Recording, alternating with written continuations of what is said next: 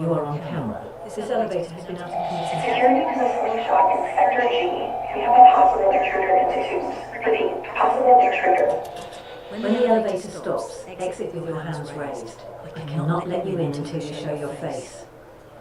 How do you make it here by yourself? Who are you?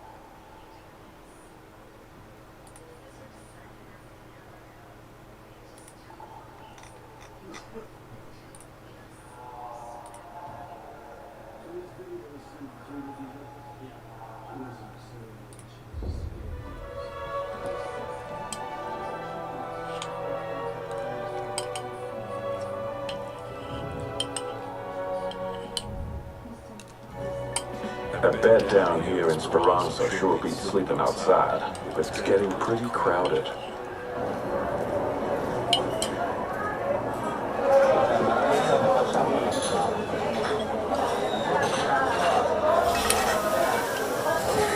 On the top side, clean hands don't get the work done. The Raiders don't seem to mind. Everything has a price, and it's always higher than you think. Raiders may not follow orders, but they'll follow a bounty if it's high enough. I wouldn't worry about other raiders that much. I would worry about Ark. Something's going on. A lot of people down here in Speranza lean on Raiders to get through the day. If you want in on the fun, just head up to level 4. The tubes there will take you all the way to Berry City. Okay, here we are. This room is the best I can do for you now. It's a dump, I know, but you'll learn to love it, I'm sure. Come see me when you're settled in.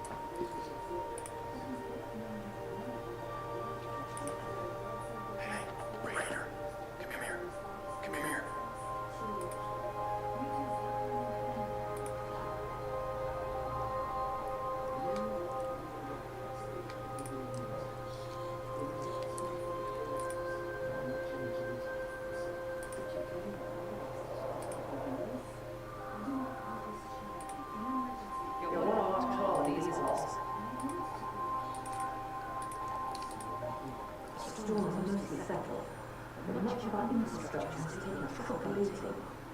If you're hoping to stay with us, I'll need you to pull your weight in the repair of this. We'll need plenty of materials for repairs.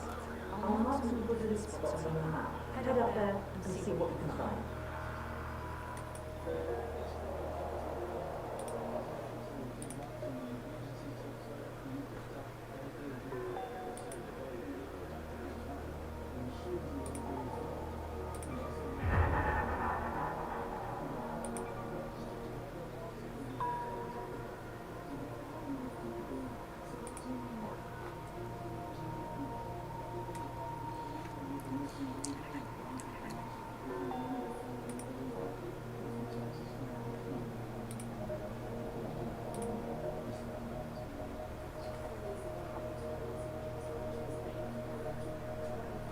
$60 days.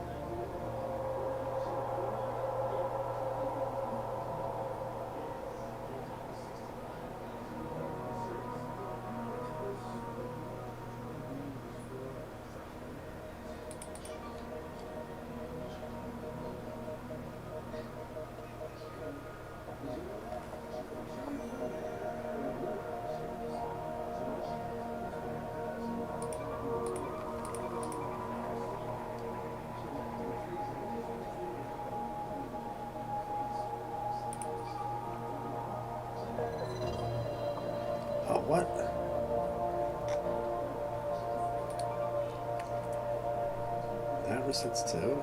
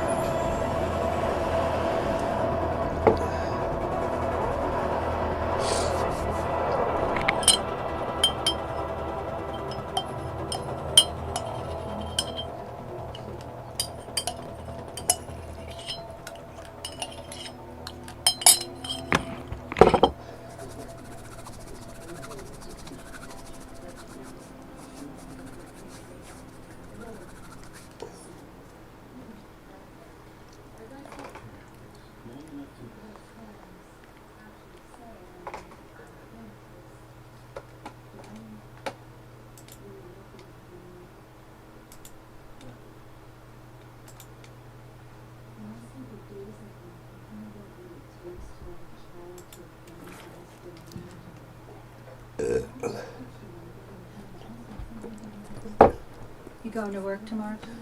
What? You going to work tomorrow? Are you going? Yes. What time do you leave at? Same time I always go. 8 o'clock or 7 o'clock? 8 o'clock. 8 o'clock you leave here? Okay.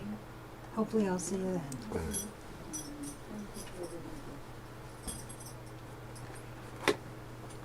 Okay, this finishes good. Shani here. Don't forget that you can find different types of loot in different There's a locations. lot of stuff in it too. Check out your map and head to any of the spotlight marks with an icon. It's right here, right? Okay. You see your pants? Yeah. Look at it. Right here. Yeah.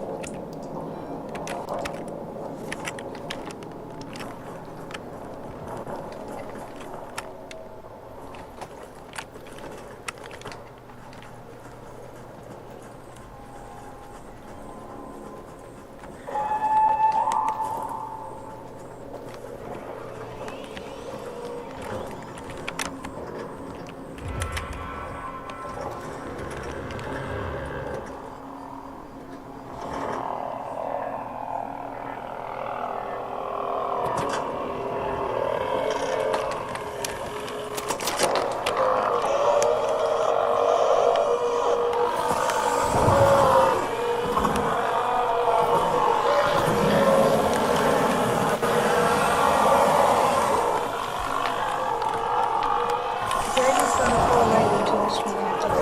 Okay, fine. You wanna come in and just say No, hello? I don't. You can say hello to him. No, I don't. Why not? Because I don't want to. You don't want to say hello to Greg? Yeah, I don't want to. Or Tom or Paul or I am Tom. well, you gotta say hello to the other people No, I'm too. fine. You bring that cup downstairs, Yeah. okay? This is your regular cup. Look it over. That's the Get only outta here. that's the only cup you have that has to be washed, right? Yeah. So bring it down, put it in the sink. Yeah, okay. Or you can rinse it out and put it in there.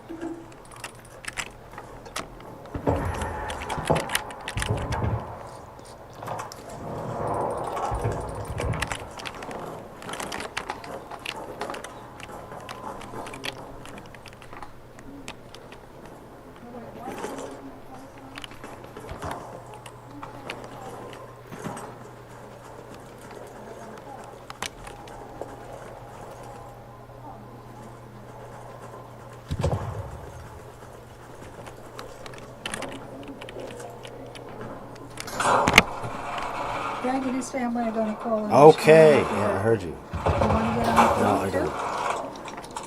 Hello? No, I don't. Why not? Because I don't want Well, you should thank them for calling. to. Okay? You can thank them. What? You can thank them. Yeah, but you should too.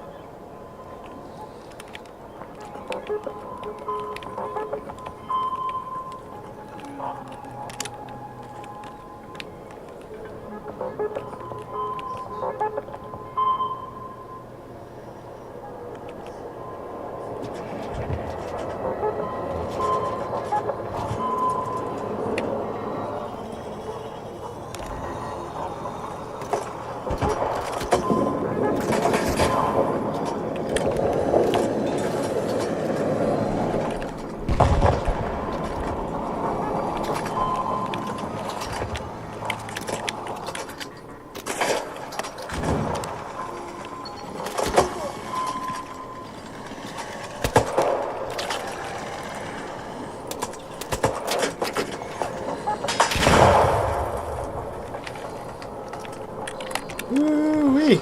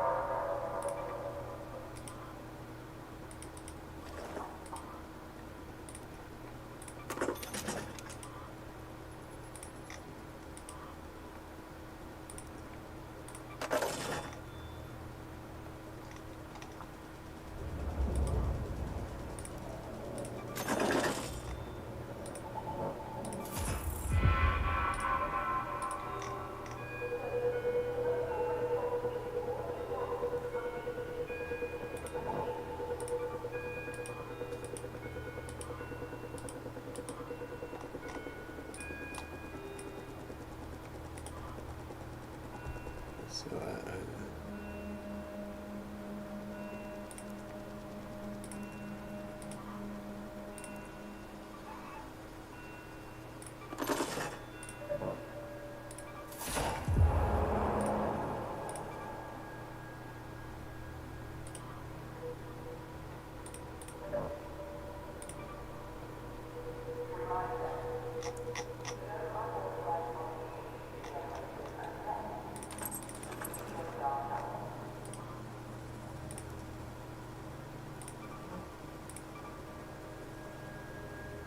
shit.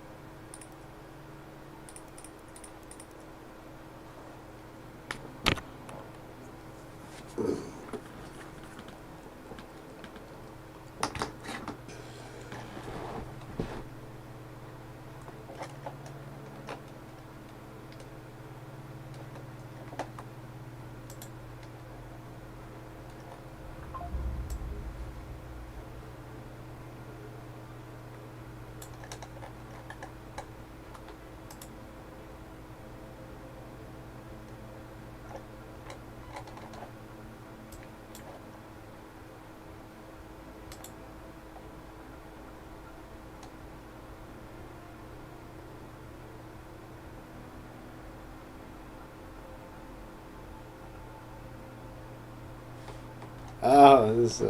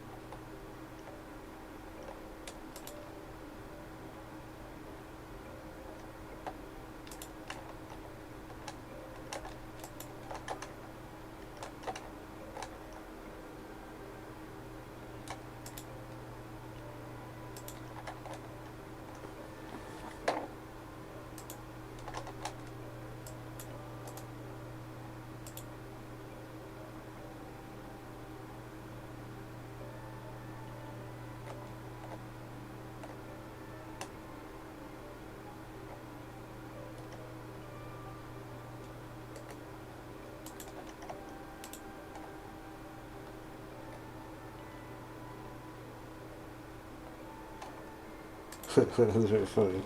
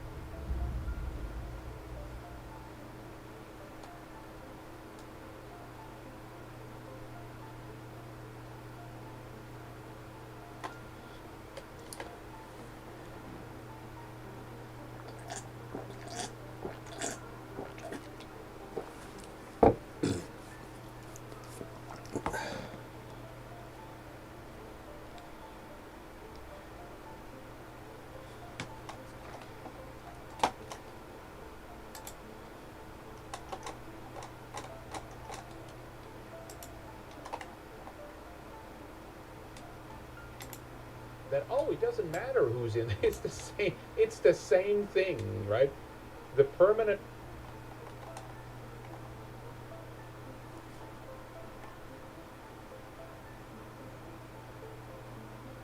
Oh shit.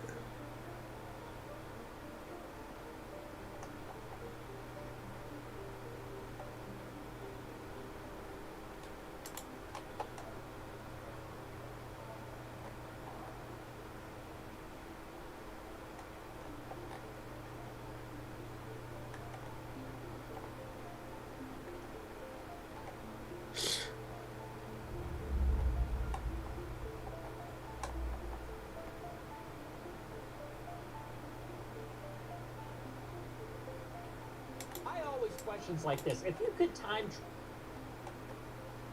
So already understand that there are different levels of trust. Don't.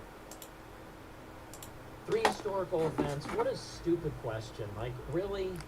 I don't know, man. What do you want me to say? The crucifixion of Jesus, number 1. Hitler's ascension to power, 2. Could you imagine Hitler on election night? Must have been so awesome. I was there when Trump got elected in 2016. Imagine how it felt when Hitler was appointed chancellor. If you were a Nazi, you would have been like, fuck yes. Dude, imagine. I remember in 2016, I was on the Trump campaign. I was like a door knocker. When Trump got elected, I was just like ecstatic. It was ecstasy. I was like, this is the best thing that's ever happened. I was like, we're never coming down. We're going to make America great again. Western civilization is saved. Trump is president for 8 years, bitch. It's like, imagine how you must have felt if you were a Nazi party member and you get the newspaper, Hitler appointed chancellor. You must have been like, dude, fuck yes. We did it. Germany is saved. Oh, and then imagine how awesome it would have been seeing everything that happened next. Like, imagine you're Hitler's #1 fan, and then they pass the enabling acts, and you're like, dude, he's really doing it. Like, imagine you're Hitler's #1 fan. I'm so jealous, because, like, we're Trump's fans, and Trump just fucking let us down. Like, you voted for Trump thinking he's going to build a border wall. Like, can we stop importing Mexicans, please? It's too many. He can't even do that. Imagine you're Hitler's strongest soldier, and they pass the enabling acts, and Hitler just, like, kills all the leadership and, like, outlaws all the other parties. And you're just like, dude, he's really doing it. He's going all the way. You're like, you got the foam finger. Imagine you're there at the rally and like everyone goes. Like, yeah, everyone you know is at the rally. Yo, you gonna go to the rally tonight? Hitler's declaring war on everyone. Like, invading Austria, invading the Sudetenland. You're just like, bro, this is awesome. You can understand at that point, like, why people loved him. Because it's like, promises made, promises kept. You're like 5 years into the Third Reich. And you're like, dude, we're really doing this. You're like, we're really doing this, dude. It's happening. We're building another German empire. We're really doing it. Imagine how geeked they would have been when he was at the Eiffel Tower. And then when they invaded Russia and it was going really well. It's like, dude, we're fucking doing it. We're taking over all of Europe. This is awesome. The Raiders did it again. First we took Austria, then we took Czechoslovakia, then we took France, and now we're going to take Russia. We're really going to do this. Man, that must have felt so good. Imagine being one of the Nazis that died right before the tide started to turn. Imagine being like a Nazi and you die right when Operation Barbarossa starts. It's like kind of going well, and you're like, man, I'm so proud of my leader. And you didn't get to see like what happened next. This is just like a joke. I hope you guys know this is just I'm just saying, like, people are gonna see this and say Nick Fuentes is literally creaming his jeans talking about Hitler. It's like, I'm just saying it's funny to imagine that it's the Shakespearean irony. It's a dramatic irony of not knowing what happened next. There's like this funny dramatic irony to not know what ended up happening. If you were like a true believer in the thick of it, you're like, this is the best thing ever. You must have been like, this is great. I think at no point in the Soviet Union were you feeling good. You know, that's the difference. Like, at no point in the reign of the communists were you excited. Except for like maybe the very beginning. Like November 1917. But then it was like immediately like we're in a civil war, and now it's like wartime communism, and then like Lenin dies, and we're just like, yeah, this kind of sucks. And now we're all hungry. So at no point do I think you're really having a good time. But in Germany, they really had it. The world was kind of their oyster for a minute there. It must have felt really good. You can kind of understand. You can get in the mindset. Dragonhawk sent $20.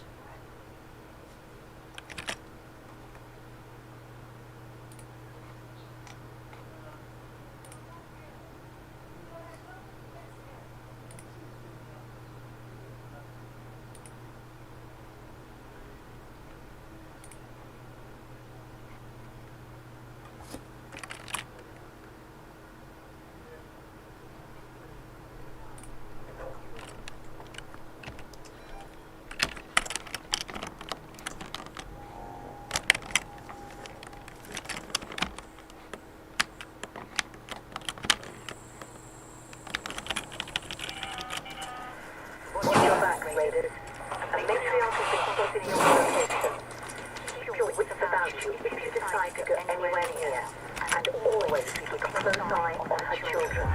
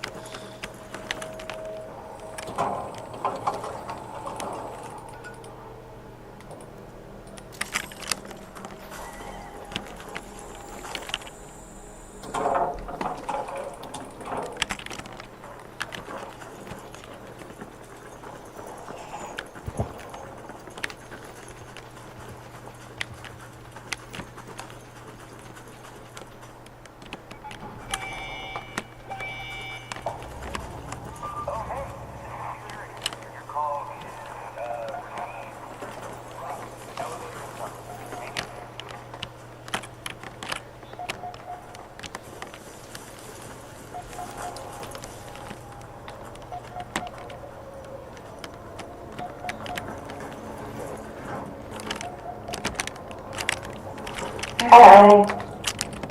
Hello.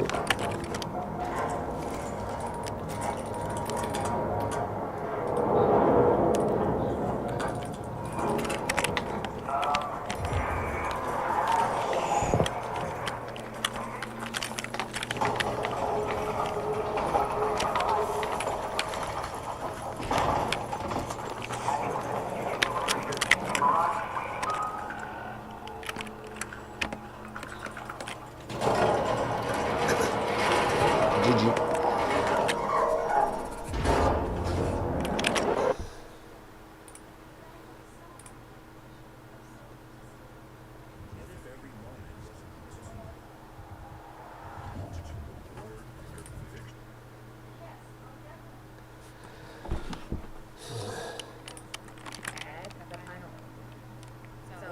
I will take that burden off of your hands. I won't make you guys watch.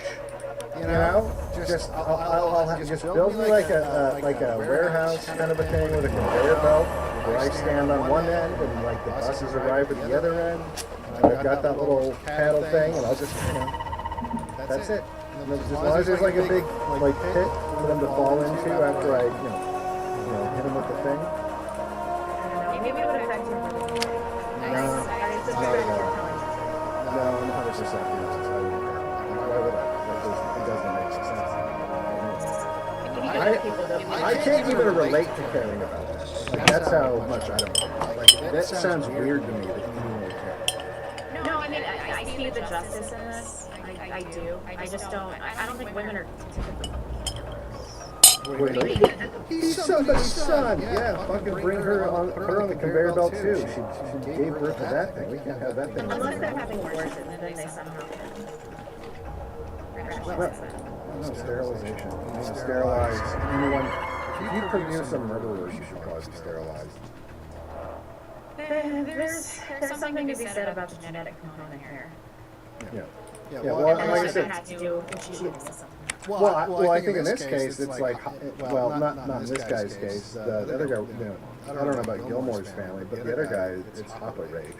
But, Gilmore is just bad genes. I would have, put him in the pit and then sterilized his mother. So she doesn't make any more of those. You have one job, and it's to make your kid not a serial Yeah, killer. just make one that's not going to be a murderer, and we won't sterilize you. Of all these murderers, though, I hate Norman Mailer the most. I hate him more than I hate these other people that like killed in cold blood. I don't know why. I think it's like the profiting off of the narrative, the false narrative that he created about institutions failing and this not really being their fault and not acknowledging the genetic component of criminality and blaming. Like, there's something about him where I'm like, you're worse. The other people lacked impulse control, but this guy, he's just the worst. He's just the worst person. So of course he's Jewish. He was born in Brooklyn to Jewish immigrant parents. From where? From where? South Africa. By way of Lithuania, Eastern Europe. He went to Harvard, and he got a degree in aeronautical engineering, and he's like, I want to be a writer. I want to rub elbows with all of these people. So he graduated in 1943, and then he was in the Army. And he wrote a fiction novel called The Naked and the Dead, which was published when he was 25. And it was just a massive bestseller, like instant bestseller. And of course, I was reading through the synopsis because I'm not going to read this book, and it's like, two of the platoon members are Jewish, and everybody's calling them dirty Jews, and it's like part of them dealing psychologically with like being the other and blah. I'm like, God, you just can't help yourself. It's like everything they do is that. Right. And this guy was just a personal disaster. He was married 6 times, but his second wife. So he wants to run for, is it mayor? Yeah, he wants to run for mayor of New York City. He throws a party, which might have been a birthday celebration for this boxer, Roger Donahue, but I think he was using it as a way to promote his mayoral candidacy. And he separated the party into people that were for him and people that were against him. And he put his wife on the against him side. and then they get into some kind of fight, and he takes some. I don't really understand what he did. It was some kind of knife. Was it like a letter opening knife? Yeah, it was like a letter opener. Yeah. It was like a small knife. And he stabs her in the chest in front of everybody. Like Almost fatally. Almost fatally. Yeah. So the first one, and this is Norman Mailer. This is not one of the convicts that we were. Yeah, this is the author that was corresponding with the convict. Yeah. He stabs her in the chest. He might have punctured her pericardium, her cardiac sac, or like got really close, almost right in the heart, and then he stabs her once in the back, and then people are trying to help her, and he's like, "Get away, let this bitch die." And No, that's actual quote. Get away from her, let that bitch die. Is like an actual quote. Yeah, so another Jewish psychiatrist, I don't know if you have a picture of this guy, but I'm sure he's Jewish. Conrad Rosenberg. Well, here's the thing. So this would have been like a career-ending felony. Like this would have been like attempted murder. This would have been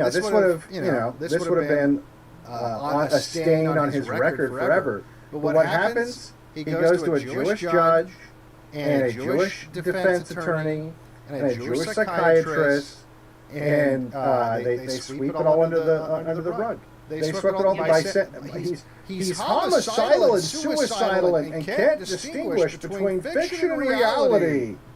And so they threw him in the loony bin for a little bit and got the charges lowered. And also his wife, that he had almost stabbed to death, refused to cooperate with the authorities. And she's like, "I'm not going to charge him because he's an intellectual man, his temper just runs hot." She goes to the pit too. Right. She's Jewish. Right.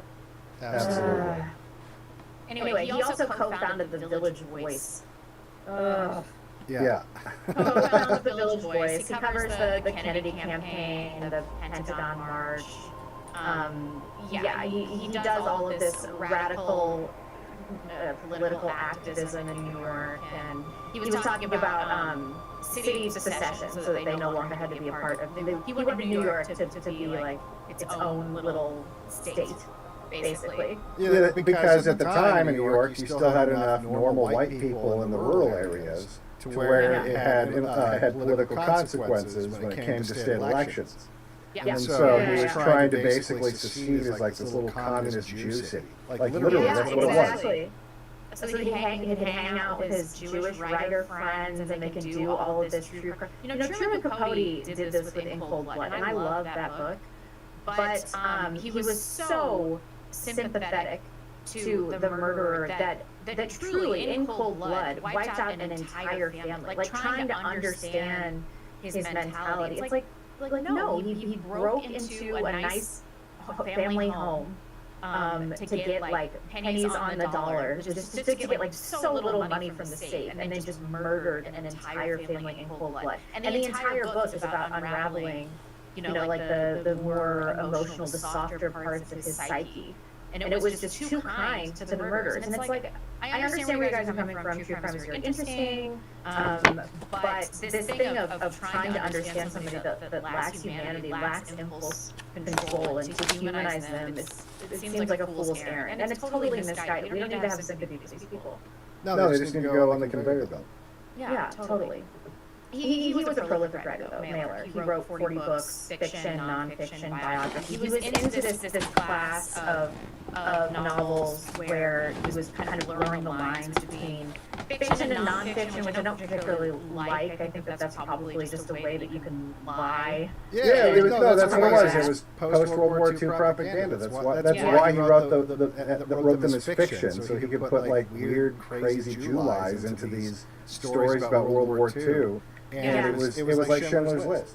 Yeah. So he wrote a bunch of books. You guys can look it up. None of them are really worth mentioning. The anti-Vietnam War novel, and then he wrote an interesting essay called "The White Negro." Hey babe, just got a quick question for you. Just wondering if the spa, like how long the spa is on Saturday, because John has asked me if we can go to the Cheesecake Factory late Saturday. because she's sex and birthdays. jazz and Well, violence it already and, happened, like, but that's she wants the to do it truth on of Saturday. life. So, And so let me know. ass-kissing black people because he thinks their primitive nature Come here to makes my room, them you're done. What do you want? more alive, more human. And like really, that's exactly what makes me think they're less human. Like you shifty chewed. Yeah. Yeah. So yeah, he was promoting. Basically, it's literally it's a promotion of Negro worship that was very appropriate for the era, and it's left lasting marks. I mean, you can see it even with the new generation. A lot of people still preferring black culture over white culture and having little black heroes and this was big.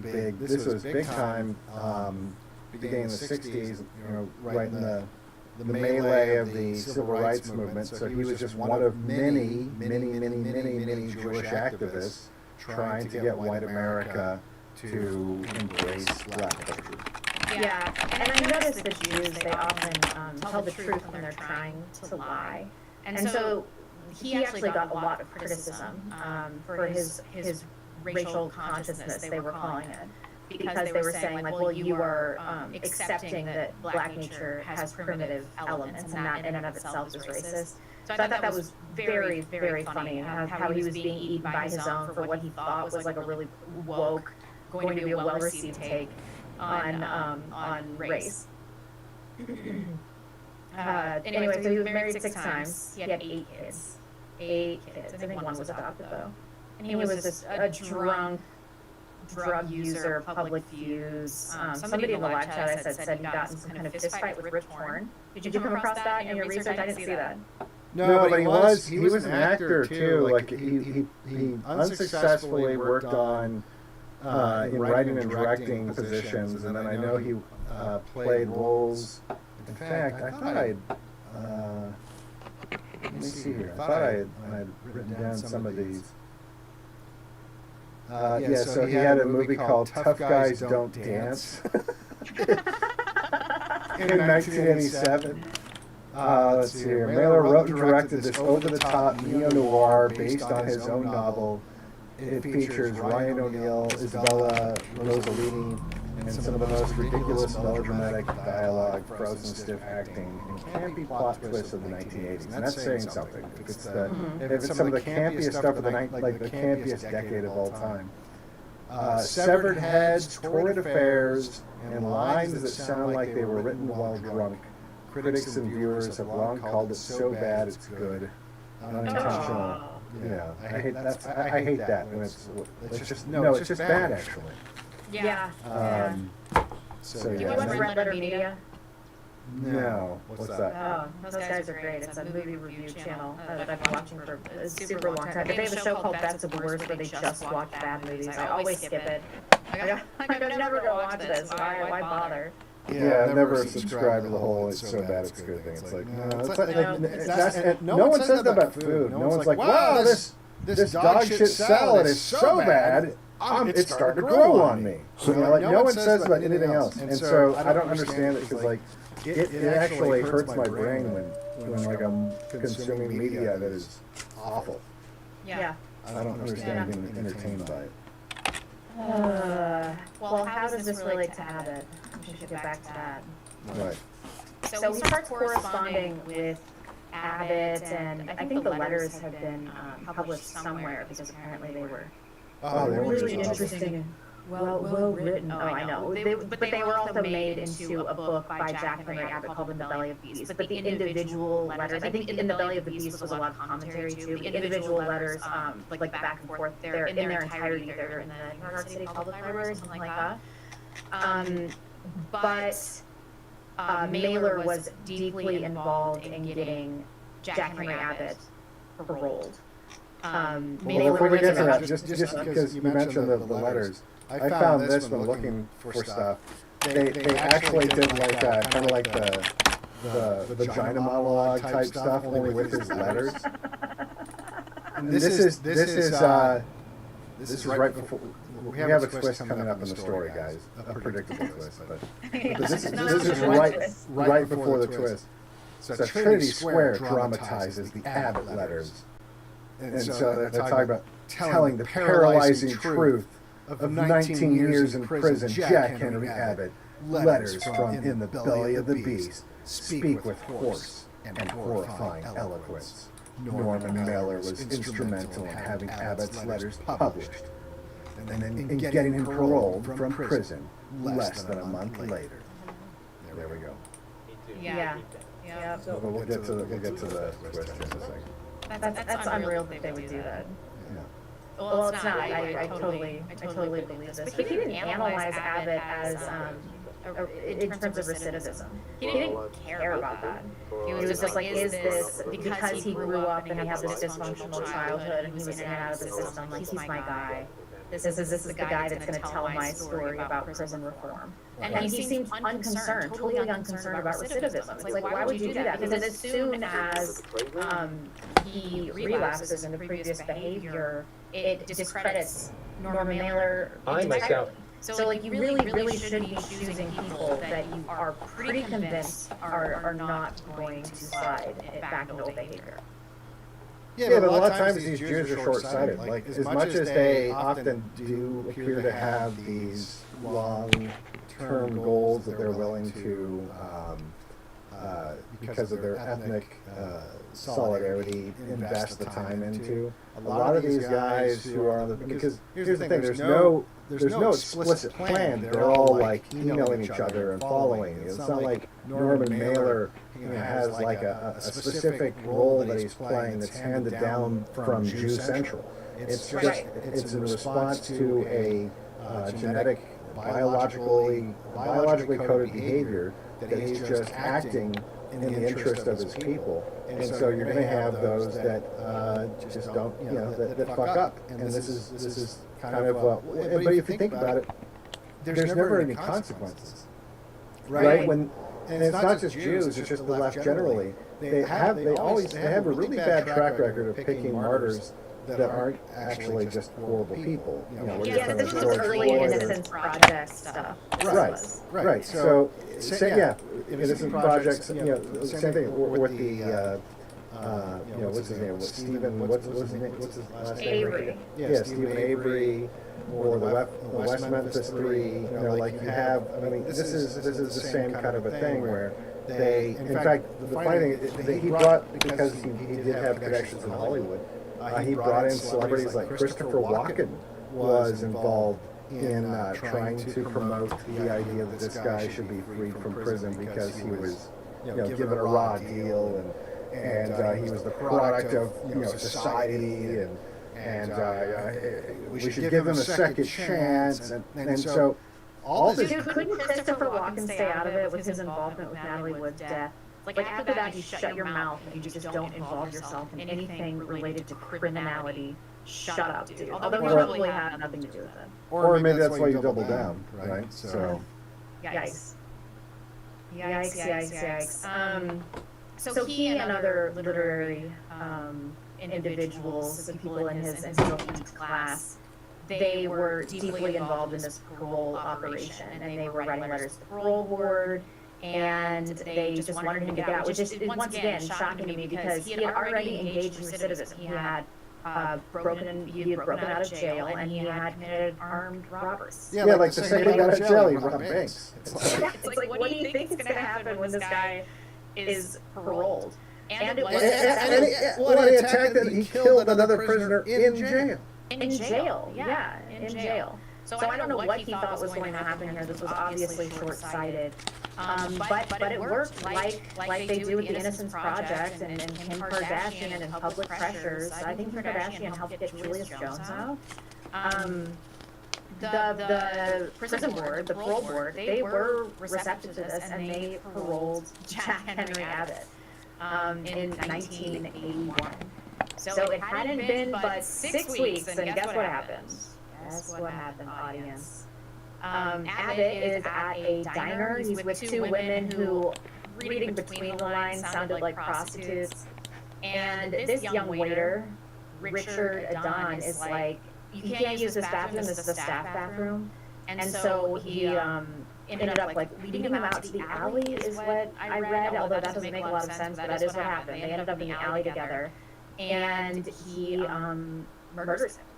he just murders him. Yeah. Stabs him to death. In fact, here's a crime scene photo. So, a lot of blood. Let me move it so people can see all of it, I guess. So it's not like it was just an accident. No, he brutally murdered a guy in the same fashion he brutally murdered that inmate with him. So he's this to give you an idea of how soon after he did this, after being released into the general public, the New York Times, having not heard about this incident yet, the next day ran a glowing review of his book. In the Belly of the Beast? Yeah, I mean, obviously they had no knowledge of that this was, he was responsible for this and how many murders happened in New York City every day, but it was the following day that this rave in the New York Times came out. Right. He just stabbed him to death and fled the scene as would be expected. And then there's another taxpayer-funded manhunt. This one lasted 8 weeks. 8-week manhunt, and he was captured eventually in Louisiana. So this was a national manhunt. Lord knows how much this cost. It's just incredible. And then he goes to trial. I know you have a clip here. Yeah, so this is, first of all, obviously the press immediately mentioned the fact that, well, Mailer looks like a fucking retard now because he spent all this time telling us to get rid of this guy after writing his big stupid book about how the death penalty is evil. And literally, the right when he gets out, he murders some innocent young waiter over literally nothing. And then we have to go hunt him down and arrest him. And they called him for comment, and he said he would do it again. He said he would do it again, and, quote, that culture is worth a little risk. Culture is worth a little risk. And later, even though like a lot of the historical records described him as being very repentant and apologetic, when I find clips of him talking about it, he doesn't sound like he's owning up to what he did at all. I mean, he says he owns up to it, and just in the same way a politician apologizes for like raping a boy, in that he blames society or for some other reason. Like he'll say, he says that he's regretful, but and then he explains why it's not really his fault. So here's a clip from him here. I am not trying to avoid my own responsibility in this. I can sure. But how I would do it differently, I don't know. I had a debt to Abbott that was sizable. Mr. Abbott helped me a great deal with the execution song. I came to understand Gary Gilmore better because of the letters that Abbott wrote to me. And Abbott wrote with a real generosity of spirit. He never held back. He gave me all his knowledge. Writers tend to be very stingy. He gave me all he had. When I say to him, how do you want me to use it? He said, use it any way you want. What happened is I showed his letters to other people, and they were printed in the New York Review of Books. They were wonderful letters. And then there was a book for it, Random House, actually. And the book came out. And, and he got out through the efforts of a number of writers, myself most prominent in that. And then his book came out about 4 weeks after he came out of jail. But I didn't feel responsible because I'd gotten him out of jail, but I felt responsible in another way, because he'd been in jail for so much of his life that he had absolutely no habits from the outside. It was like being thrown into the Turkish army over and over. See, he's like, I felt responsible not for getting him out of jail, but also here's why my thesis is still accurate. That's why he did it. Like, if you listen carefully, that's what he's doing. He's trying to preserve his original thesis. I'd gotten him out of jail, but I felt responsible in another way, because he'd been in jail for so much of his life that he had absolutely no habits from the outside. It was like being thrown into the Turkish army overnight. There you are, you're in the Turkish army, you don't speak Turkish. You've never been in the army before, you don't know what to do. So in that sense, I knew that Jackie needed a lot of help, and what he really needed was somebody who would spend a prodigious amount of time with him every night, see him, live with him. A babysitter? Live with him the way somebody in AA lives with a drunk. You see, they're not only the big brother for the drunk, but they're with that drunk every minute that the drunk needs them. I wasn't doing that. Or just execute him. When the crime occurred, because I had just been hoping things would work out all right. When the crime occurred, I knew that I had a responsibility on that one. There's an attitude now in America, let's bring on the law and order, let's get rid of all these criminals, all these people who knife people, who shoot people. It's too easy. Oh, no, it's too Let me easy. finish since I started this. The fact of the matter is that this country right now is in a situation where the rich are getting richer and the poor are getting poorer. Because we have had unstable social conditions for 20 years anyway, this is likely to aggravate them. If it aggravates them, it's going to increase the intensity of the demand for law and order. And if that happens, we're going straight toward fascism. Well, he's right about that. But in the first place, he says the most Jewish thing ever, that he had a debt to repay him because he supported his artistry, and that still is more valuable. Him knowing the outcome of this is still more valuable than the life of a boy.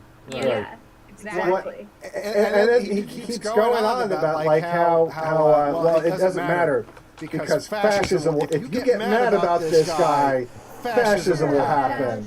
And then it's funny because he goes on to say this about the fascism. So I'll just say that those of you who keep yelling for law and order at all costs, just recognize that what you're really asking for is fascism. And maybe you secretly want it.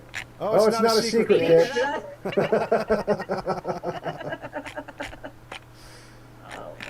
Yeah. These Jews, they just can't help themselves. It's like hard-coded in their DNA to subvert culture and to create chaos. And that's really what his entire career was about. About chaos. And his life, too. Yeah, and trying to inflict it on everybody else, and trying to come up with excuses for bad behavior. Because a lot of his earlier works too were, especially in the Village Voice, it was explicitly about dismantling the Protestant white American tradition and trying to redefine it as a multiracial, multi-ethnic hellscape or utopia for him, right? And so that's anything at all that would jeopardize his ridiculous political messages, even if it's someone getting murdered. It's your fault, and you better not complain or fascism. Right. And in terms of recidivism, the idea, it's so preposterous. Like, you're not ready to live in society if you have to have somebody with you 24/7 stopping you from raping or murdering. Right. At that point, you get killed. Definitionally, you need to be in prison. No, you need to be in jail. Preposterous. Like why would... And AA sponsors are not with you 24/7. That's also not true. Your AA sponsor just moves in with you when you're trying to get sober. I've never heard of that happening. Well, it's just that if you can't be trusted to not rape and murder, there's no reason to keep you around. Like, there's no reason. And there's a lot of reasons, too, specifically, you might rape or murder someone to get rid of you. And so I just don't understand, like, we have come to a point in society where just nothing makes any sense anymore. It just doesn't add up. Like, why don't we just put these people in a giant blender and use it to fertilize crops or something? But anything but what we're doing. I mean, it's unbelievable that we spend millions of dollars to keep murderers locked up, and that we even get the opportunity for these Jewish legal organizations to try to free them. Yeah. Yep. It's just an outrage. But you know, he always reverted to form. That's something I can say about Norman Mailer. He was consistent until the day he died. He was always like this. What a bastard. In terms of Abbott, of course he had to go back on trial. And he was convicted of first-degree manslaughter, which I don't know why he would be acquitted of murder at this point. I don't know, of course. No,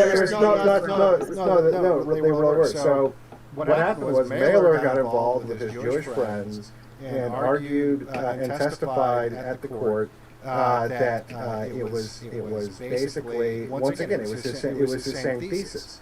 That he didn't you can't give him second-degree murder because that implies there's some premeditation, and really he was just reacting after years of being in an environment. That's how you have to operate, where if someone doesn't let you use the employee bathroom, you have to kill them with a sharpened shiv or something. And like that's basically what they argued, and they were able to get the Jewish judge to bring it down to manslaughter. And Mailer testified on his behalf, didn't he? Yeah, he did. So here's from this, or from the after the case wrapped up. The jury had obviously been torn between two possible verdicts, murder in the second degree or manslaughter. And after just 2 days of deliberations, they decided on the lesser charge. Also, just again, look at that jury. White. Right. Okay, Asian, black. And like women, there's the fat white woman at the top with the blonde hair. So you got. I don't see a. No, that woman's black.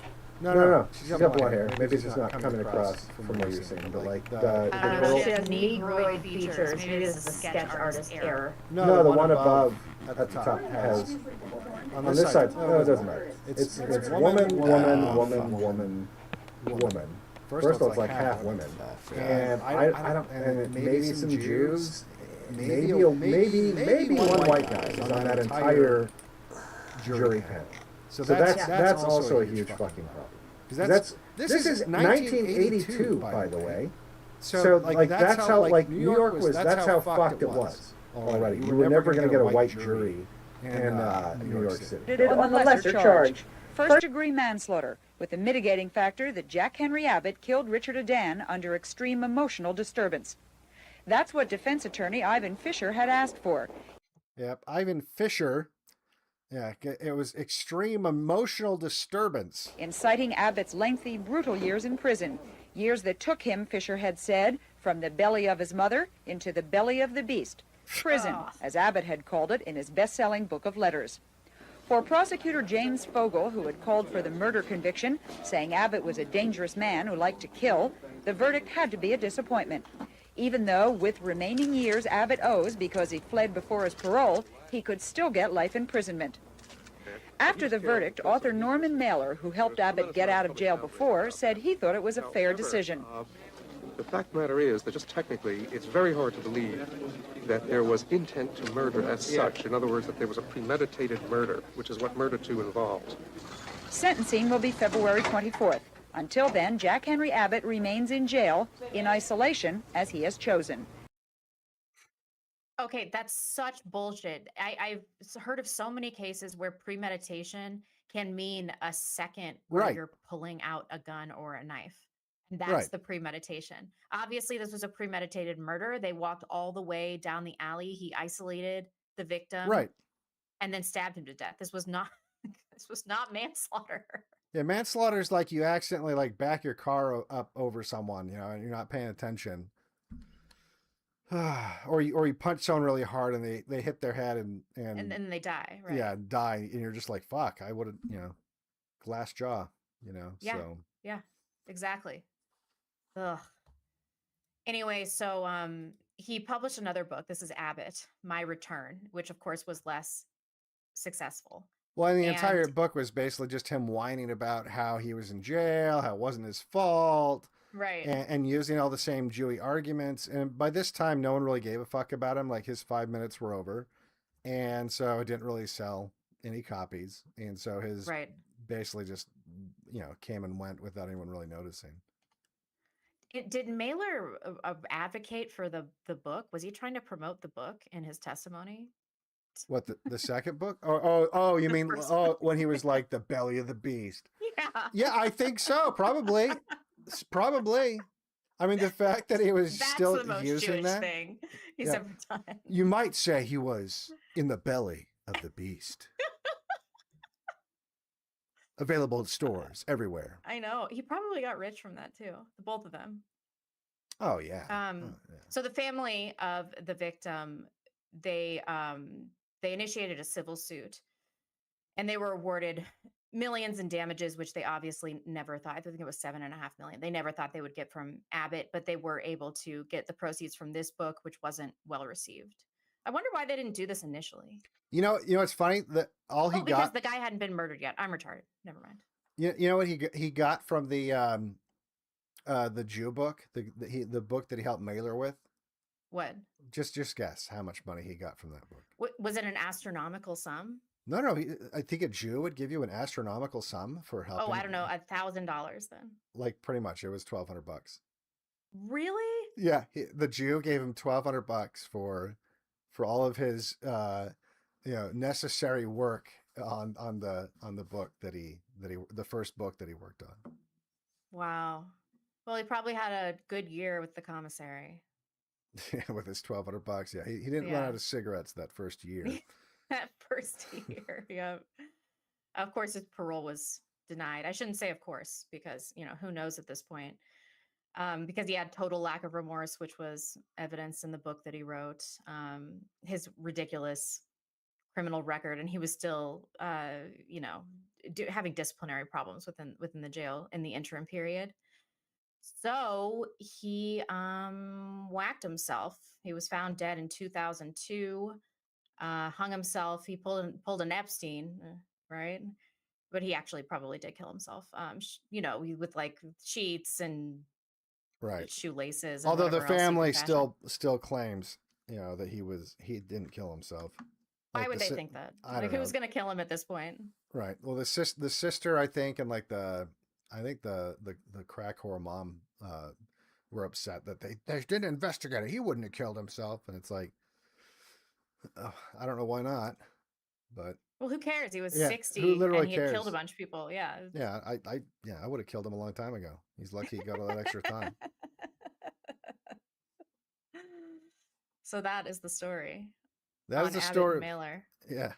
So and it's funny because that has gone on to be a demonstrably repeated behavior of Jews in the legal system, where they go out, they seek out obviously guilty people, and they put a lot of resources into fundraising and campaigning with celebrities who are just fucking retards, and getting the public riled up and convince them to release people who are guilty, and convince them that the legal system isn't even capable of putting guilty people in prison, and which furthers or that feeds into this narrative that is, obviously got very extreme around the George Floyd riots, where they were talking about abolishing police. Yeah. And this was the beginnings of that. This was the kernel of this kind of social commentary.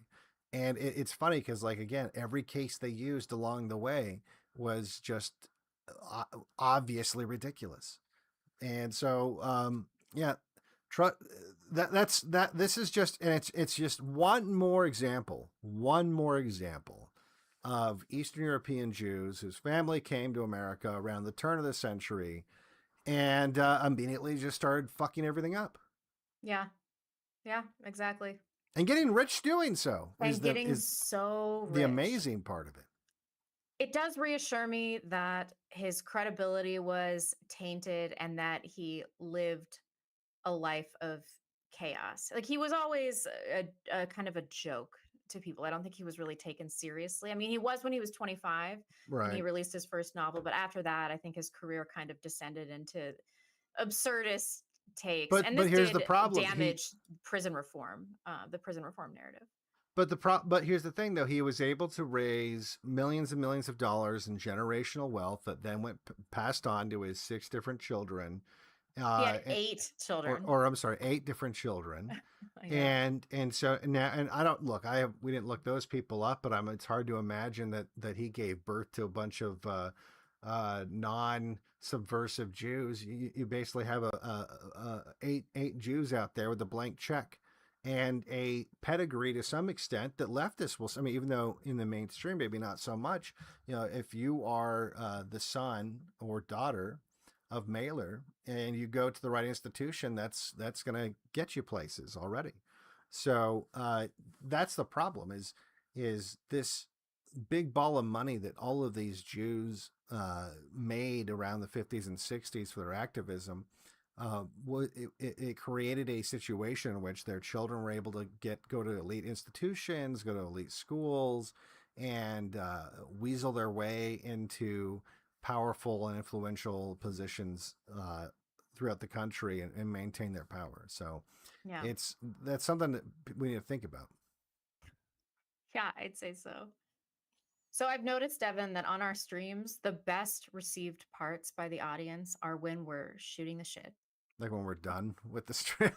When we're done with the stream, I know, and then we're talking about other things. So we seem to be introducing this in something of an organic way on the show when the content doesn't really afford, like, I don't know, this was about an hour long discussion, right? Right. So I think that we're going to keep doing this in future if you guys like it, but we'll roll with the punches. If you don't like it, we'll stop.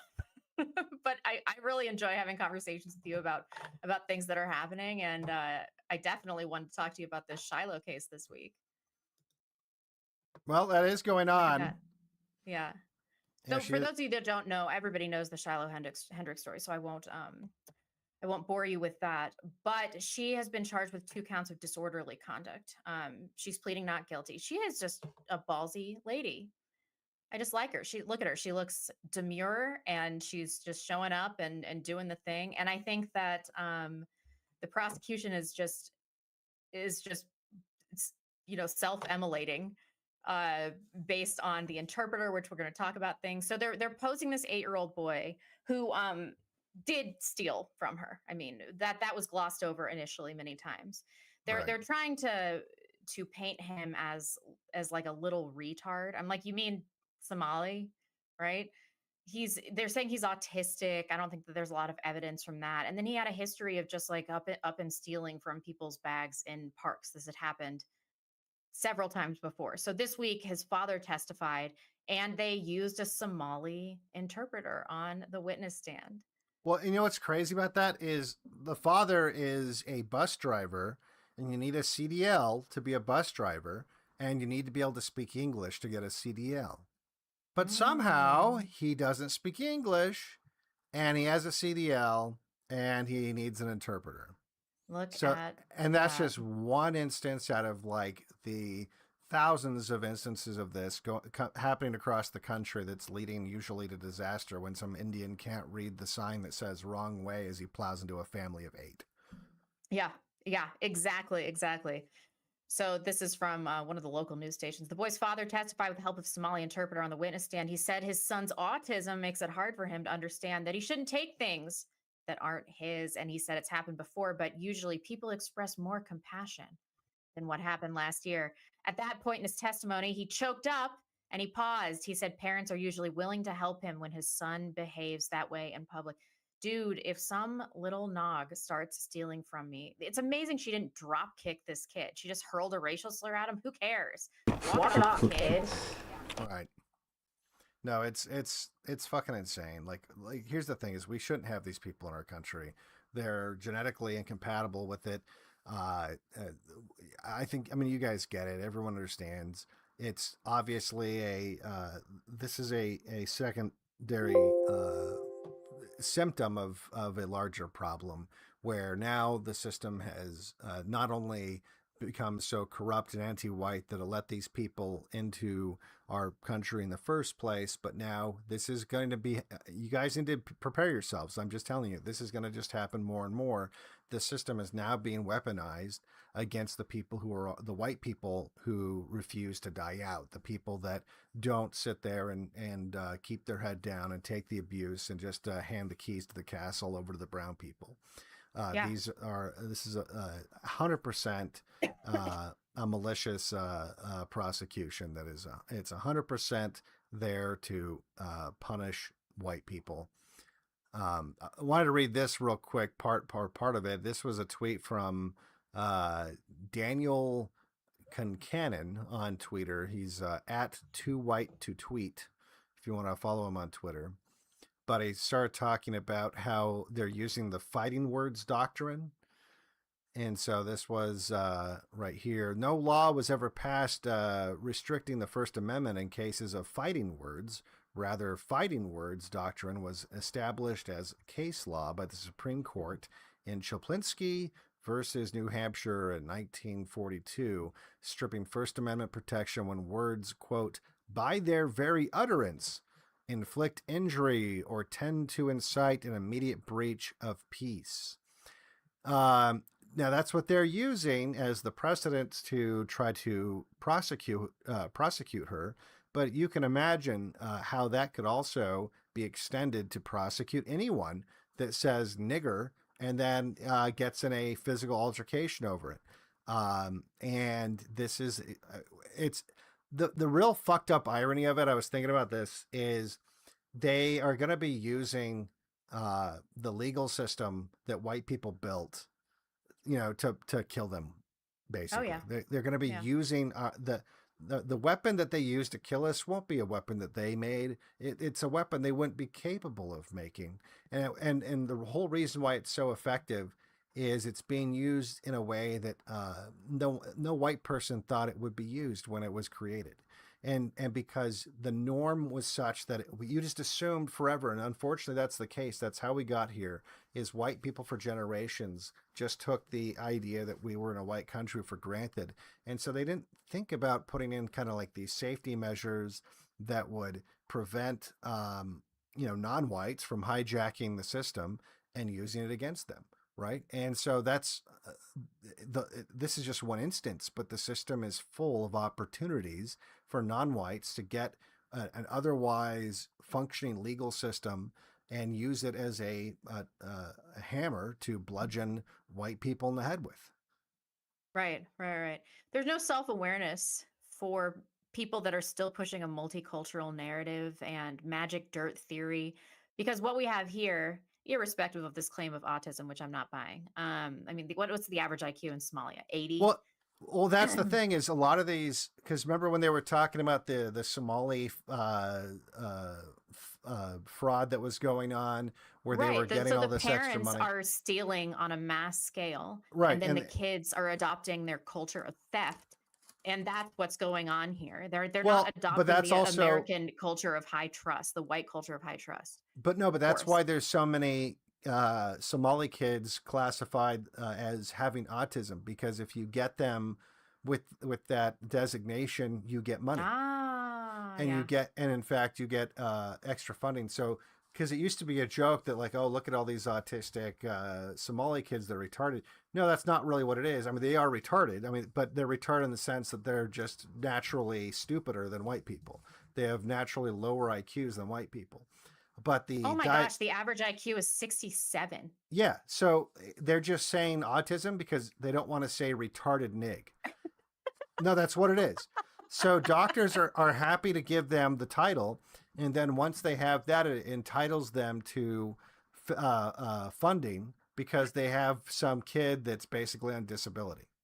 Oh my God, that's so low. No, that's what's happening. And so it's not, his kid isn't like autistic in the same way that your friend might have some autistic kid or whatever, like white kid or whatever. That it's not, in other words, it's not an anomalous thing. It's not like, oh, Somalis are usually like intelligent people, but every once in a while something goes wrong and they have autism. Like if that kid has autism, the entire Somali race has autism. And they don't. They have Somaliism. And oh my God, did you know this? Gorillas generally score between 70 and 95 on human IQ scales. Yes, they're dumber than gorillas. Coco the gorilla. We are giving people the right to vote that score lower on IQ tests than Coco the fucking gorilla. Oh my God. What could possibly go wrong? That's what's happening, folks. And look, and you think the people don't know this? The people in charge that have the ability to take care of this know this. They know this, but they want this. Oh my God. I did not know that about the gorillas. Yeah, no, gorillas score higher. Not every gorilla, but there's like the standout, like Coco. Like Coco was the top. No, but gorillas generally score between 70 and 95. That means that there's one standard deviation higher than the average Somali. The problem is a gorilla. Oh, I get it. I mute this. Can I mute this? Oh my gosh, my aluminum foil pans are late. They're delayed. They're not coming. They say if they don't come tomorrow, you can get a refund. I don't want a refund. I want my pans. Alright, well, we're gonna have to go to the Target, I guess, and buy some. Oh my god. I didn't go shopping today. My bad. That's fine. Maybe you can go tomorrow on our way over? Mm-hmm. That's the plan. Yeah, that's fine, Yep. because otherwise I don't even know what you would have done with all the stuff, because, like, you got it, and then what's it gonna do all that? Sit in my car, probably. Right, yeah, that's not good, because it's heavy cream, so... Wow, so it worked out then. It worked out I was lazy and I didn't even go. You gotta help me with my Arc Raiders game. I did an expedition which resets all my attributes, so I'm back to level 1 with no items. What? Yeah, I lost everything. Are you serious? Yeah. Yep. The perk is every 60 days you get like percentage buffs, and you get 1 extra skill point. But you have to start from level 1. So that's why people do it. I did it, and now I'm like, well, I guess I'm at level 1. So you're higher level than me. I know you're like, I don't care. I don't care. I just failed my exam. I don't want to talk about shit. I just failed my exam, Tom. I just did terrible on my stupid exam. I don't care. Did the professor show up? He showed up. He did! 4:30 or something. You stayed there for 2.5 hours? I stayed there till 4, and then I left, and then my friend texted me, he's here. Did you go back? And then I went back. Oh! Okay, so, hey, it worked. The plan worked. Yeah. So what was his excuse? He was like, oh, yeah. No, there was nothing like that. It was like, oh yeah, I was avoiding you guys. You said that? Yeah. He's a jokester. Alright. So, that means that... What did he tell you? Or was it fruitful? Or was he just like, let me just grade it first. You couldn't have done that bad. Yeah, exactly. That's kind of what it was. I know that because that same exact thing happened to me in high school. That's the response I got. Really? I was literally... I got a 30. And I went to him, and it was like, let me grade it first. You couldn't have done that badly. He said he caught 2 people cheating. Was that one of them you? No. Good. Alright, good. So what does that mean? Like, what? So, does that mean that everybody else's grade is going to be higher? No. How did he even catch him cheating? Like, it sounds like, Because one of them didn't even give their phone into the envelope. They gave, like, their phone case into the envelope. He said one of them got a 40 on one exam and a 105 on the other. Whoa! He's like, he's like, it's basically the same test. He's like, Well, maybe he so studied it's really obvious. hard. How did he even, like, even with cheating? What? One of them they didn't cheat on, and one of them they did. No, but I'm asking how, even with, like, alright, so you have your phone, like, what, you just, like, somehow, because you gotta, like, type in every question into Google. No, what they're doing is they're taking pictures of the test and then putting it into chat. And the chat gives you the correct answer? Yeah. But every time you ask it a question, it gives, like, a whole big answer that you have to sift through.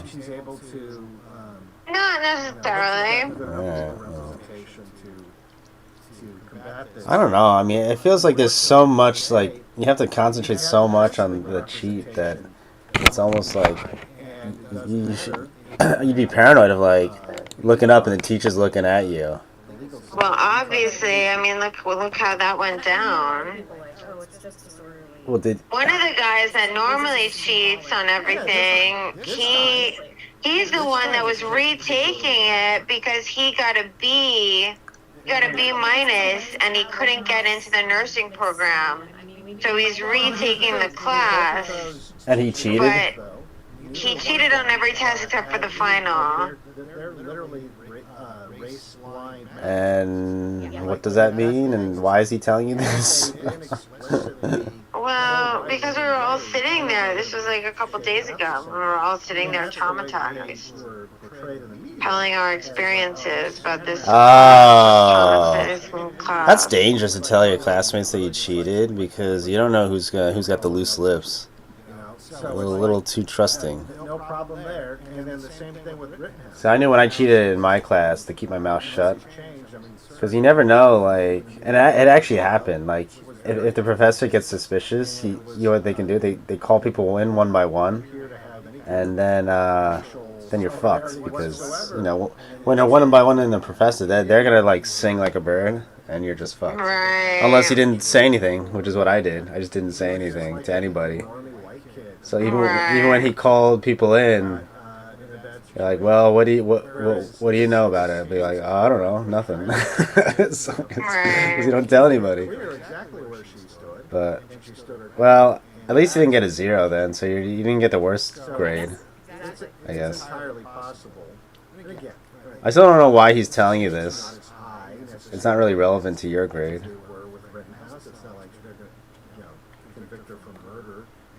Why are you telling me what? That people are cheating? That Daddy caught 2 people cheating. Oh, we were in there. He was saying all kinds of things. Like, he was talking about the lab mice and all the experiments he's doing. And the guy loves to talk about himself and anything other than what we came there for. Did you ask him the other test? Then, you know, he said there's no respiration on it, and then there was. Yeah, I brought that up. He denied really it. had very little to say for himself. Like, you know what he said? He's like, yeah, well, your lab, though, you guys have a higher grade average. Like, everyone in your class is getting A's. And, like, it's not fair for my class because they're all not getting A's. Oh, really? That's fun. That's a funny answer. Man, I guess he's on the defensive. That's a pretty fucked up answer. Yeah, I should have said, like, you can probably file a A's complaint because we're like studying and we actually know what's going to be on the test and it's more straightforward and you know. That's a pretty fucked up answer. You might be able to like lodge a complaint. I don't know what's gonna do anything. I mean, I'm the last one to suggest that because. To do what? Lodge a complaint. I feel like you have like enough evidence now to like be like, all right, this guy's he's making me throw my money away. They're not going to do that either. And even if they did that, that's going to leave a mark. That's not like and then make a list. Like I hope that's what you do. I hope you're just making a list of everything like he's saying and doing, just because it's like kind of like that's a horrible answer. He's like, all right, so his answer is basically. He wanted to make your grade lower to counteract that your lab grade is so high. Yeah. What the fuck? Okay. So he's just trying to fail you. Okay, awesome. Right. Well, there it is. He's just trying to fail half the class. That's a pretty solid admission. So how do you learn from a professor whose goal is to fail half the class? I don't know. Right. You retake it and hope to get another professor. Well, now that I know that this is what happens when you get a bad teacher, I don't know what to do because next semester, my teacher that I have is rated so bad. Oh, the new professor? No, like for next semester. And all these programs, like, they only let you take it over twice. Like, before, like, you can only get an A after taking it twice. You can't take it more than twice. And like the goal is to get an A the first time, obviously. Is this the same class now, or are you talking about a completely different No, I'm class? talking about AMP 2. Alright, I thought you said you have to pass this class to take it, or am I thinking of a different class? I do, yeah. I have to get a C or above, but even so, if I get a C, I have to retake the class anyway at whatever program I end up going to. Nobody's gonna let me into their school with a C in AMP. I have to raise that. If he gives me a B, I could get into some of the programs and not have to retake it. Yeah, like he fucking knows what the hell's Okay.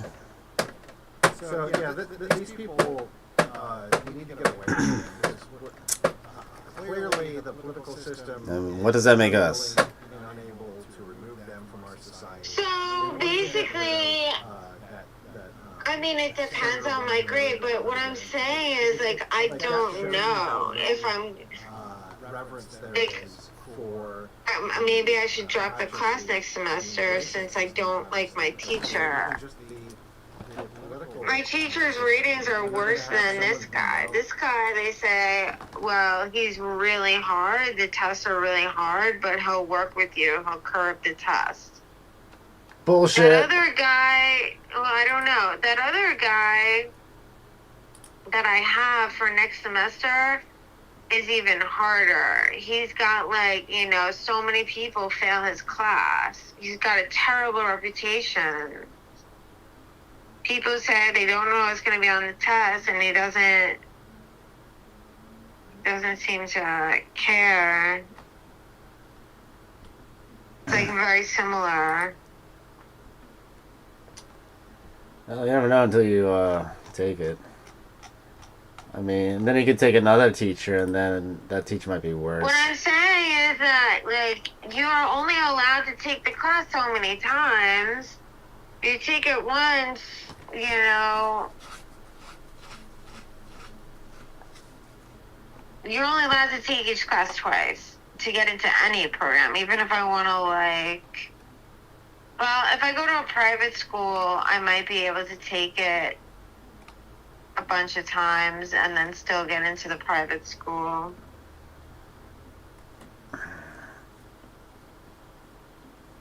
Like, that's what Lauren's doing, like a private school. And then you have to quit your job. Not necessarily. I mean, she told me when her classes are. There's, like, some of them are at, like, 6 p.m., you know? Oh, okay. Well, now you don't have to quit your job. Like, there's like, one that's, like, during the day. It's her nursing program. But it's more expensive, right? Because it's a private school. So I guess the perk of the Staten College is you can just, you know, take it, and it's cheap, right? Because they pay for the second semester. Yeah. But the downside is, I guess the teachers suck, so it's harder to pass. They're impossible to pass. Mm-hmm. And, like, even, like, Lauren said, like, I don't know if you heard her the other day, but she was like, yeah, Afton, like, everybody knows that CSI is the hardest program. Nope, like, didn't hear that part. Yeah, she said, she's like, yeah, I heard that CSI is really hard. Wow. Well, and I guess she's in the middle of taking her, you know, exams at her school. And she is in the actual nursing program. She doesn't have to, like, try to get in. She's already in. She's already in? Are you? Wait, really? She's in her nursing program. Yeah, she's already taking nursing. Whoa. Yeah, all you have to do is pay, you know? Alright, so, well, that's awesome. So, wait, how do we... Wait, this was, like... She started the same time you did. So you're saying, like, in a year, you can just... But she's going to a different school. If she went to my school, she wouldn't be in the program yet. She needs to go through all the prereqs that I'm doing. So she had the prereqs from her college, or were you saying No, no? she didn't need them. All she needed was to take the nursing test. Got it. Okay. And she failed the science part of the test, but she passed the math and the English, so she got in. Wow. All right. Well, yeah. Damn. Come on, you're smarter than Lauren. You could do better than that. Honey, I'm not going to the same school as her. I know. They're not asking me to take the test. They're asking me to pass AMP and get an A. All right. Well, you might have to just like abort and then do what she's doing. I don't want you to. No, there's other schools than the one that she's doing. Like, but hers is. It's not crazy expensive. It's like $10,000 a semester. Some of them are like more. Oh, how are you gonna afford that? $10,000 a semester. What? You looking at me, or what's going on? Are you gonna ask your dad?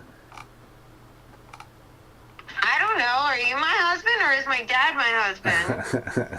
That's a lot of dough, babe. 10,000's a lot. I make a lot of dough too.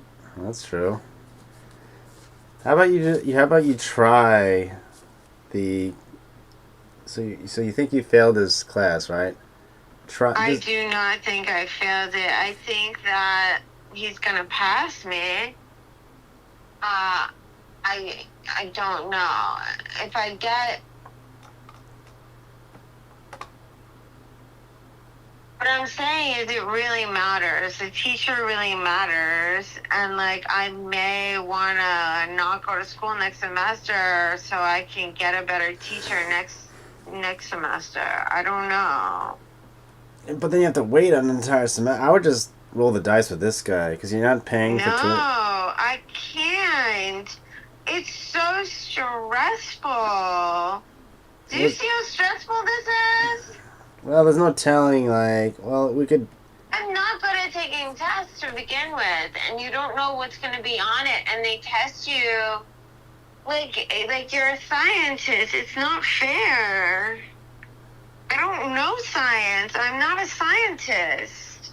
Yeah, but your goal isn't to be a scientist. You gotta just pass the exam. That's the whole thing. Yeah, I don't have to just pass the exam. I have to get an A. Why is this course so restrictive? Like, there's nowhere else. It's a very difficult thing to get into. They only pick like 40 people a year. Like, What did Veronica say? I just texted this girl. She said... She doesn't know CSI. Computer science? What is CSI? That's the college. No, but it's still like the same. I mean... It's not the same. They're all a little different. Well, she said she took microbiology, was interesting but hard. I remember anatomy and physiology, which is probably similar to hers, which was a little hard. I did retake chemistry, but only because it had expired. And I did way better the second time round at a different school. I never took this girl to be like a smarty pants either. I mean, it just sounds like you're just getting either impossible teachers or just they're just being really unfair for some reason. I don't know if there's like another school you can just take it at. But she does say nursing programs are so competitive. But why? They need nurses. So I don't. What's the point of it being competitive? You want the best grade you can have. Not sure if she's already in one or just doing the pre-req. All right. So she agrees with you. You got to get a really good grade to really use it. Yeah. To let it hang in there. It's not something to agree with or not. This is the world. Well, I'd rather ask a real person than ChatGPT or whoever. Alright, I don't know. So you think you're just going to skip next semester? I like that plan. Just skip the semester and then roll the dice with another teacher. And then maybe retake this physiology class, but then you're taking 2 classes at once. So that, I don't know. Oh, like I gotta take 1 and 2 next semester. Yeah, that's why. Yeah. Maybe you should just roll the dice with a bad teacher, because at least, if you're gonna take 2 of them, like, forget it. One's hard enough. No, I'm not good at test taking. I mean,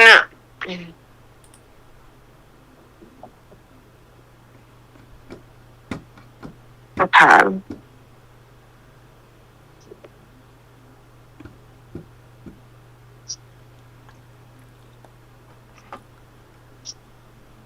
Let's see.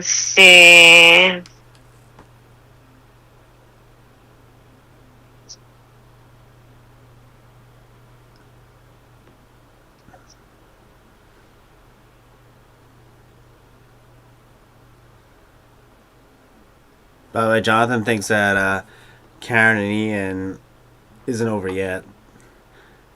So I'm glad I'm not the only one. No, they're over. Glad I'm not the only one. That's because Nora thinks that they're not over yet, but I think you're being a Debbie Downer. I don't think anything's over. I'm not being a Debbie Downer. It's much better to live in a world that's real than, you know. Alright, I'll give you Jonathan's explanation. So what Ian is going through is he's basically an old man. He's been alone like for years, longer than Paul has. So he's used to his lifestyle. So, but him committing to Karen is like it's a really big change, you know. Like it's literally like more than half his life. Like he's lived his life alone, and he, you know, so part of like having a long-term relationship with someone is like come to the terms that that's going to change and that things are going to get more complicated. And he's probably, so he might not be ready right now, but you never know. I mean, they've only been dating for 3 months. So, They weren't dating. or hanging out. John's basically, it's like if you're spending this much time with a woman, you're basically you're courting, or it's like between courting and dating. It's not nothing. It doesn't matter what the excuse is or what they say they're doing. It doesn't matter. Like, you're spending time with this girl and she's spending time with you. It still counts. You can't just say they're just not dating, but they're hanging out all the time and going out on hikes and, you know, spending time alone. Like, that's not nothing. You don't just do that with somebody. Well, yeah, but he's too afraid to commit. Yeah, well, didn't I just say that like he has to commit? He's just not ready to. I agree with that. I know. I mean, look, I said to her, like, you know, I relate things back to you. Like, it took you years to figure out that you wanted to be in an actual relationship. Yeah, I don't I don't appreciate that I'm the example boy, but yeah, that's absolutely true. See? And if you think that'll help Karen give Ian a second chance, so be it. Yeah, but so we'll see what happens in a couple years. But right now, I told her she needs to get over him. She needs to start dating other people, but she needs to get her, you know, herself in order. Oh, you told her to lose weight without telling her to lose weight? Oh, did you wish Karen happy birthday? I did. I didn't want to do it in the group chat. I just did it directly. I didn't respond to the group chat. My phone was blowing up. Oh, by the way, it's my mom's birthday. Speaking of birthdays. Oh, wow! Oh, speaking of the devil, here she is. Happy birthday! Oh, thank you very much. Should have seen her on the voice call with my brother and his kids. They were so cute. Aww. Happy birthday. Well, thank you very much. I believe another birthday has come. I know. Yeah, they go by so fast. I didn't even remember I until, bet. Enjoy every day. That's the bottom line. until this morning. What's this? Wow. No, I said It's a day of Mary Magdalene too. It's the Mary Magdalene feast day. I forgot that too. Mary Magdalene feast day today? Yes, yes. Oh. You were born on Mary Magdalene's day. Oh, okay. Thank you very much for telling me that. Yeah. It's a very special day. Yeah, it sure is. Yeah, it's also our friend Karen's birthday. Oh, happy birthday to her too. And okay. We're going to the spa on Saturday. You should come. Oh, wait. Are we doing that in the morning and coming back by late afternoon? Since we're on the topic. Oh, about that. I guess.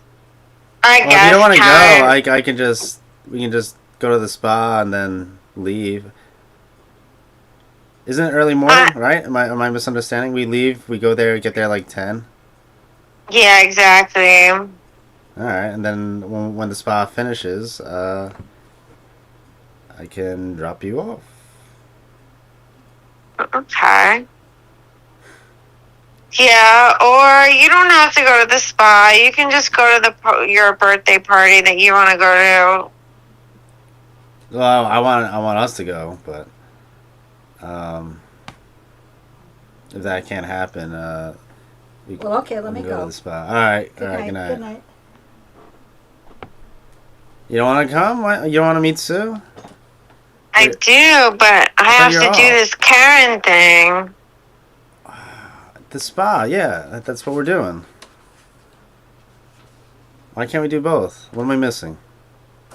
You're missing that Karen's like, oh, well, if Tom's coming, I'll be too upset because I'm single and you're not, and I'm like... Oh, so she doesn't want me to come. All right, want me to drop you off? Really? You will? And then, like... What am I gonna do all day? I mean, a spa really isn't a guy thing anyway. I was talking to my coworker about it today. Right. He was like, spas aren't really a guy thing. I could just, like, go home and play Arc Raiders with Bernie. True. That's not gonna get you jealous, is it? And then I, just pick you up. That would be cool. Alright. Or you just not see each other. Just be honest. Just be like, yeah, Karen, just... Can you not come? I want it to be girls. Because this isn't a spa. Don't you have to, like, get half naked and put a towel on? I have no idea. I've never been to the spa. I don't know what goes on at the spa. It's not really my thing. I'm doing this. I promised Karen. I don't know. I mean, we must respect the birthday girl's wishes. I still want you to come out to the island. I think it would be nice for you to meet Sue. I know. You'd be a good influence on her, but what time is that party? Well, I mean, that's what Jonathan is asking about. He said late afternoon. Oh, gosh. I'm going to go into my bedroom now. Okie doke. I'll see you later. Okay? Good night. Bye. Happy birthday. Happy birthday. Thank you, thank you. Alright, how about, can we do one thing at a time? Can we, tomorrow I'm coming over. Remember, I'm off Friday. That's funny. Our office is so fucking, like, overwhelmed. It's hilarious. So, the guy that's in Central America called out sick, as I told you. I think I already told you this, but we got hit with another crypto attack. Which I didn't even know about. Another fucking customer. But this time, our antivirus software actually caught it. It's like this shit's like magic. It's crazy. It caught it in real time. So this guy from Russia probably like got all our credentials. And as soon as he tried something, he didn't even get as far as encrypting it. The thing like detected it and just locked him out like immediately. This has to be some type of like AI magic. I don't even know how this is even possible. Yay!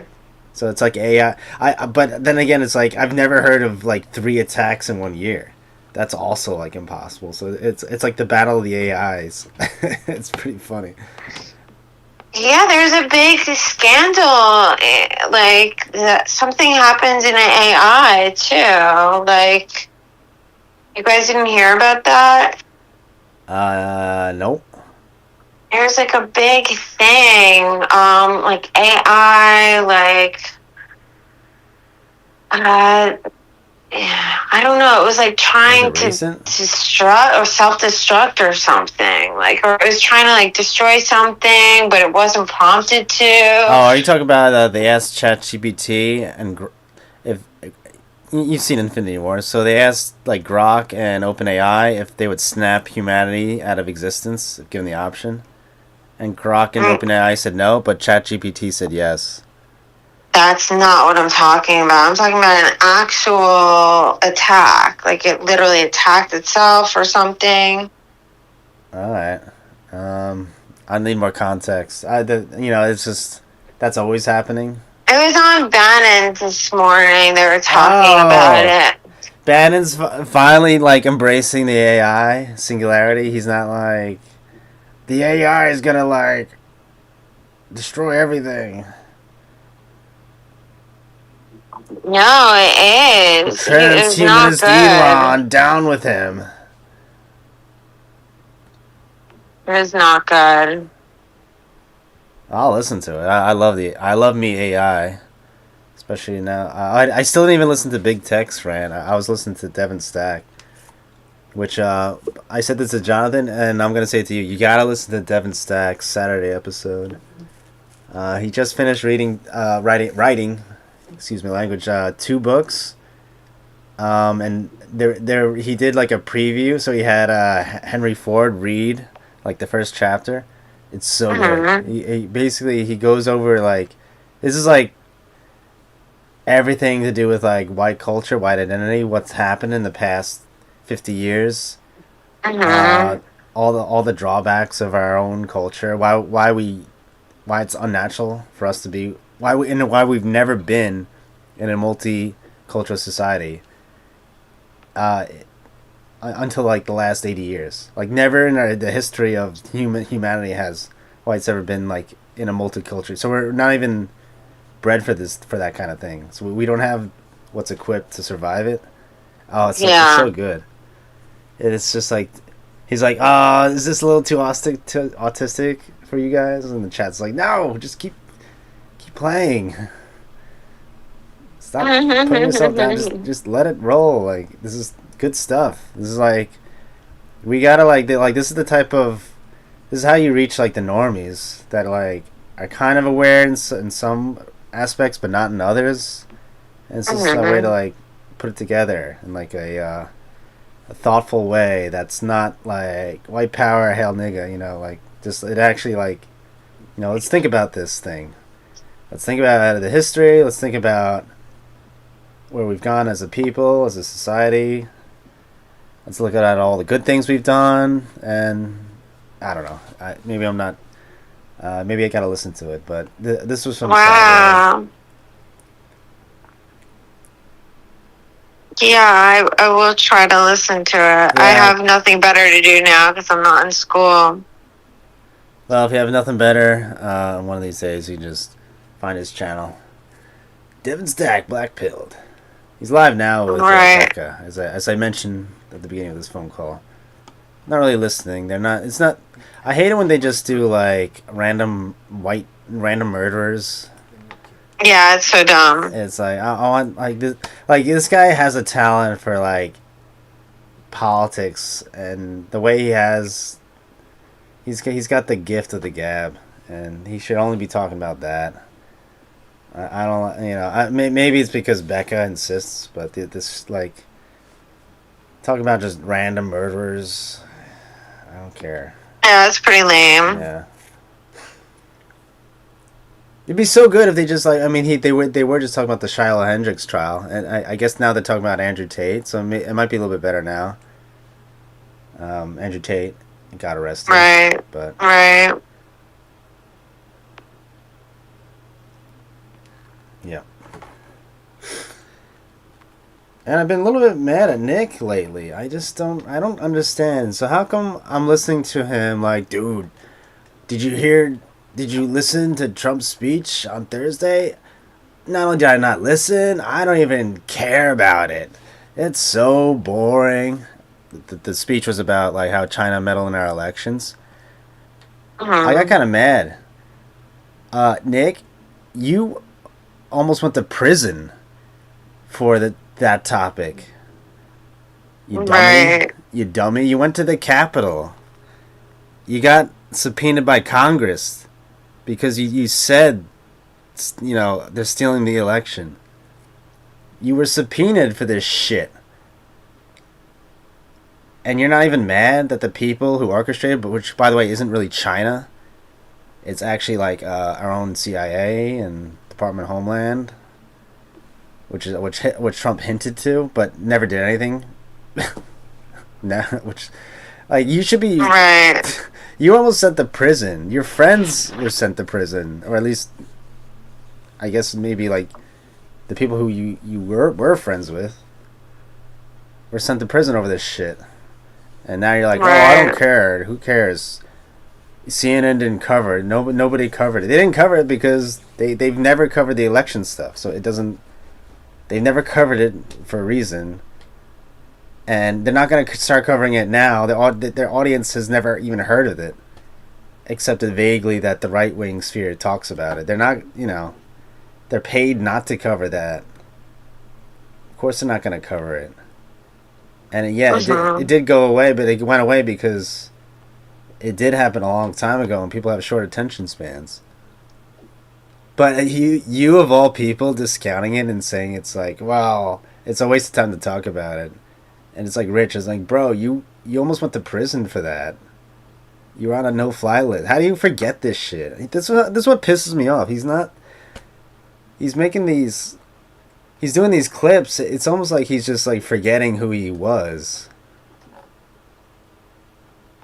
He's just embracing like, and I'm just gonna like go full. I'm gonna embrace like design. The CIA Zionists apparatus machine.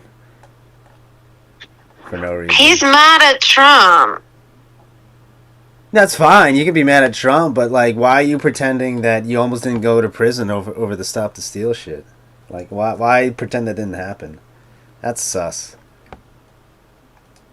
You don't just like block out a something like that unless you're not being honest. And I don't know why he's not being honest. But that's you always say that like that like I don't.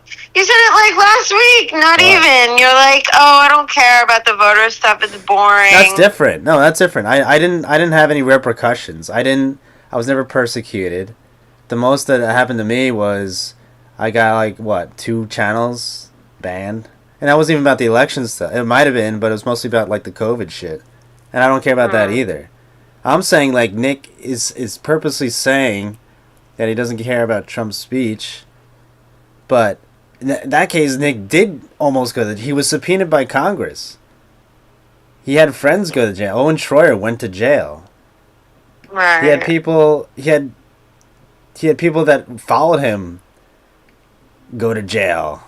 There were a bunch of Groypers that went to jail. So he fucked them people. Oh, I'm not saying he did. I mean like. He was almost fucked too. They took like $500,000 from his bank account. Right. They put him on a no-fly list. He had how do you? That's what I'm saying. It's just like you don't just that doesn't just happen to you and you just forget about it. That's what makes me mad. He's saying these things that he doesn't care, but I know like he has to care. Like how could you not? How could you forget that? Yeah. So that's just what I just don't like when people are not honest. There's something I don't even know if like if you know about the clip I'm talking about. No, I saw it. Oh, you did see? Okay, I'm just like. Well, I didn't see him talking about. I saw him talking about the speech. He was like, nobody cares about like whatever Trump is talking about. Like he's irrelevant. Like he's. Yeah. But the topic he's talking about is something that Nick was persecuted for 4 years ago, or 6 years ago now. So I he didn't talk about whatever the topic was in the speech. He's like, did you guys know that Trump was on air talking about something? He's like, did anybody know? He's like, I didn't realize. He's like, did anybody watch it? Like, Trump is like irrelevant. Da da da da. Yeah, except he's talking about the thing that almost got him arrested and debanked and put on a no-fly zone, no-fly list for months. But yeah, that's all right. Just call him irrelevant. He's just that's just not honest. That's something like a leftist would say. And the left, I can understand the leftist saying because they're like me. They were not persecuted for what happened. So of course they're gonna say like, yeah, this is irrelevant. It's fake. It's not real. Well, they were never persecuted because they're on the payroll or they're doing the bidding of the deep state. I mean, the deep state's not going to go after like people that are helping it. They're going to go after, which they did. They went after like the people in the MAGA movement that went to the Capitol on January 6th. That's what happened, and they included Nick, who's the whole big thing was about the election fraud stuff 6 years ago. So it's just like I don't know why he's saying that. It's just not true what he's saying. That it doesn't matter, because it's right. So I mean, they did it once and no one's persecuted. That means they'll do it again.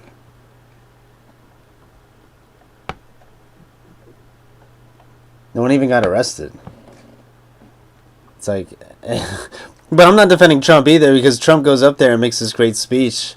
It's like, okay, you're saying pretty like damning things. You're basically saying people within the government committed treason, and somehow they did it at the direction of China. But that's still like, all right. So are you gonna arrest people? All right, sounds like they broke the law. Right. But that didn't happen either. So I mean that's true. That's like the speech doesn't make sense. Like the way Trump gave it, that doesn't make sense either.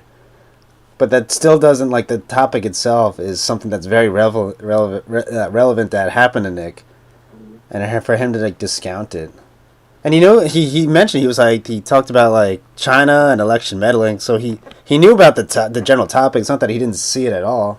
Right. So I don't know why. You see, that's why I just don't like that. Right, I hear you. So that's like strike one for me. I'm like, I don't like that. That's why I love like the people I watch. Harrison Smith, always honest, brutal honesty, always like says what's on his mind. You know, and others kind of fit, and Nick is usually like really good too, but I just didn't like that.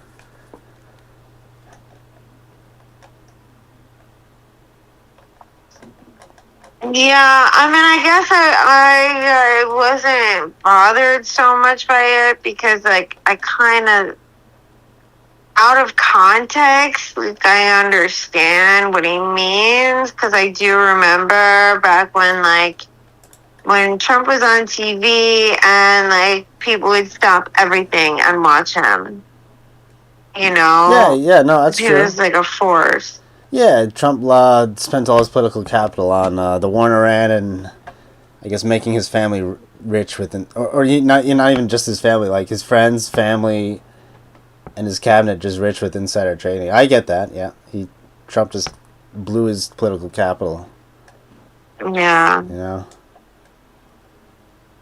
not like Hitler did in the 30s, right? Hitler came to power. Hitler went all the way. No brakes on that train. That's all right. Hey, it's his decision, you know. He felt like he did enough, and he's like, all right, I'm just gonna toss the towel in, make a few bucks on the way out, and Just kind of ride the wave. You Who, know? Trump or Hitler? I'm talking about Trump. You're talking about Trump, okay. Yeah, Hitler to the bitter end tried to do what he thought was right and lost, but nah, Trump is, hey, the man was almost assassinated, so right. we gotta, we can't just put all our eggs in one basket. And I'm not even like, what? So you want JD Vance? So you want a Democrat? I don't even know what I want. I don't know. Yeah, no, we don't want JD Vance either. Oh, that's why I was so depressed last night.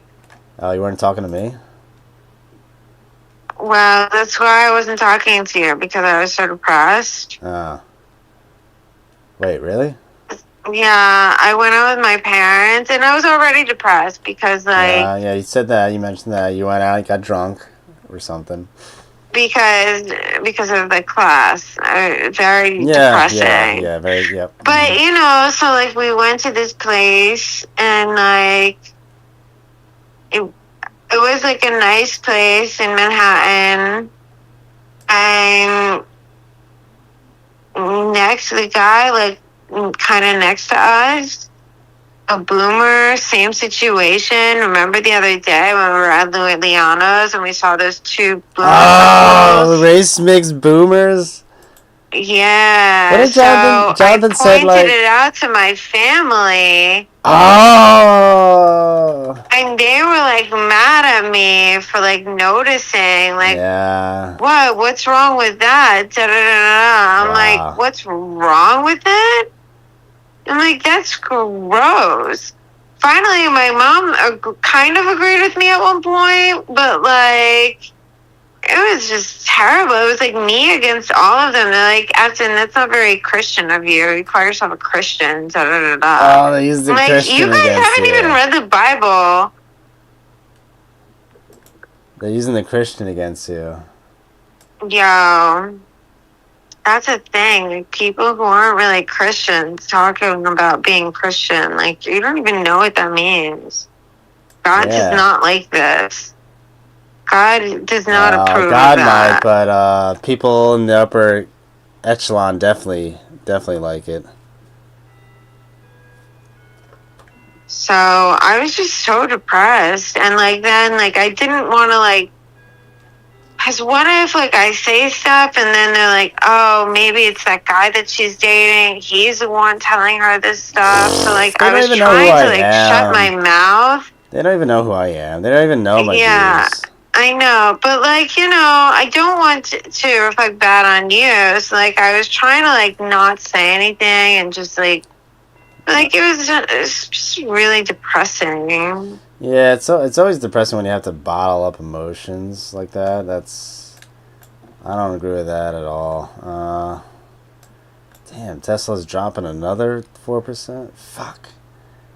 Yeah, I don't agree with your. I mean, your mom agreed with you. What about your dad? I still have to call him, by the way. Oh, because this is what happened. Like, apparently, because his brother, like, ended up, like, dating or getting remarried to his cleaning lady. What? Yeah. And leaving his wife. And so that's why my brother was, like, sticking up for that kind of a thing. And, like, that's why my brother is the way he is. Apparently, my brother used to go hang out at my dad's brother's place and, like, see how he was living. And, like, thought that was cool. Well, yeah, I mean, your brother is kind of, Lost. I don't mean to be disrespectful, but the prostitute thing, it really did get to me. So, yeah, he's making more money than me, so that's good on him.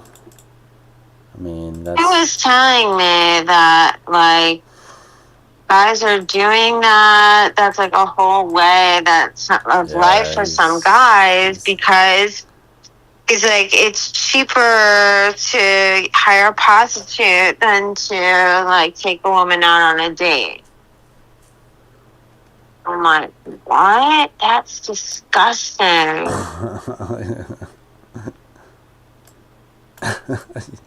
That's my girl. That's disgusting. It is disgusting, though. You're right.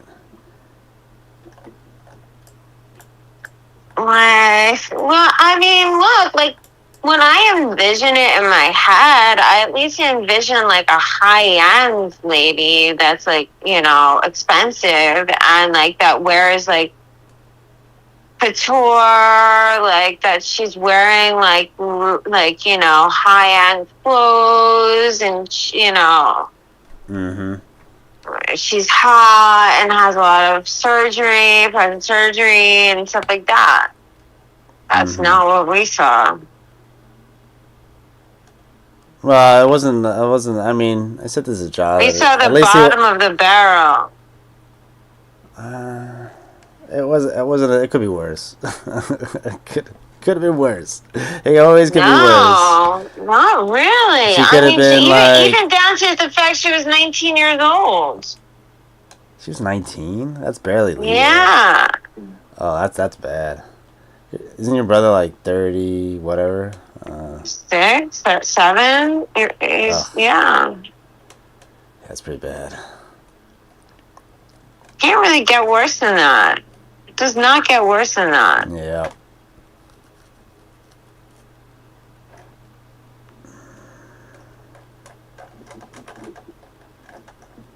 Sorry, I'm just distracted by my look at my stock market today. Apparently Tesla dropped 7% today. No, it dropped 5%. What the fuck? What is going on?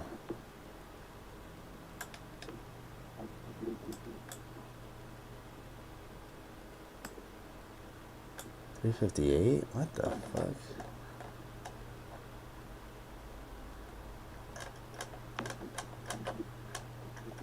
I don't even know what's happening. It says 374, but it says 358.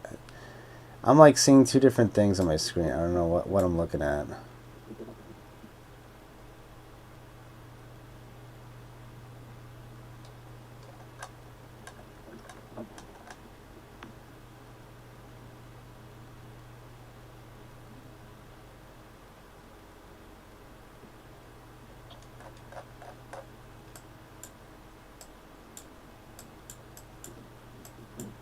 If it drops any lower, I wouldn't make money on Tesla even if I played it right at this point. What the fuck is going on?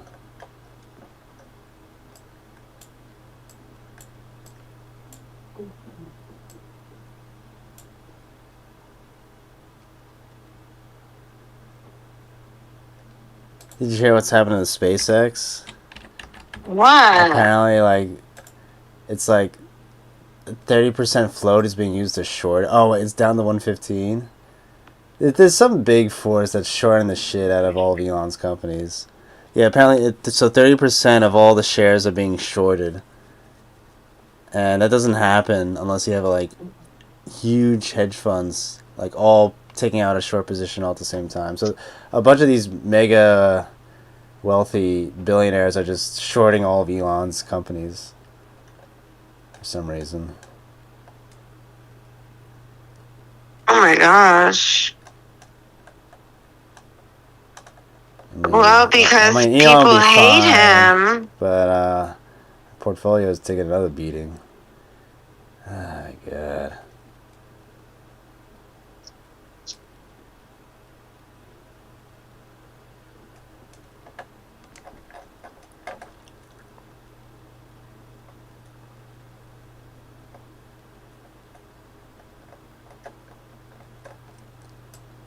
What the fuck? This SpaceX shit is so funny. It literally dropped $100 in a month. God. You had to sell it the third day, otherwise you lost money. Somebody really is out for Elon. That's what rich Jew did he piss off this time? Yeah, he's not a well-liked guy. I mean, he's a very controversial guy. He's loved. Are you like? getting to space. Who doesn't love that shit?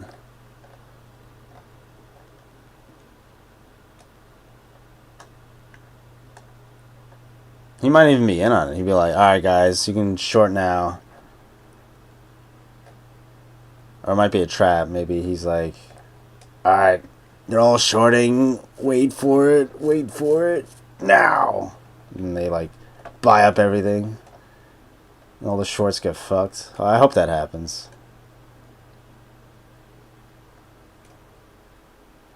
Yeah, I don't know. Why is Christian calling me? Do you want to call me back? Yeah, let me call you back. Okay, bye.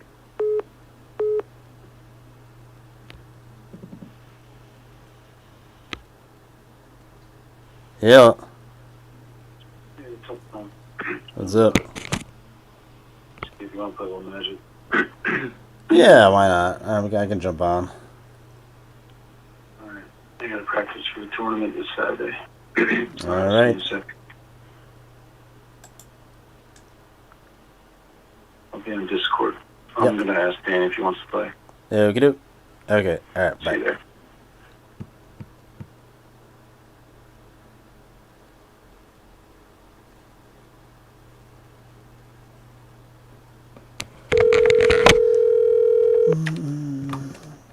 Hi. Hey, he just wants to play some Magic. I figured. Yeah. I guess I'll cut it short. I'll cut our phone call short then. So I'm gonna come over tomorrow.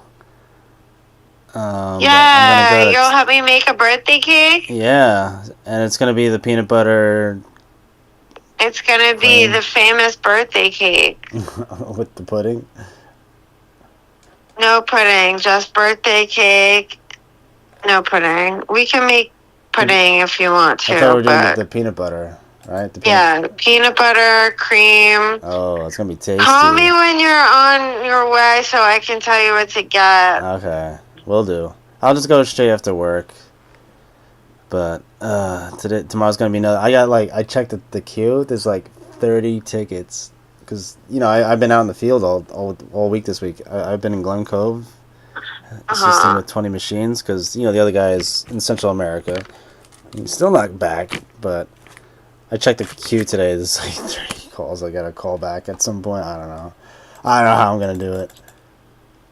You can only do what you can do. Mm-hmm. Yeah, that's right. Alright, well, love you, babe. You can do it. Okay, love you. I'll talk to you later. Have fun. Alright, bye-bye.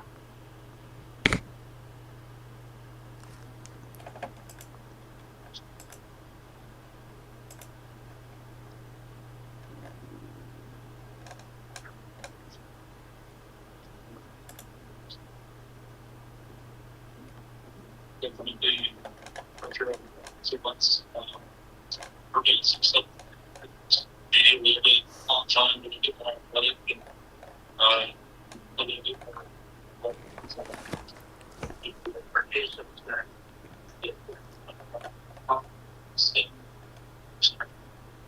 Just I walked in.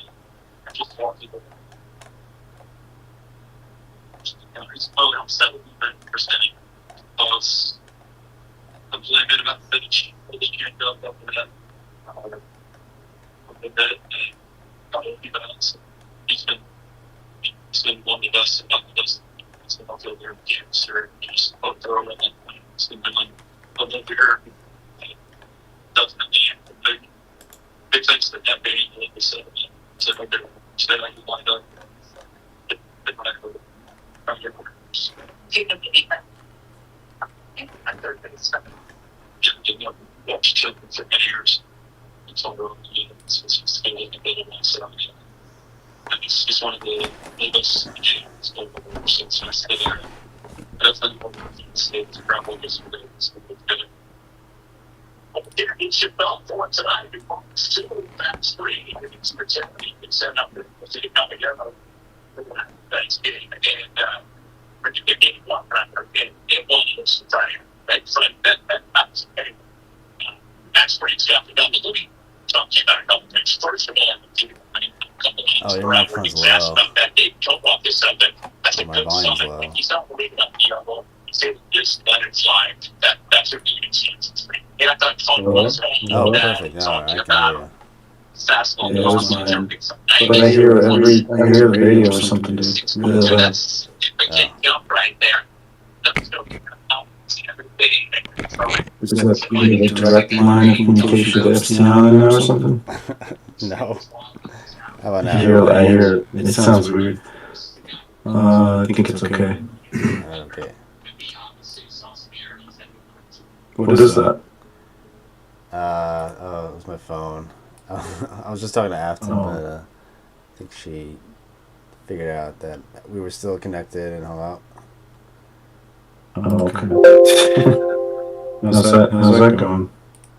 Well, apparently I got a ring. I didn't tell her yet. Just walked in and some guy was like, "Hey, what can I do for you?" Some Muslim guy. Yeah. It's like, how much? 6,000. Wow. John was like, "Why'd you get her a non-lab grown diamond?" I was like, "I don't know, I just showed the guy a picture. He's like, "Oh, I got the perfect thing for you," and he like gave me a ring. He was like, "Ah, it's signed here," and then I was like, "All right," and then I just walked out with a ring. I was like, "Wow, that was strange." Discuss price or anything? No, I just like, "Here's a ring. Have fun." Okay, well, I hope it's not the ring of Aladdin. It's going to do 4 damage to you whenever you use it. I should run that card. I think is that what it's called? Ring of Aladdin. Yeah, Ring of... Actually, I had that card in my artifact. Yeah, it is. Aladdin's ring. Oh, no, it's not. It doesn't do 4 damage. It's just very... It's 8 mana that you use it. Is that really like... Oh, it is an Arabian Nights thing, yeah.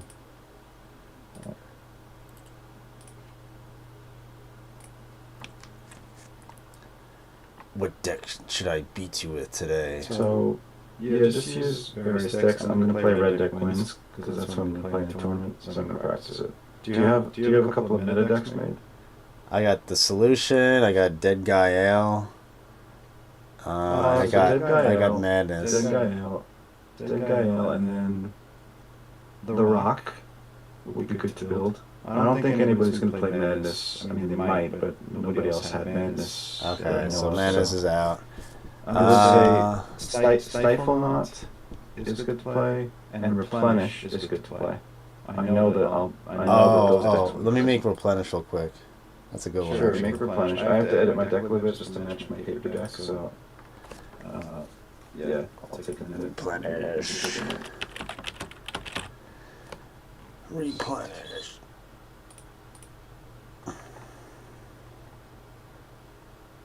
I was like, "Here's your ring." I was like, "Wow, okay, cool."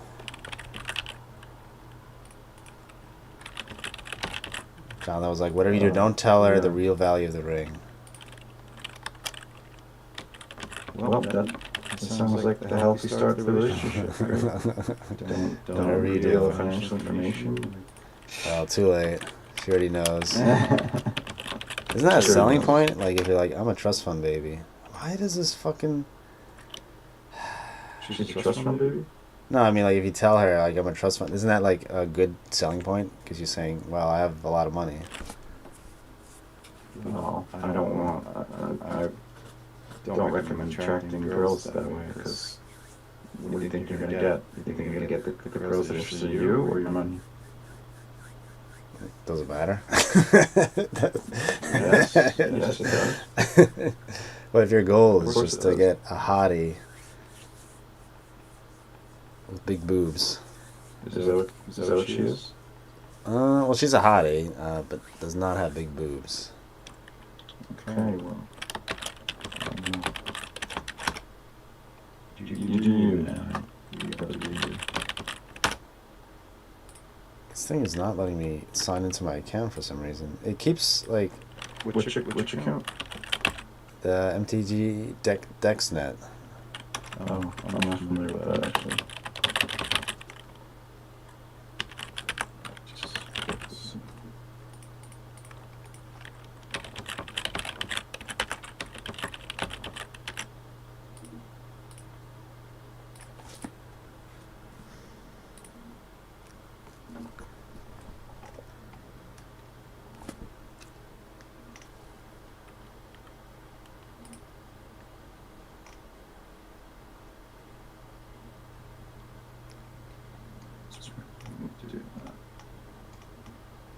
Wait, isn't replenish the enchantment deck? Or am I?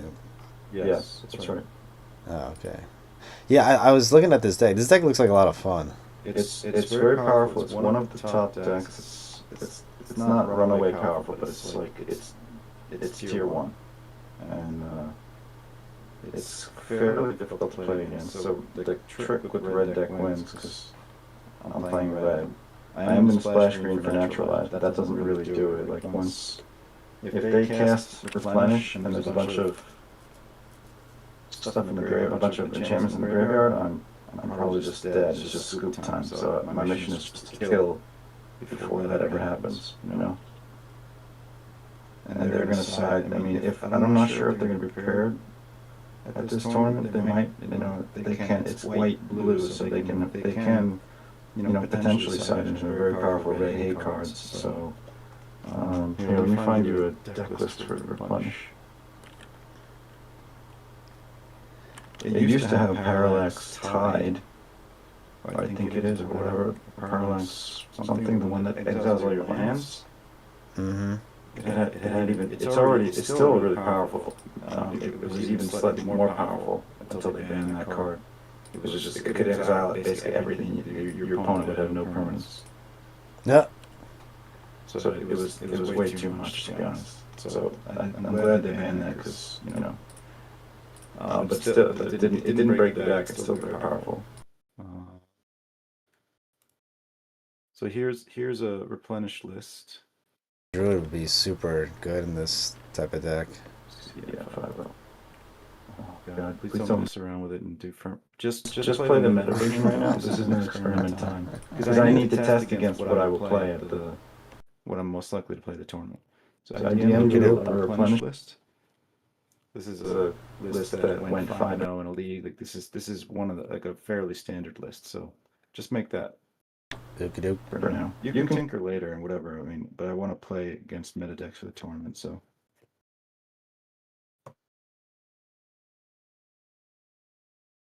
You just Hermit Druid. I love Hermit Druid. Not to be confused with Deranged Hermit. Two very different cards. So yeah, I kept saying that the other day. You're so funny. So I have to splash green for this weekend. I have the Naturalized and I have the Wooded Foothills. Alright, so this goes here. This goes here. Whoa, dude.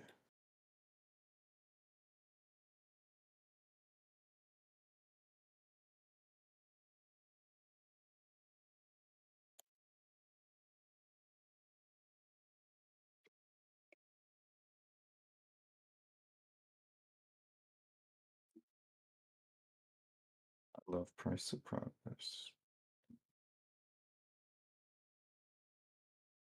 Cursed Scroll.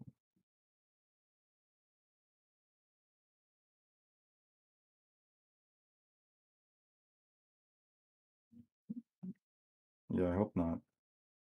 You know you can choose the printing, right?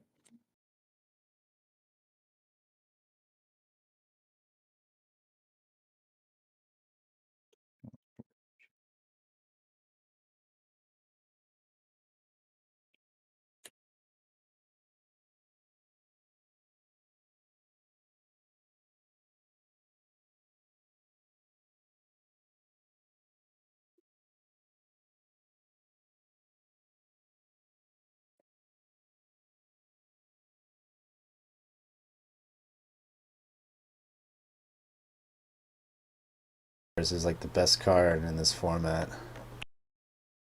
It's a very good one. It's not a win condition, but yeah, I mean it's just such it might be the most efficient removal in the format. It's just gone. It's gone from the game, 1 mana, instant speed. So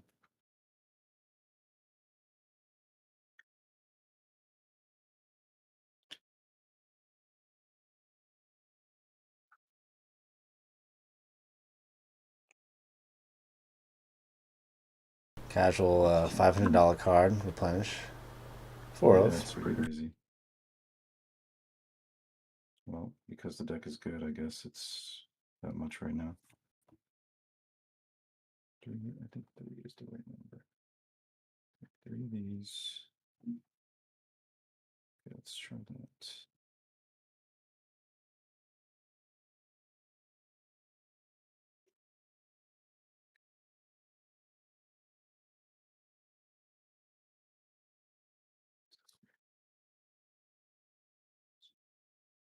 That's fair.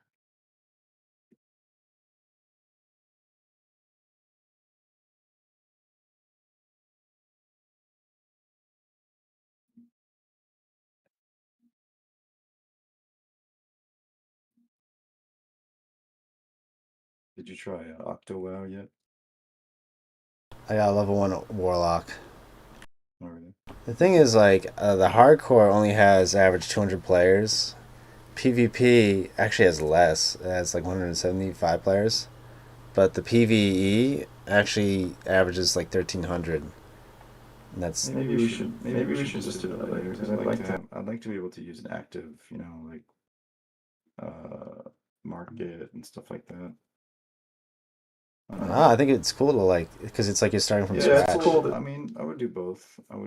Like getting through the game on hardcore is an achievement. So, but the problem is if there's only that many players, you probably can't like do certain dungeons. You're not going to be able to find anybody. Oh no, yeah, I wouldn't even do dungeons. Well, that would be the real achievement to do that, right? If you somehow, you know, you end up at Icecrown Citadel on hardcore. Oh my god. Get all the dungeons.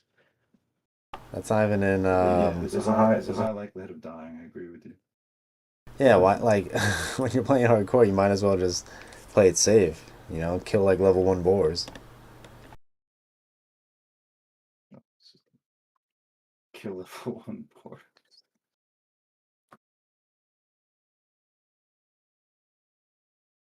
Go into the forest and kill level 1 boars. Well, but that's boring.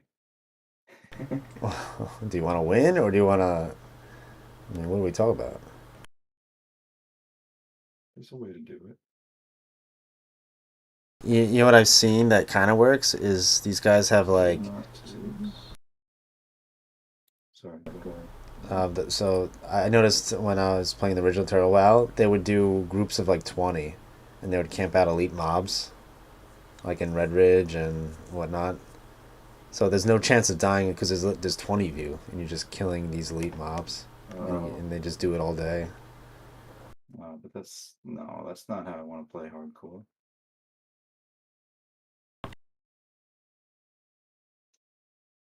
Oh, Ancient Tome. There's this really cool artwork. It looks like a planet. The fuck? Ancient Tome. I like the fan. Sometimes the fan art can be cool. Oh, is it fan art? Ancient Tomb or Ancient Tome? Ancient Tomb. Did I say Tome? Oh, my bad. Oh, you're talking? No, that's not a planet. That's I mean, that's not fan art. That's the what set is that? That's an actual set. I forgot that. Now I'm forgetting the name of it. I drafted it. It's a recent set from last year. It's not Universes Beyond. It's actually in Universe. What is it called? Edge of Eternities. Yeah. So it's basically space, but it's like the whatever they call the place between the planes. Planes are basically planets. It's just you know whatever the lore.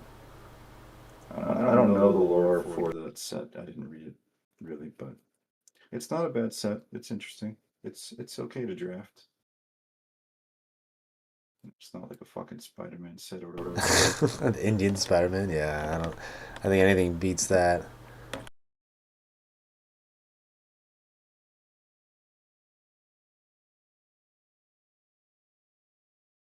Indian Spider.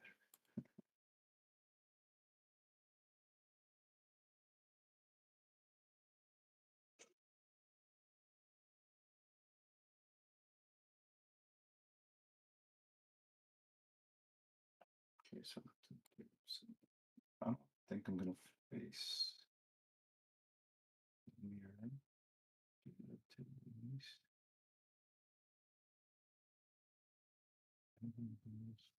What the fuck am I missing? I went through this entire deck list and I'm only at 56. Well, 52 now. Oh. Go line by line, I guess. Nah, I put 8 cards in my sideboard. Okay.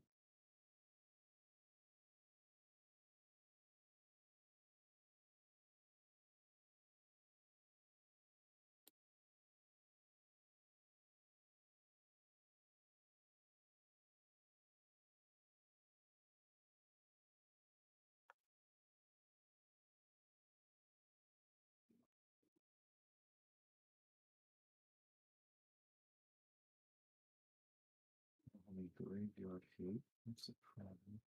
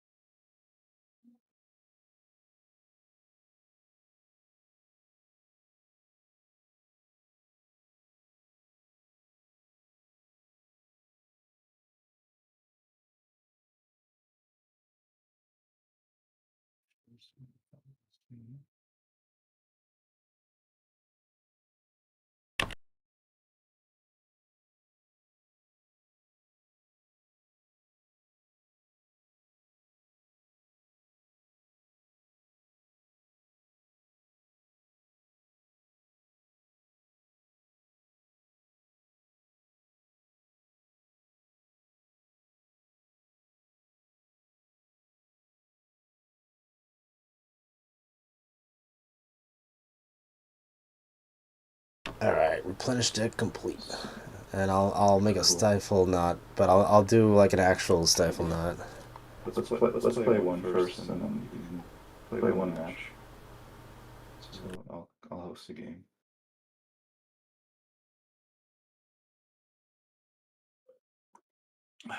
How's everything else going? Where are you guys gonna live? Probably not in my parents' home. Soon. I had to guess.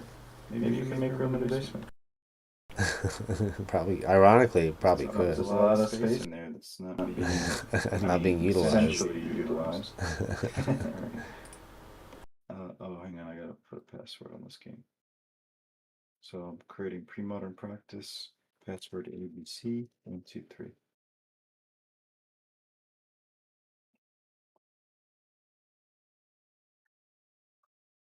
So we'll play best of 3. Is it doing that? Alright, I guess it's the same deck, whatever. Okay. Alright, game's up.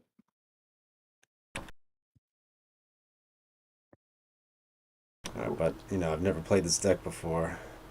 Yeah, it's pretty much like you get enchantments into the graveyard, or you can play them out. It's possible to do stuff with opalescence and stuff ahead before that, but then at some point you have a bunch of enchantments in your graveyard by whatever means you get there. I don't remember exactly, and then you just cast replenish at some point. It brings all of them back from the graveyard into play, and then. Wait, you said Parallax Wave is banned? No.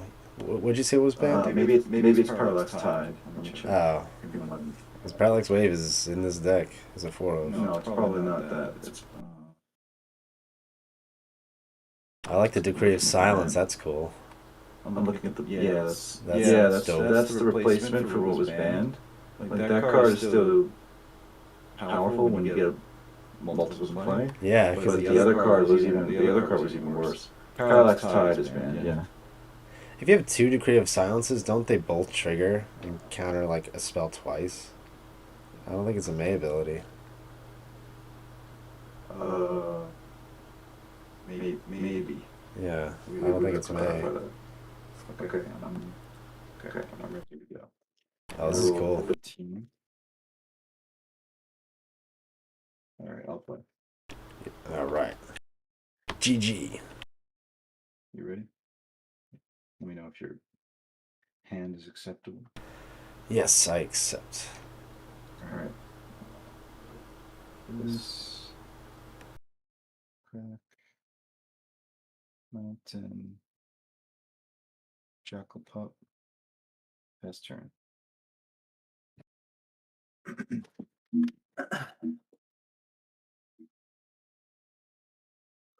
And your turn. Okay. They usually side in like blue elemental blast as expected. Number 2. Second main. Mog fanatic. Wood foothills crack. Mountain. Let me think. Best turn.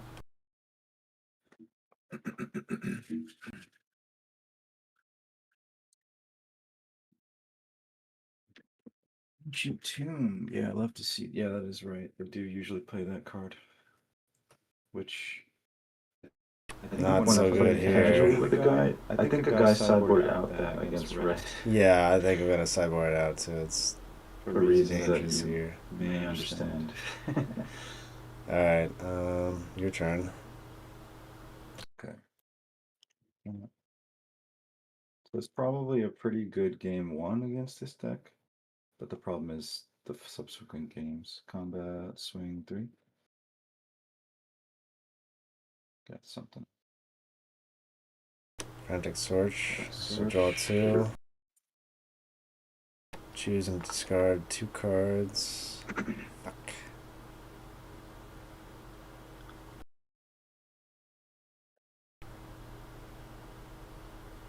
Well, that's okay. Yeah, that's how it does it. So you don't care. You can throw enchantments into the graveyard because Replenish would bring them all back if you get it.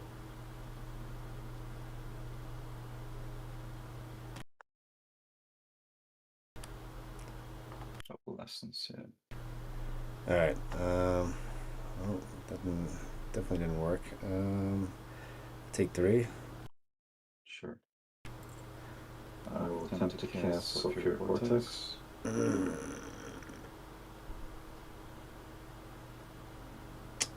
Resolves.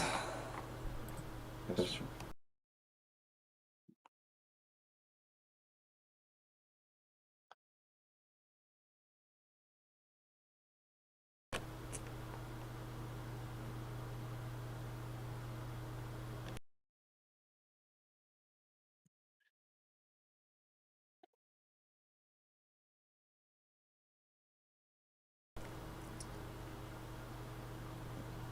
Your turn.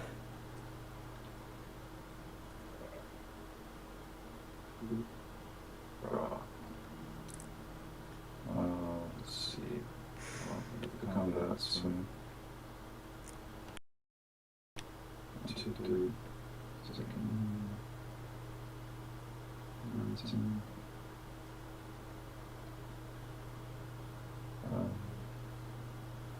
Incinerate you.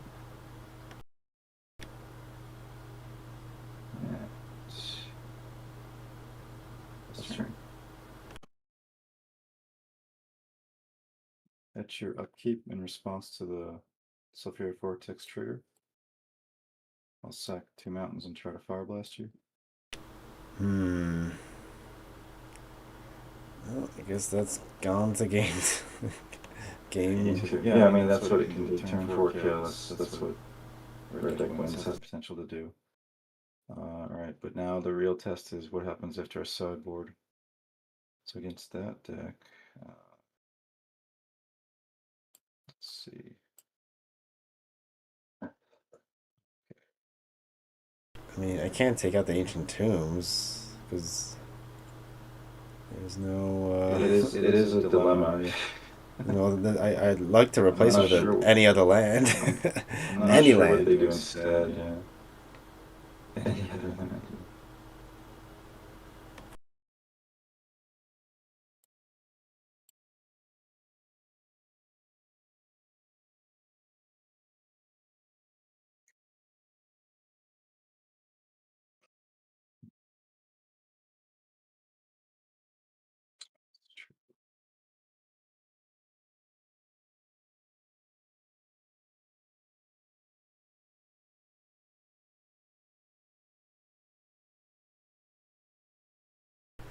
Alright, well. I'll show you what I sideboard. That's pretty funny. Show me after. I'll take a screenshot. This in, this in. I think that's okay.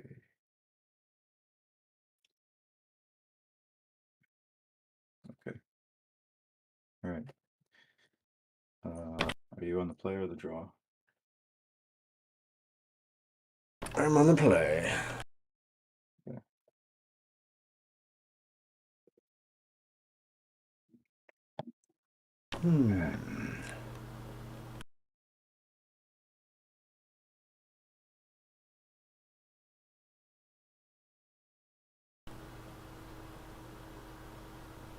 Your turn.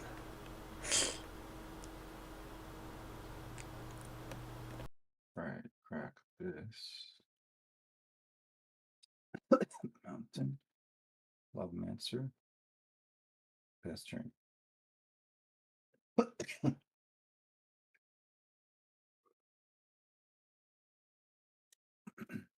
to do that. Shoot. I made a small misplay, but still misplay.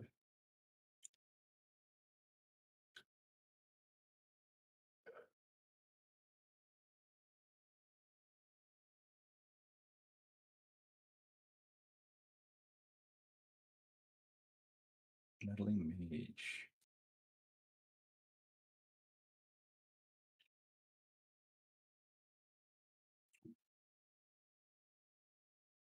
What do you got? No balls. No balls. No balls. All set. Alright, go ahead.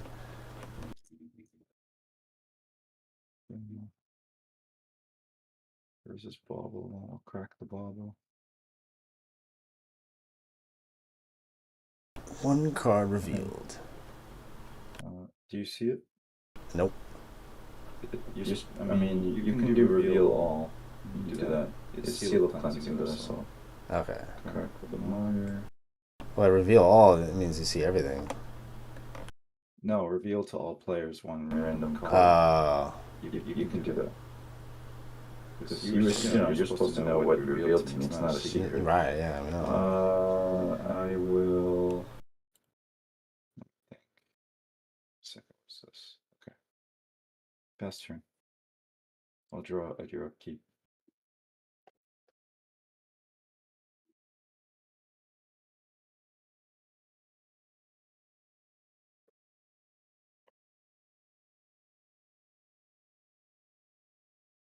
Swing. Swinging for 2. I'm just gonna crack him. If I may. Gonna hit that.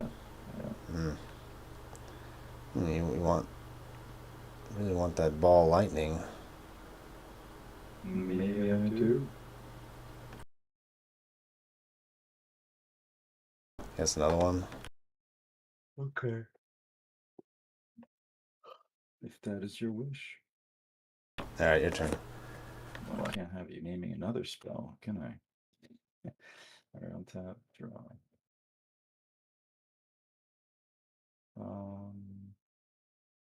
Yeah. This. Crack that. Get a mountain. And pass turn. Well, this is not working out. Attack. Let's think. I'll take 2.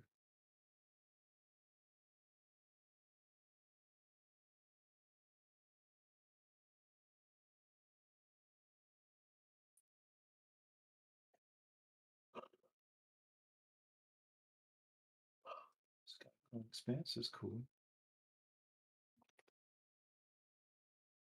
Cast return a 2 and 2 on his hand. Draw 3 cards, then choose.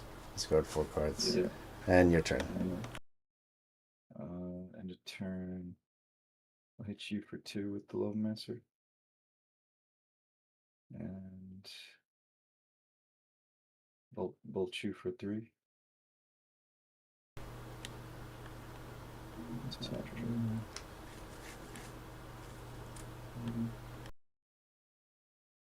Jackal Pup.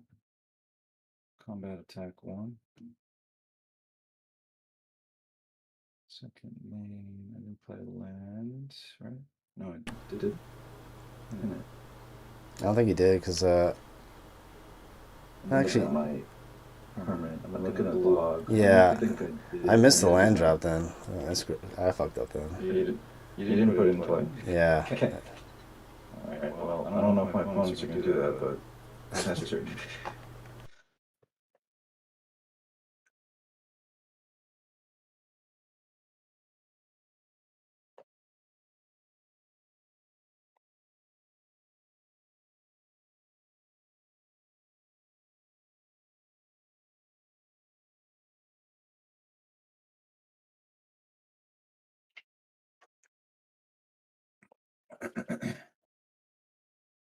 Alright, well, I feel like if I don't do something, you're going to kill me. Alright, I'm going to use Return Attunement to owner's hand, draw 3 cards, then choose and discard 4 cards. Sure.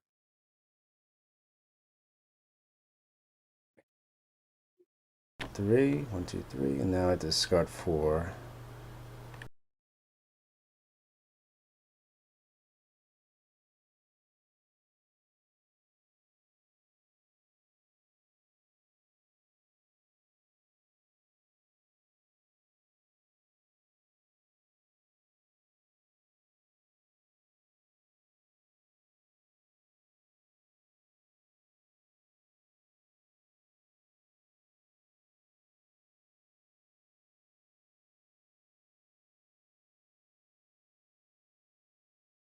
I'm waiting.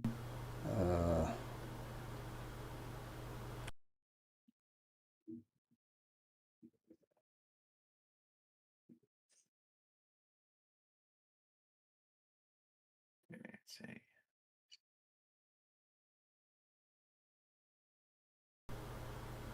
Wow. Punch is $225. The gold border version is $60. Alright, that's it. Okay. What do we got? Replenish coming? Oh, maybe not. Go ahead. Okay. I'll tap and draw. Alright, let's see. Mountain.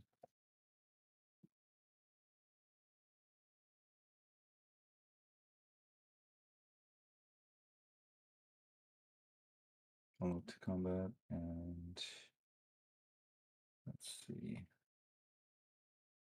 I'll swing 2.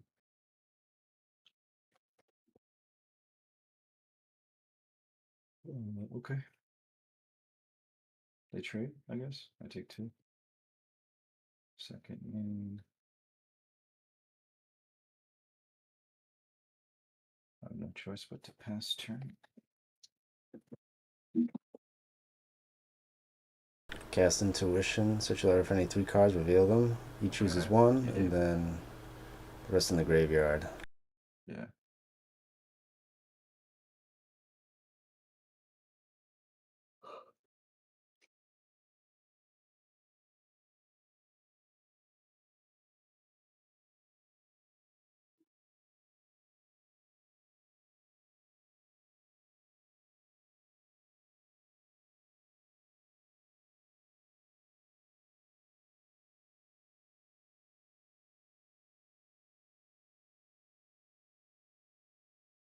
Alright, that's it. Choose 1.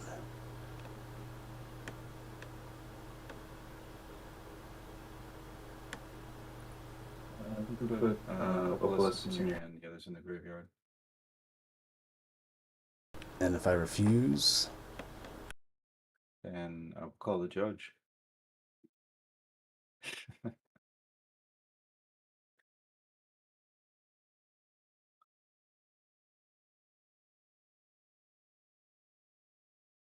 Cast replenish. There it is. Alright, here comes the test. Well, I'm gonna have to... Oh yeah, man. Well, I'm gonna just wait. Go ahead.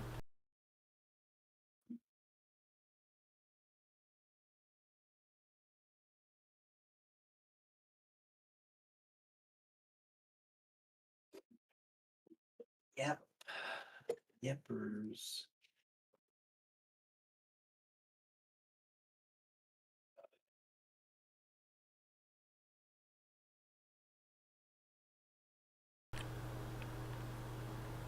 And your turn.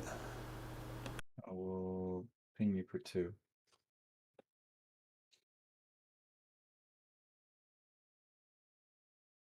Alright, in response, I'll just remove him. Okay. I'll just do,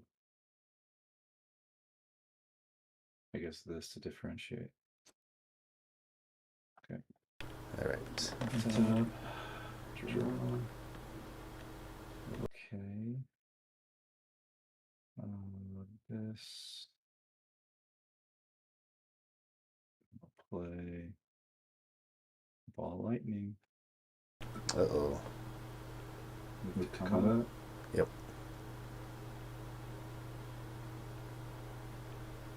Okay, awesome. I'll exile it. Alright. And second main, pass turn.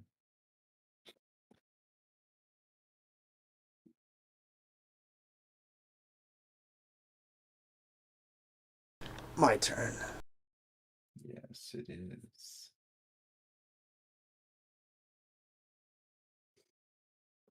Alt plus removes a counter.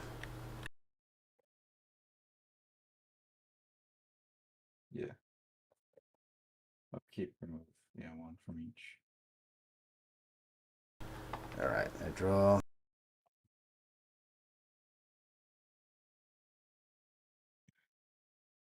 You can use Control U to untap everything. Shut up. Shut up. Shut up. Here comes Cast Opalescence. Yep, that's pretty big. It's 4. Okay.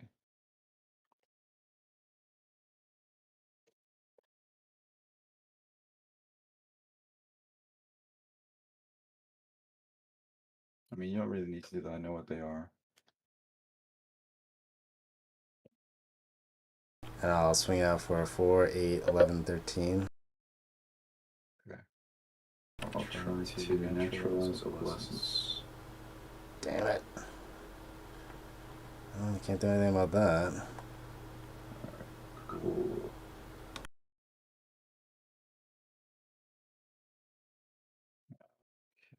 Yeah, don't bother with that stuff because this is what happens, and we have to do a bunch of work.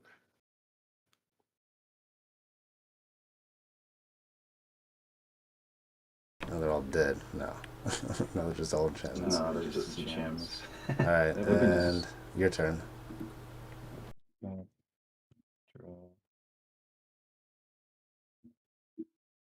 Okay, a little bit too late, but I'll take it. This, and... Well, I guess I just have to wait. I will pass turn. Yeah.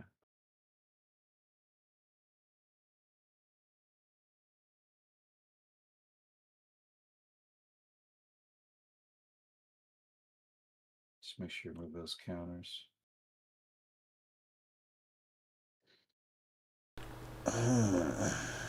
Two.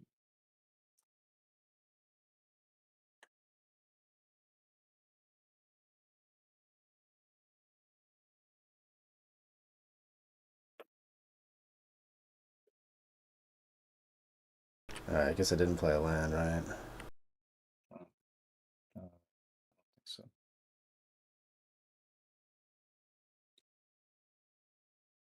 I cast Exalted Angel. Oh, that's a problem. In response, I will hard cast Fire Blast for the first time in my life. And shoot for 4. Nope. This is my only chance. You good? Yep, your turn. Alright, can I do anything? I think it's too little too late.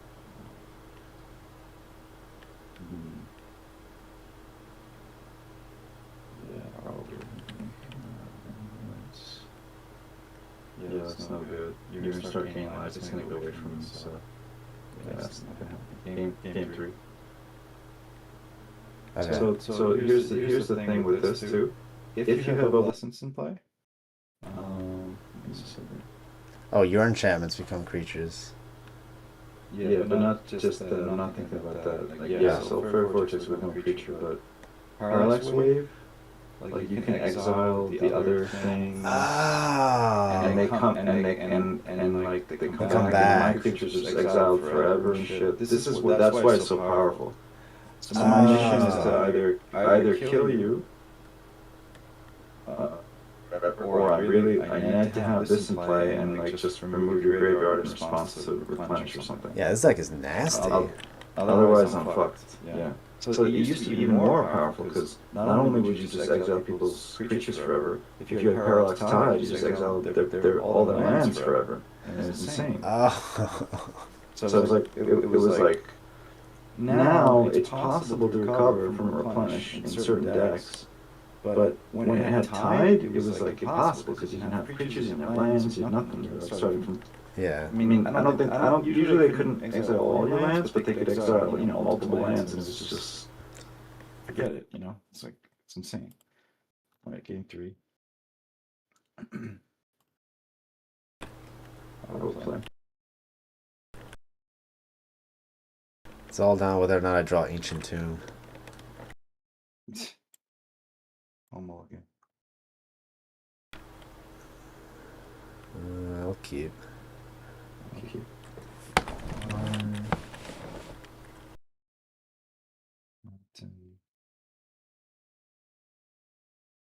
Chocolate Pop, Pestering.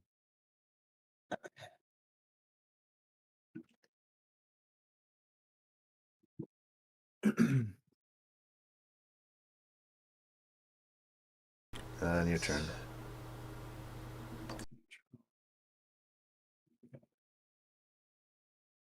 Combat, swing 2.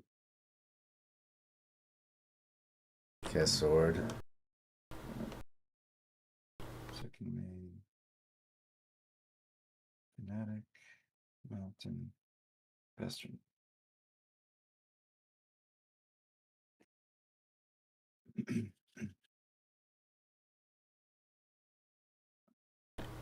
And your turn. During your upkeep, I have a play. Sure. Cast Abeyance, so target player cannot play instants, interrupt sorceries, or abilities. Okay. Sure. And I draw a card. Sure. Wooded Foothills. Crack that. Until end of turn, okay. Mountain. Ball Lightning. Shit. Swing 7.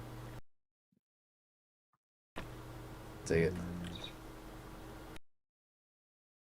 Pass turn.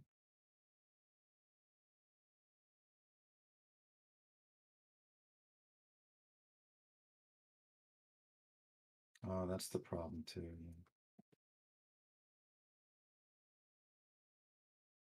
Yeah, Abeyance is nasty too. I think Abeyance. What does that do? Like basically they play it right before replenish, then replenish can't be countered. Oh. Stuff like that.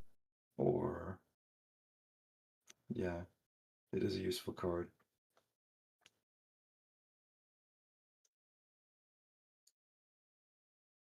Cast Frantic Search. Sure. Draw 2.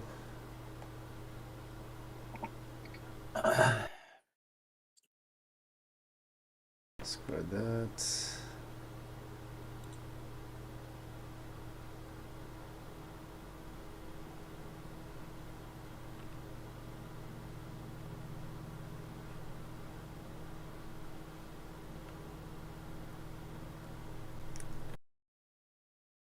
Discard that.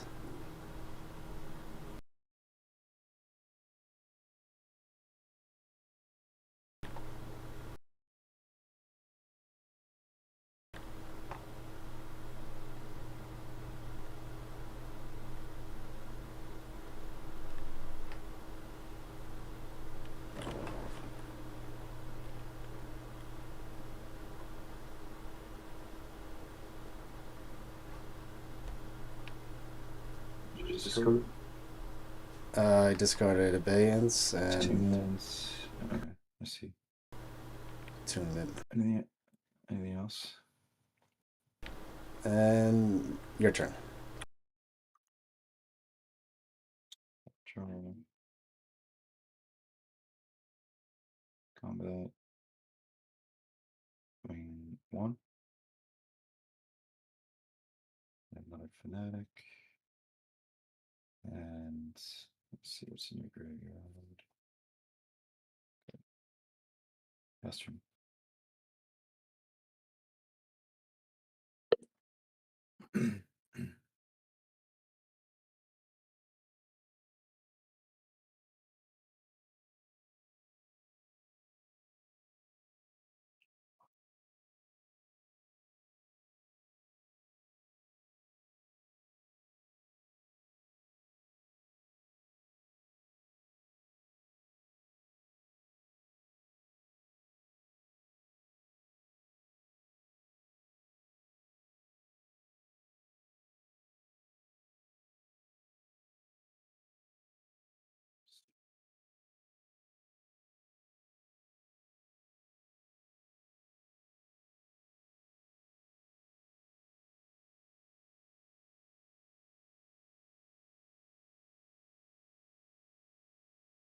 Your turn.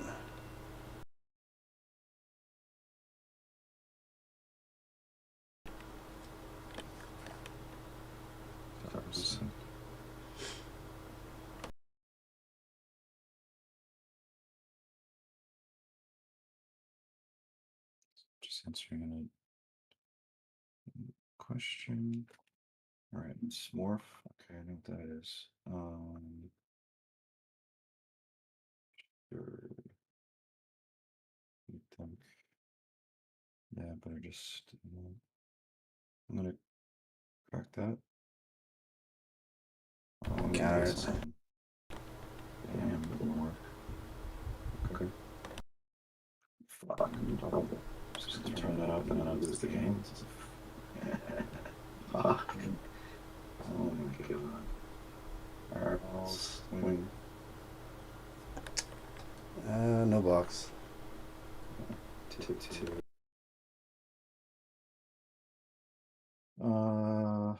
Yeah, I should have remembered that. Ours. Crit.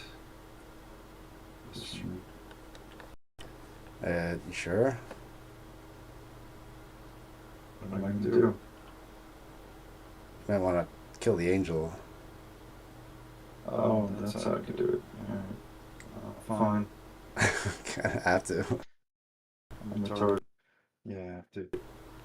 Come on, you gotta play tight during Saturday. You can't. Yeah. I mean, I'm fucked right now. I'm tired. Saturday I'll be good. I gotta win another tournament. I gotta go for 2 for 2. I mean, hopefully I just won't face this fucking deck, but I gotta yeah, this is a nasty deck, but he lost to Terrageddon in top 4 last time. The guy that plays this deck. All right, your turn. Oh, you want me to make Terrageddon next? You could. Somebody might play that. I would say. What was the other thing you were gonna make? I forget. There's a few things like you. Oh, it's Stifle Knot, but with that actual black glue. Stifle Knot. Say again? Stifle Not with black blue, which is I think the best deck. I think the top version just runs blue. I don't know anything about a black blue version. So the other decks, somebody out there likes to play like discard, so basically Moneyball black. And then somebody likes, I think Zombie Infestation may show up. Do you know that card? No. Alright, yeah, there's a lot, dude, there's so many decks in this very healthy meta. That's why Pre-Modern is so awesome. I'll crack Urza's Bauble.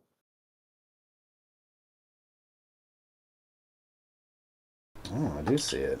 And I'll pass turn. I see that you see I have a Flooded Strand. Yeah. I'll draw out your upkeep. Damn it.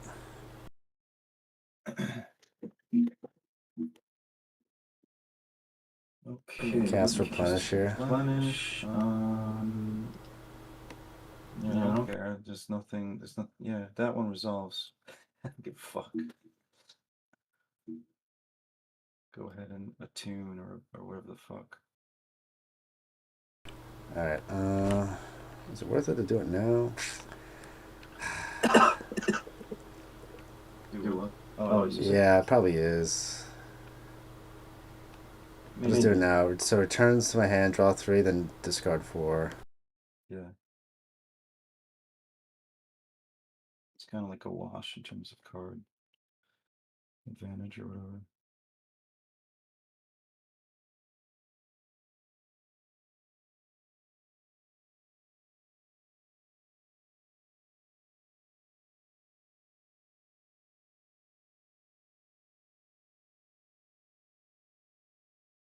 You're discarding those those cards? Yeah, that's the 4. Oh, Tim's going back here. You know what?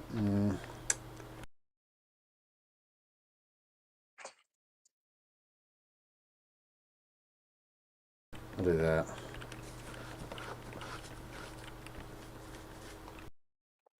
Okay. And your turn.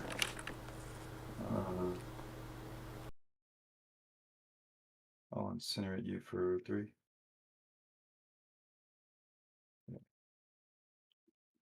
To draw. Okay.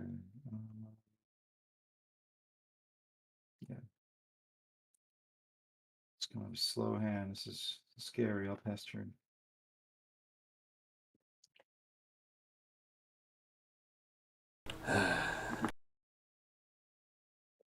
What is that? Frantic Surge. Okay.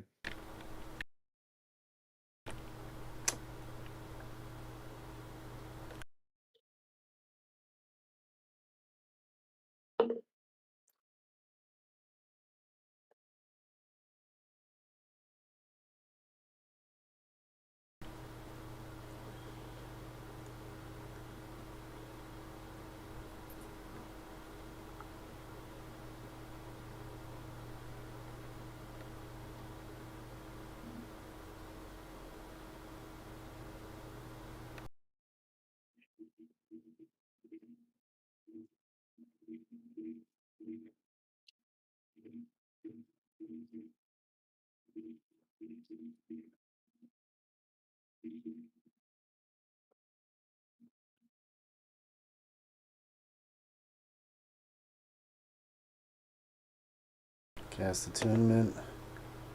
I'll use its ability.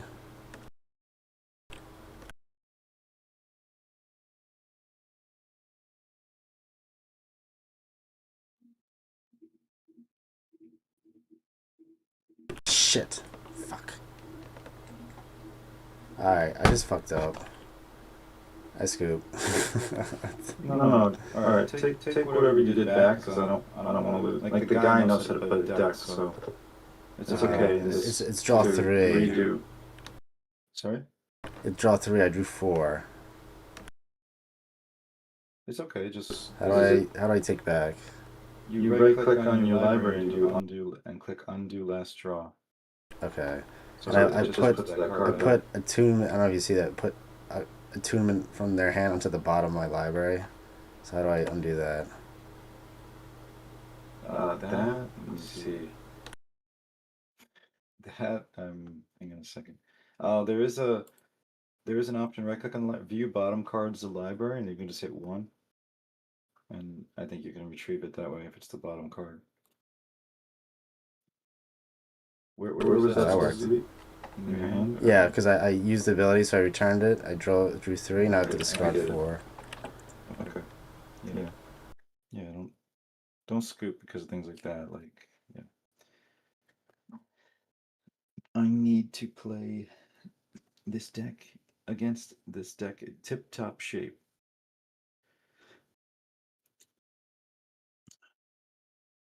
Give me your best, Tom. Not your. I don't know what I just bought for $6,000, Tom. Yeah, it's pretty much what's going on here. It's not really looking good for me with that Tormod's Crypt.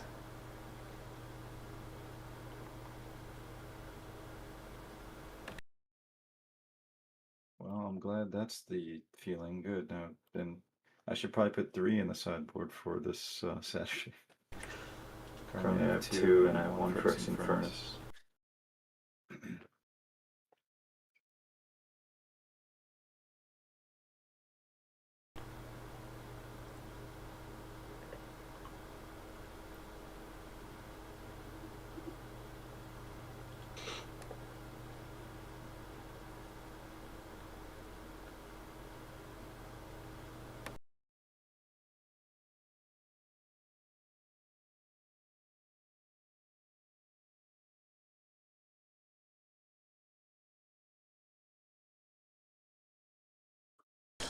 All right, your turn.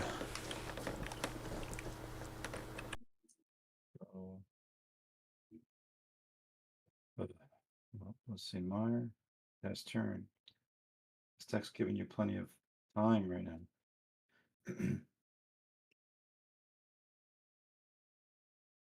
Cast Exalted. Yeah, that's not good. That's probably the game. Shit. Just crack this.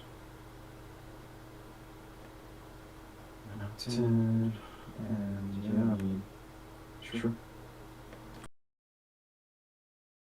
I wish it was blue. My turn. What do you mean? You just cast it. Oh. I thought okay, yeah. You mean your my turn? turn? Yeah, your turn. Okay.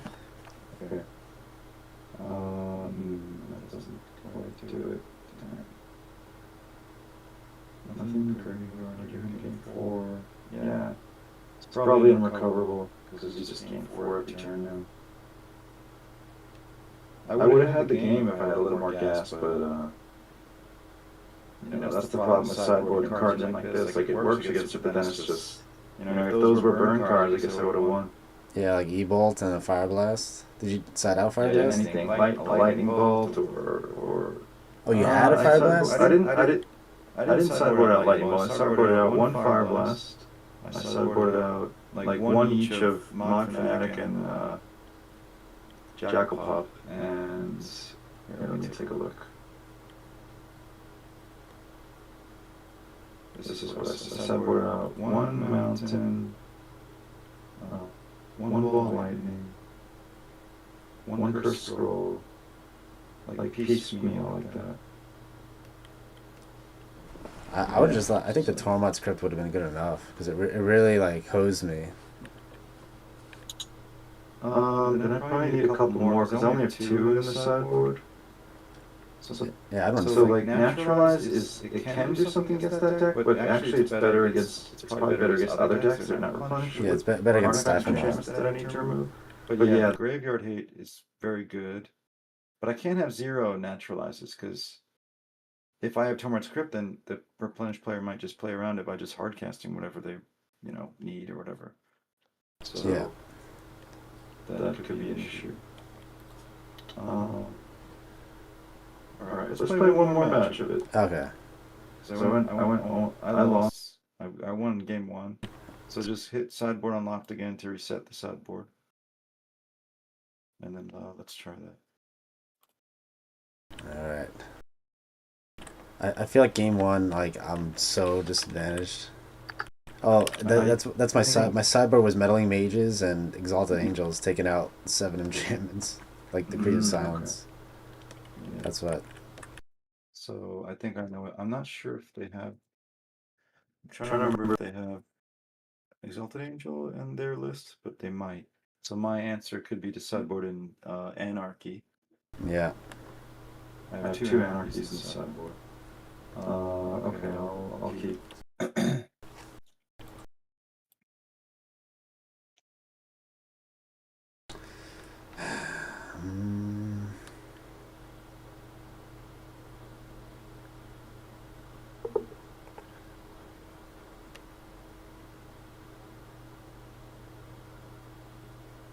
I'll mull.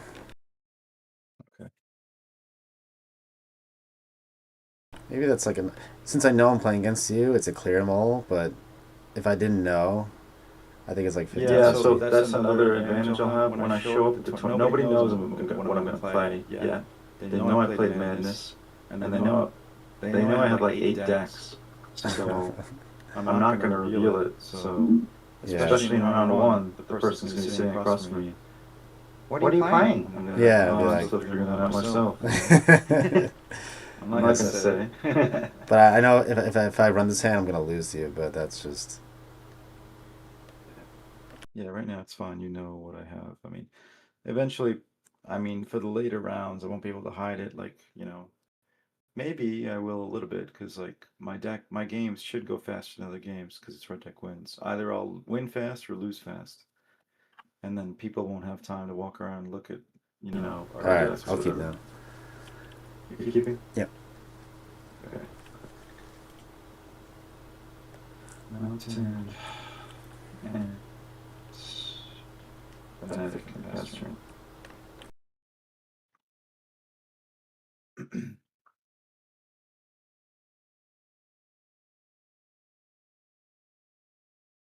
Your turn.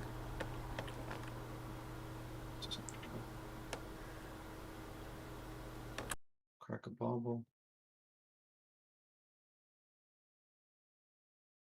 Okay, combat. Swing 1. Second, Lavamancer. And pass turn. I'll draw your upkeep.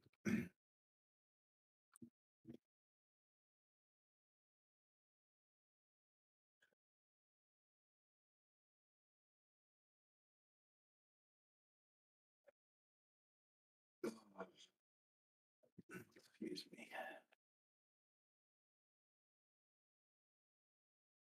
And your turn.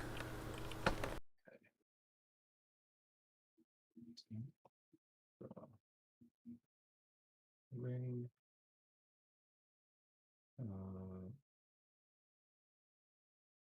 Combat.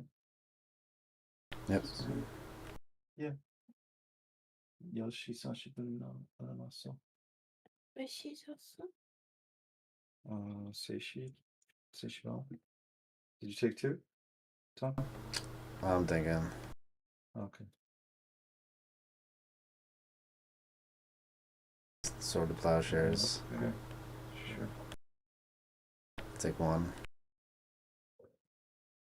Okay. So if you're Fuck. that's true.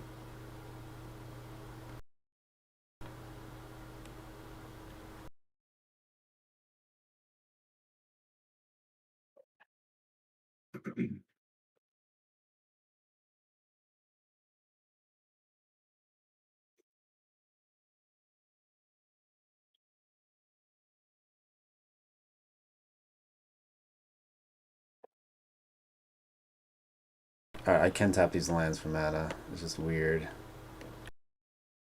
Yeah, you just have to use. Yeah, you pay planes for the first and then filter it through. Yeah. Alright. But it's kind of hard to leave something open. Yeah, I know. You're like, oh, Skyshot Expanse? Oh, wait, I can't cast swords with that. Won't. Alright, your turn. Draw. Take 2.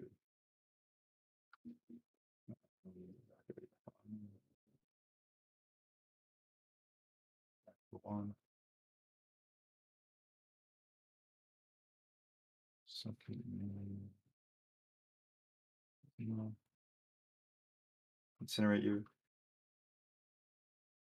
And pass turn.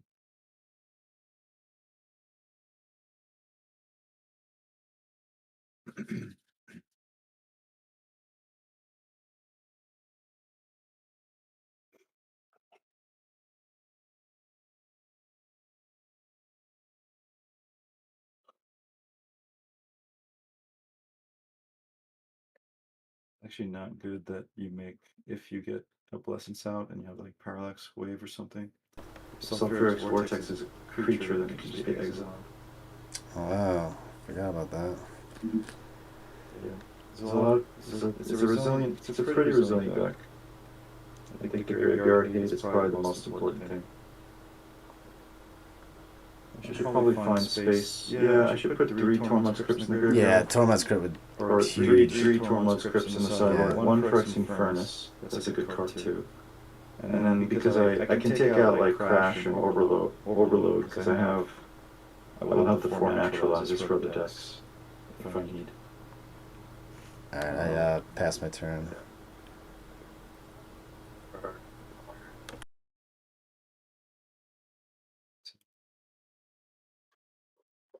Tap, take 2.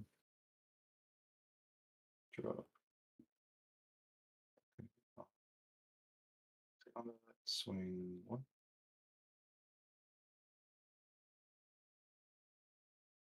Cast Intuition. Okay.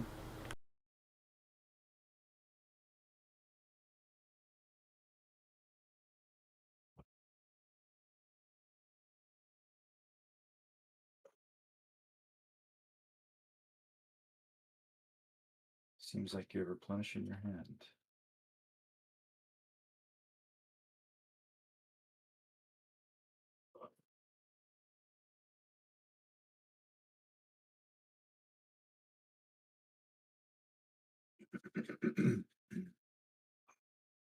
I'll do that. Okay. I guess yeah. You're replenishing your hand. That's why you chose 3 diplomas, because it doesn't matter. I guess. Put Decree of Silence in your hand. Put the what? Decree of Silence in your hand.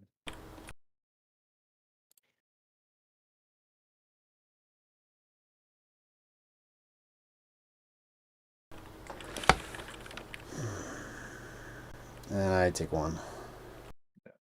And your second main. Yeah. I play Browbeat. Okay, you can draw 3.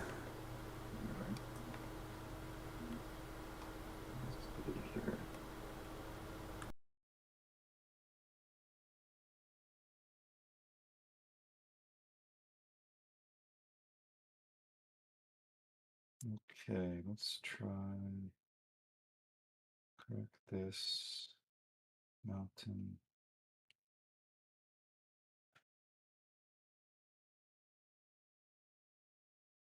Steal a Fire. Hang on a second, let's see. Okay, let's try that. Lightning Bolt you. Take 1. Crack this guy. Crack this. And sack 2 mountains and Fire Blast you. I'll return Attunement to my hand. Alright.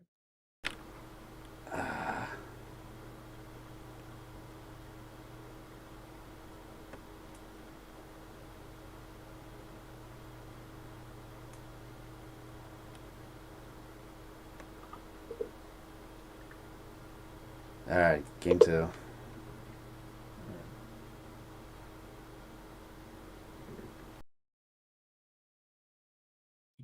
yes. Sideboard. So let's see.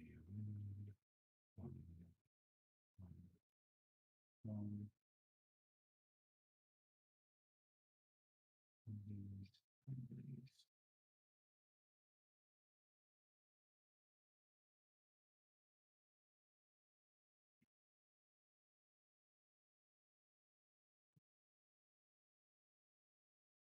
All right, I'm ready.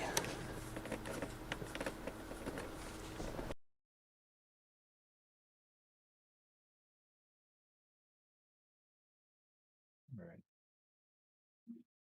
Let's have fun.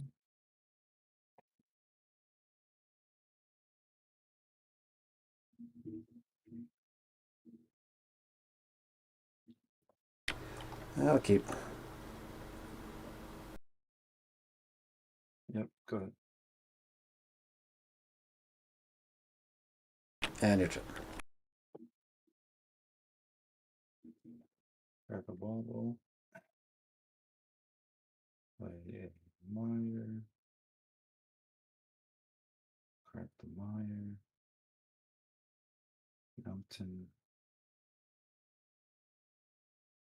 Throw down a Lovemancer and pass turn. Draw a truck.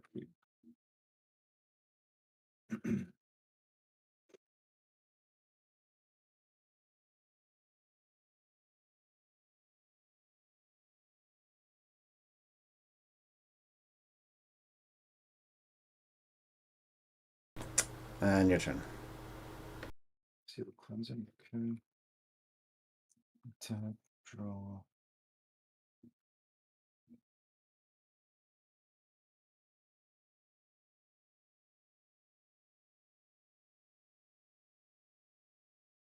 Let me think. Don't attack here. Yeah, I'll swing for one. Meyer. Mountain. I'm gonna Flame Rift.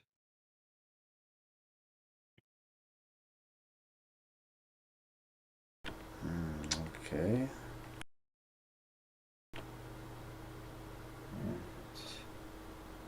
This turn. How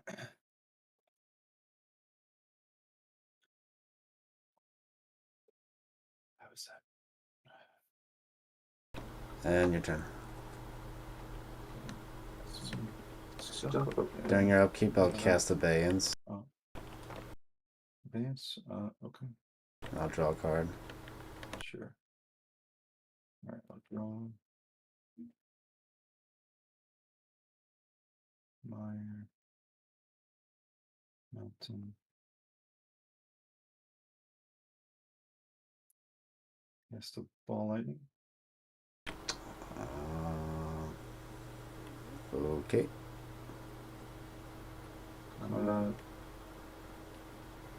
Swing out.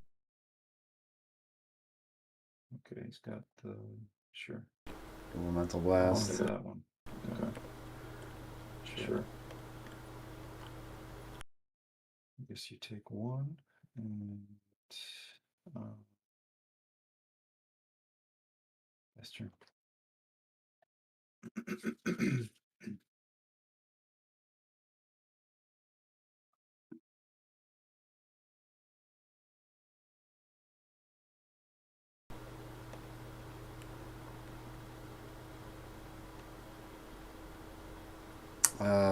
Your turn.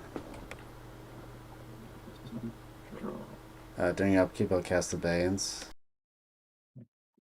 Okay, response. Okay, that's fine. Oh wait, activation cost? Oh, so in response I should use this, right? Yeah. So I can't play that if it resolves, right? Right. I'll hit you for 2. Just this. Okay. And I'll draw a card. I'll draw for turn. Alright. Play a seal. Win.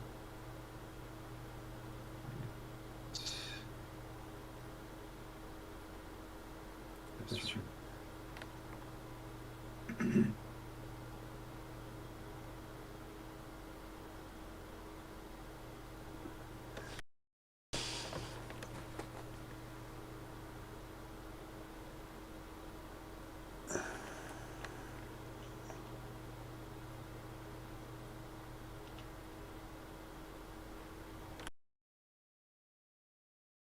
Yes, sword. Alright.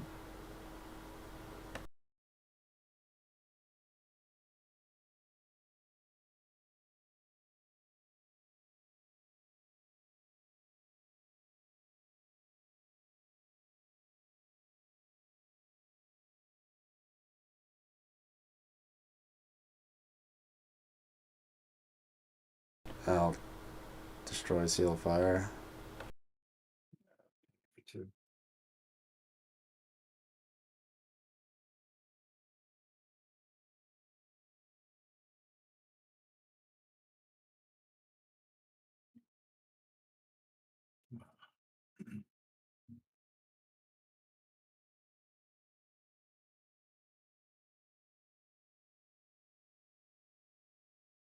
I'll cast a Morph.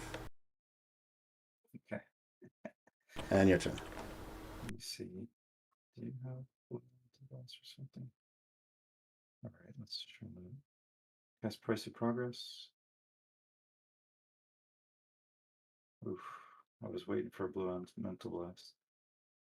Until draw. Okay, let's draw the Seal of Fire. Yep. This. And crack the seal on you. Crack the Barbarian ring on you. No. Yes. I hope it goes down in the tournament like that. Did you have anything else in your hand? Just the foils right now. Exact. The last point of damage. Yeah. Well, you could have killed my angel, so I guess even if you didn't have exact, you could have. Well, I wanted to go for the kill. Yeah. Because once you flip that angel up, it becomes probably almost impossible because it's got 5 toughness and then probably at least I got like 2 for 1 to kill it. I forgot to sideboard into Anarchy again, but anyway, it worked out. Alright, so make another deck. What was it? I forgot what you were gonna make.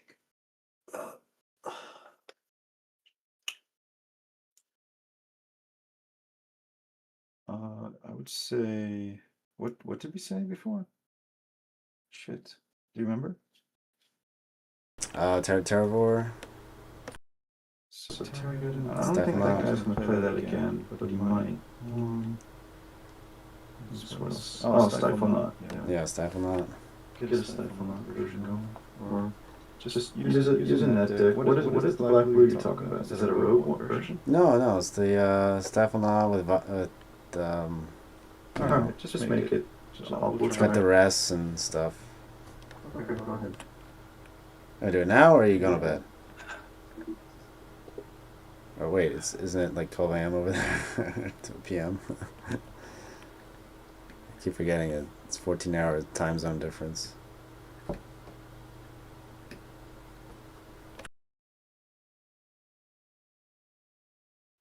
Whoop.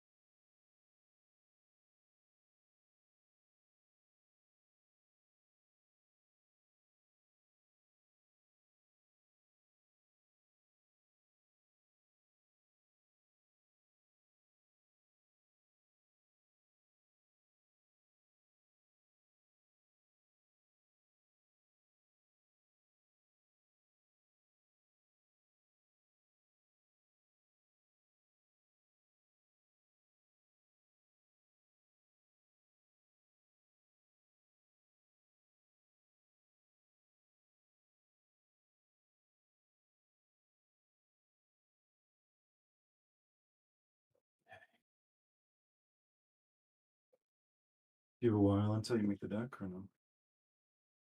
I haven't even started yet. Oh, okay. I'm checking out this Stasis build up. Never even heard of this Stasis. thing. Oh, that's right. Stasis is around. So somebody might play that. I don't even get the deck. There's a guy that plays the Rock. There's a guy I know is playing the Rock. You could get that. Do you know the Rock is black green? Yeah, black green. Ravenous Baloth. Discard. Yeah. Recurring Nightmare. I don't think that guy has Recurring Nightmare. I think he was trying to find it, but I don't know if he's gonna have it. But it's a better version when it has that. So, Recurring Nightmare, it's a pretty good card. Yeah, 3-mana enchantment. Sacrifice a creature, return creature in graveyard to play. Yeah, you can chain Wall of Blossoms. You can just bring back the Loft. You can bring back the Rage Tournament. You can do all kinds of cool stuff like that. There's a version of it that runs Blastoderm and stuff. So it's like it's kind of a mid-range. They usually run Cabal Therapies and Duresses, and then some, black removal of Pernicious Deed, 2 or more in the main board and stuff like that. So it's pretty cool.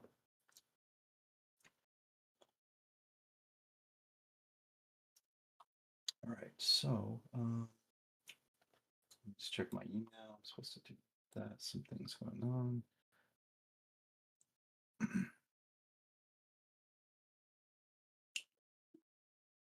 Check that.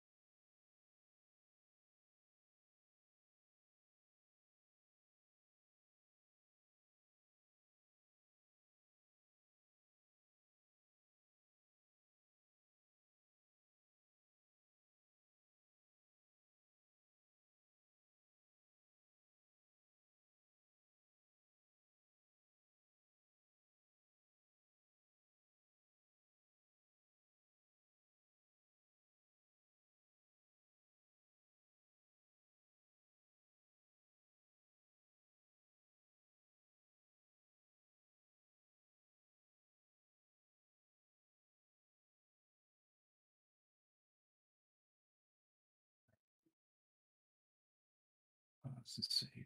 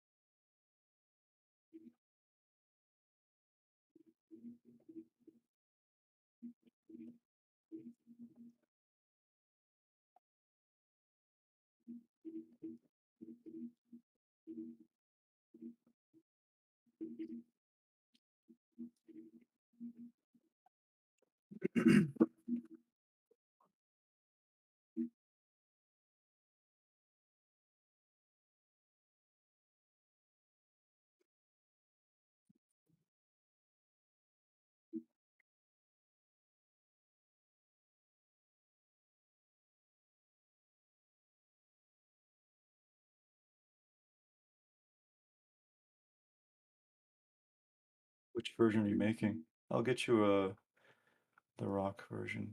This is a good rock version. I'll put in your DMs. What, you're making Stifle now right now? No, I'm just making rock. Okay, sure. I have a list that I saw, but if you have another list that is meta, then you can use that too.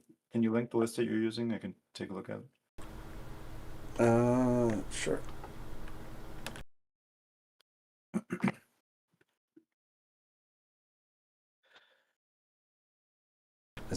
Does he splash white for anything? Is that no? No, not I saw. No, no white.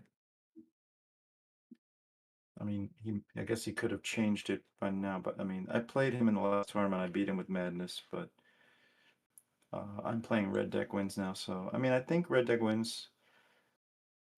It's not bad against that deck.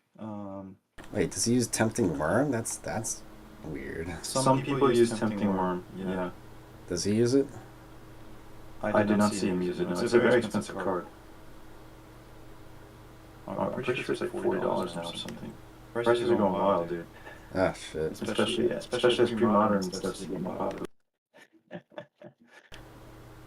Yeah, people are like, yeah, fuck the Magic shit. I'm going old school.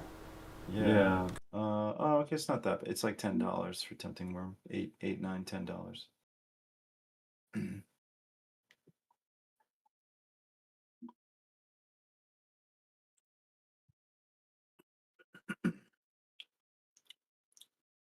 It's a risky card, though, Tempting Worm. Yeah, what if you have, like, Sulfuric Vortex? Any number of artifact, creature, enchantment. It's like you might just lose to replenish on turn 2. Yeah, right? I mean, I don't know how that card's good. I guess you probably sideboard it out against replenish. Oh, 100%. It's actually pretty good against Red Deck wins, though, I think, because the worst case scenario is they drop like maybe 3 2-1s and something like that. Yeah. Which the 5/5 can handle, especially if it's Jackal-Pup, because if they block my yeah, that's a good point. Take 5. So, like it's probably pretty good against. Yeah, but try it. That's only if you run again. I wouldn't run that card unless I only. I don't think he's gonna run that. I don't think so. That's what I'm saying. That's like. So probably the list that I showed you is more. I don't think he's even gonna have Recurring Nightmare, but we should.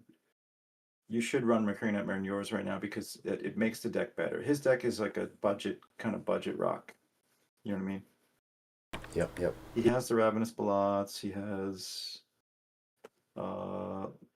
Pernicious D. Like he has most of the pieces, but yeah. Cabal Therapy is fucking expensive now too.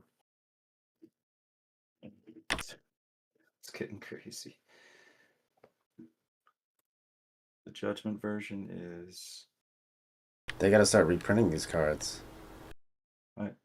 Well, kind of hope they don't. Like Pre-Modern Masters or some bullshit. Wow. Cabal Therapy is $50 now. Almost $50. Actually, it's probably around. I don't know. It's hard to read this site. It's actually like $25. Oh, okay. TCG Player Direct. TCG Player sells it for almost 50 for some reason, which is insane.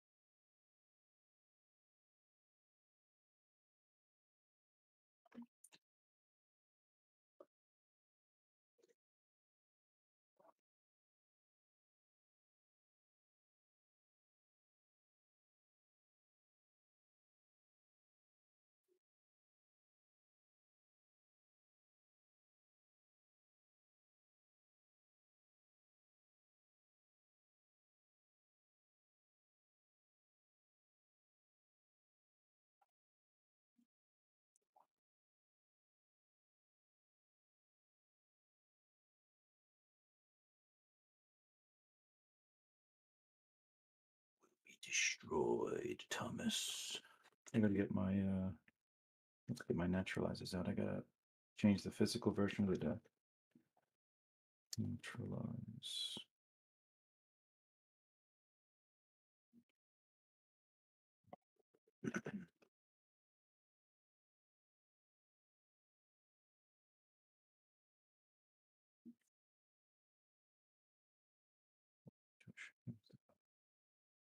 Termination. Okay.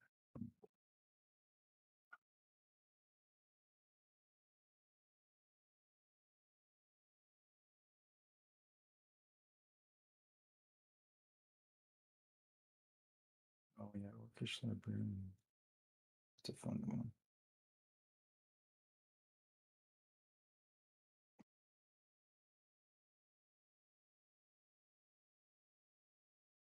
I'm gonna try something. I feel like Snuff Out would not be good against you.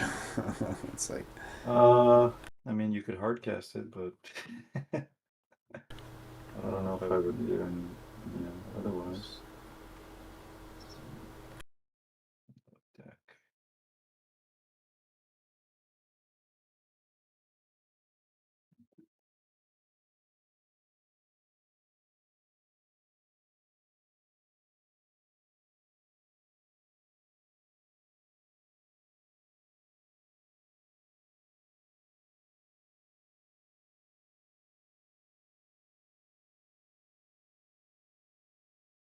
Maybe not that. Just try that.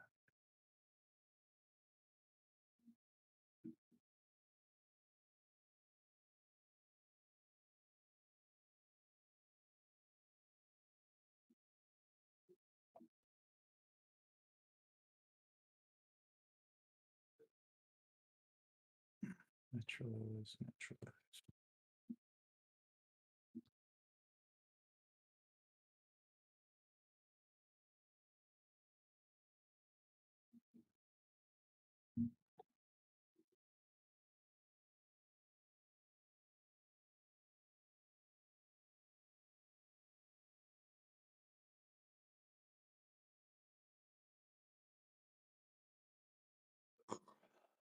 How's Jonathan doing? He's doing good. He's working. Just at the I ground. told him about the ring today. As I mentioned before, he was like, "Why did you get a non-lamp grown one? And never tell your girl the price of a diamond for a ring." Because first of all, now I have to get the wedding band, right? It's not just the ring; it's the wedding band. Yeah, I don't know, man. That was quite a bit of money to just not do any research and just not read anything and just, I don't understand your behavior, Tom, to be honest. I lost more money in the market. What were you thinking? What were you thinking? I guess not. I was just, I'll buy it. No offense, it's just, but the question has to be asked,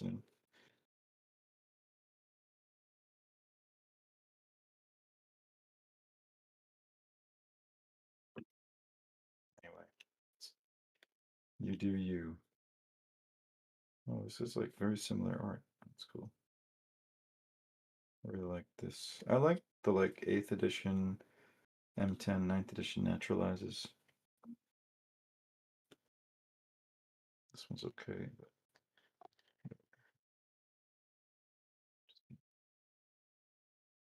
okay. This.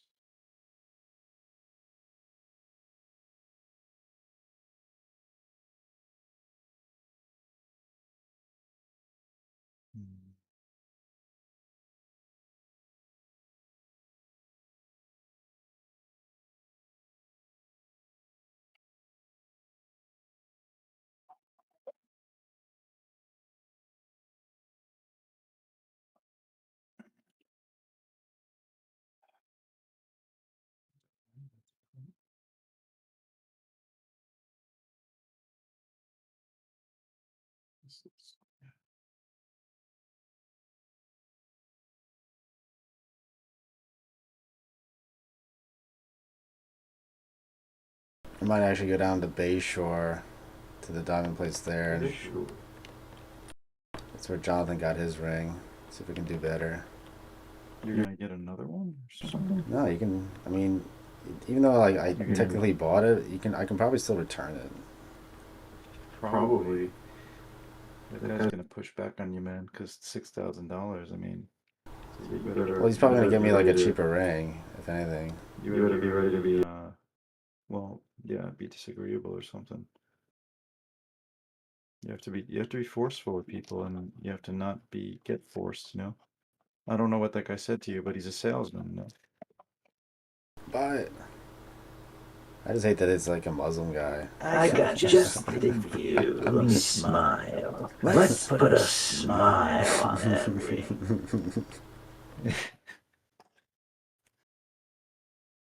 Let's put a smile on my face. That would be $6,000, please. You probably got it for like 2,000 or something, man. Oh, of course. I don't know what his margins are, but all these rings are probably like mass produced. They probably, you know.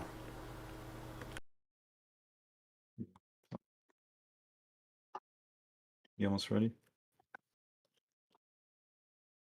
I'm at 50. What am I missing? Missing 6 swamps.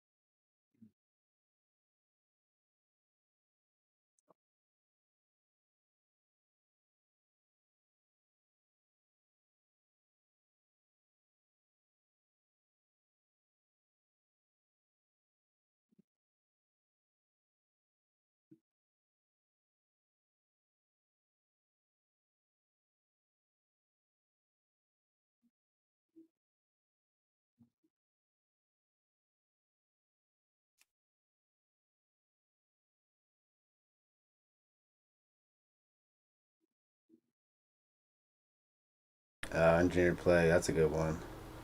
What's that 1 mana green spell in the sideboard? What do you mean? Sorry? In the list you sent me? Oh, Plague Spitter. That's a good card, too. Let me look at it. Copy link.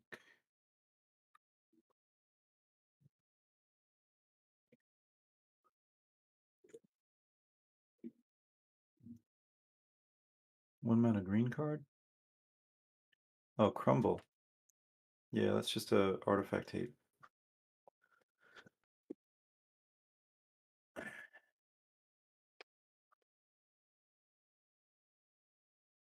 And it's kind of like, it's similar to Swords to Plowshares, but well, it's destroy, it's not remove. But it's pretty efficient. It's one, yeah, it's 1 green.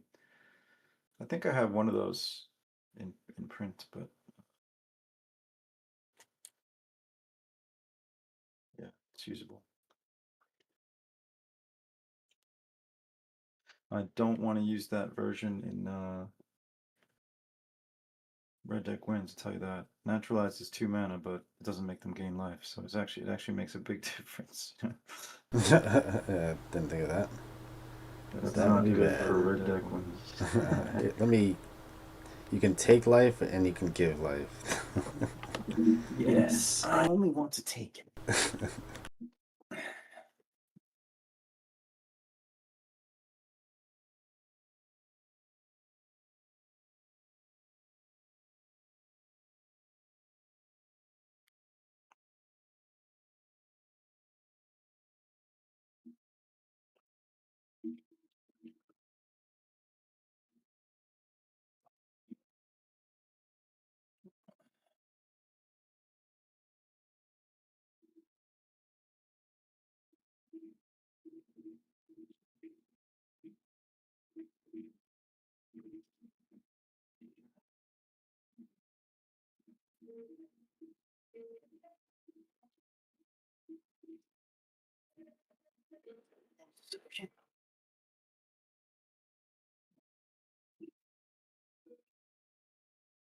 Alright, I think I'm ready.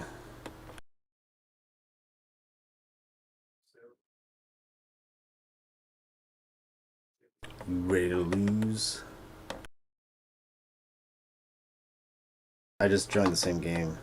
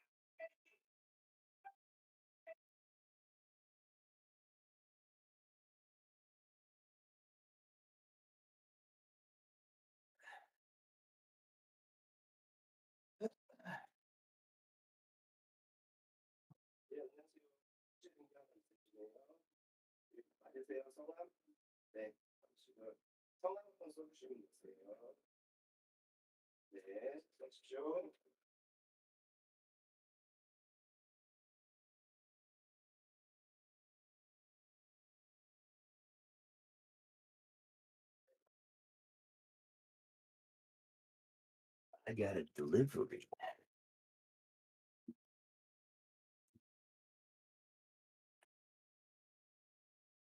Are you ready? I'm ready. I just joined the same game. I just unloaded. Yeah, that's fine. Okay, so okay, I'm ready. Roll the dice. Roll the 4. You roll a 1. Let's go. 1, 2, 3, 4, 5, 6, 7. You know I'm on the way. The rock will perish.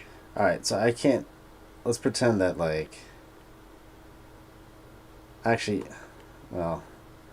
If I don't know your deck, I should play a certain way. I suppose. Although there will be like only. It might be the case that only in the first round people don't know what I'm playing. Because the word gets out, maybe, or people see it when they walk around, you know. But some people won't know later too if they didn't get a chance to see or something. Oh, we got a spectator this time. Shit, we gotta hurry up. He's gonna tell us we suck. I'm keeping. I don't know about you. Alright, yeah, I'm good. I will play this crack mountain and pass turn. No turn 1 play this time.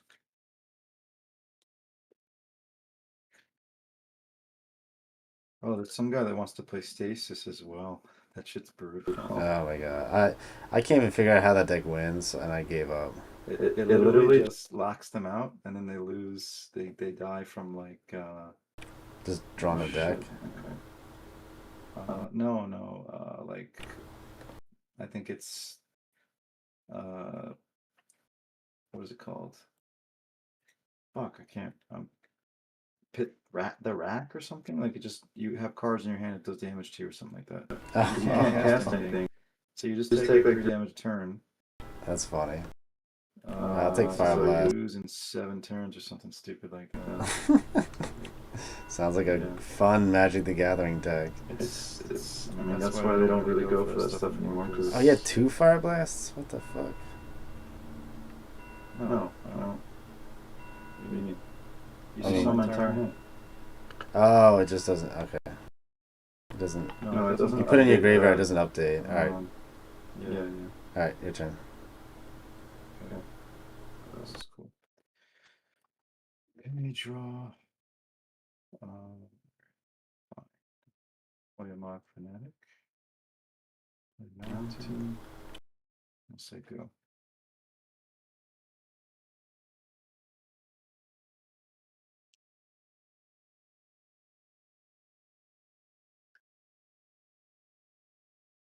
Treetop's so good. Treetop? Yeah, that's a good card.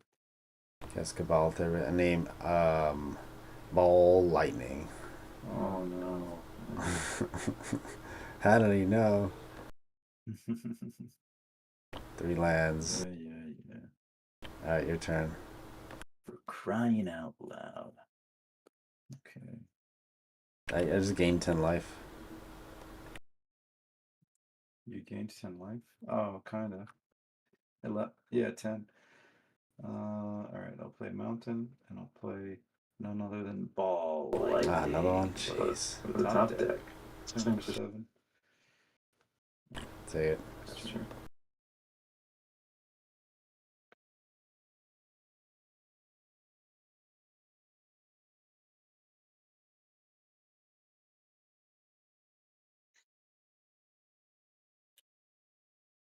Guess Wall Blossoms. Yep. Oh no, I don't like to see that too much. Funnily enough. Stops your Mog in its tracks. Alright, your Trembling turn. in my boots. Good. I'm trembling in my boots. Yep, I'm good. I was just opening. I got some basic lands, like old basic lands. A good delivery. All right. Let's see what we got. We got a Mog, a Ring, combat swing. Oh no, pass turn. Think I win block? I guess I got a splash black for Doomblade. Or, well, definitely not Vendetta, actually. Cast the Elder. Oh no. And your turn. This might not be a very good matchup. Or, I didn't get the best hand, but fuck. Okay, seal. My fate is sealed.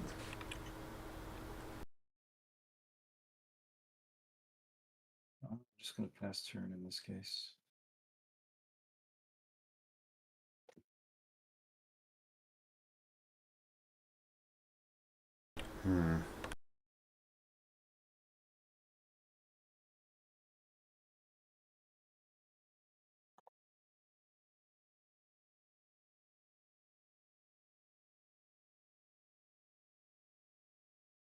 Swing.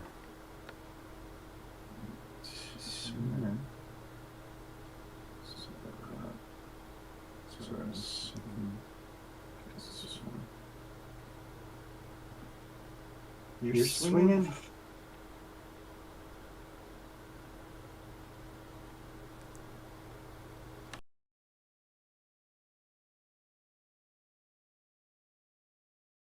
Block.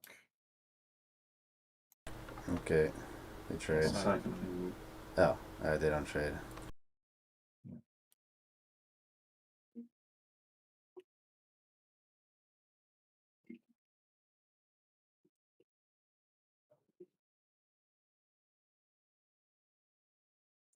Yes, Pernicious Deed, and your turn. Draw. Well. Mod Fanatic. Last turn.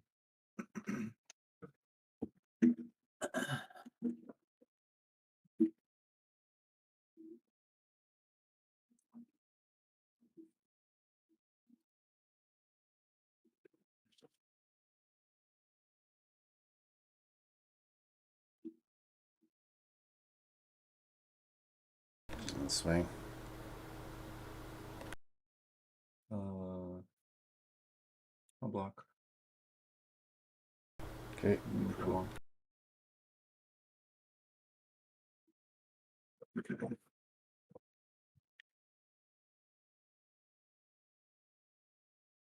Yes, recurring nightmare. Alright.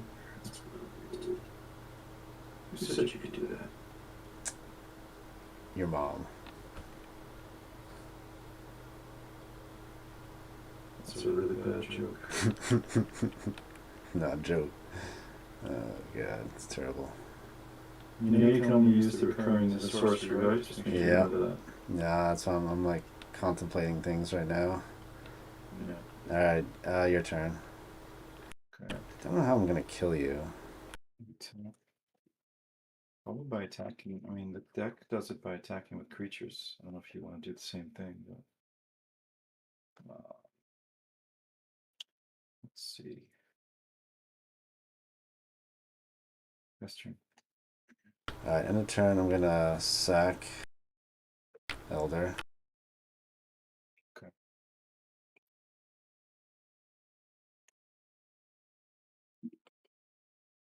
Alright, shuffle and draw.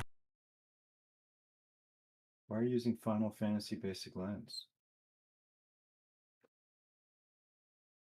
I am. That's a mistake. That's what I see on my screen. And my turn. Those lands are not pre-modern legal. I'm sorry. Shut up.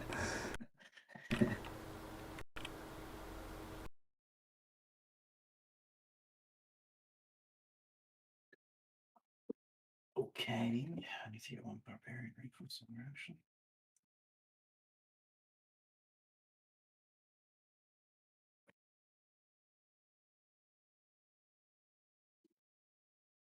Cast Wall Roots. Sure.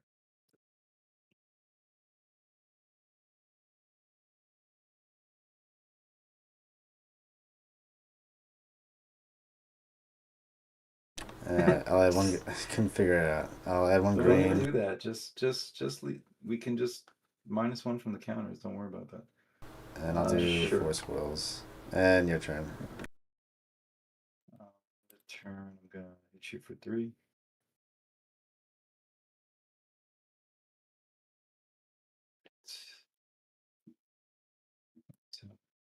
Draw.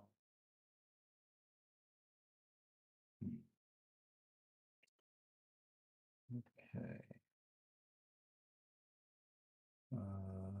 Mountain and best turn.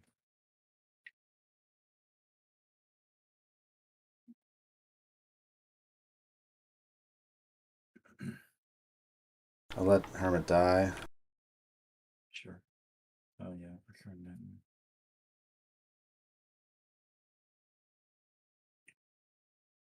I'll sacrifice Wall of Blossoms. Alright.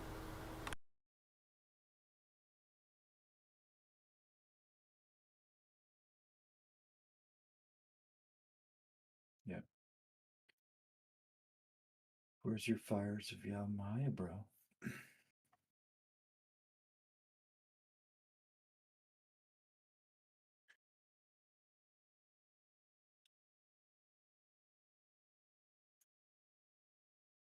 Alright, declare attacks. Swing with 8. I'll block one of them. And you can do.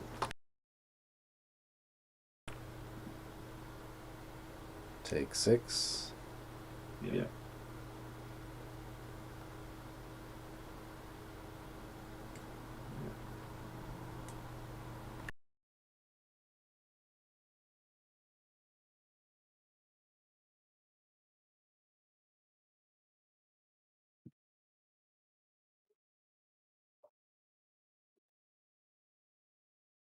Yes, recurring nightmare, and your turn. Crack the ring. And hit you for 2. Let's see it. Sure. I'll sack 2 mountains and fire blast you. Shit. Yay! Alright, you need 2. Sad little time. They call it Red Deck Wins for a reason.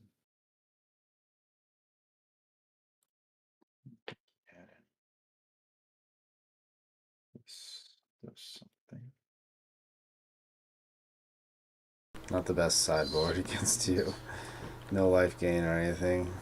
It might not be. It's mostly against the. I mean, you have this version. You do run the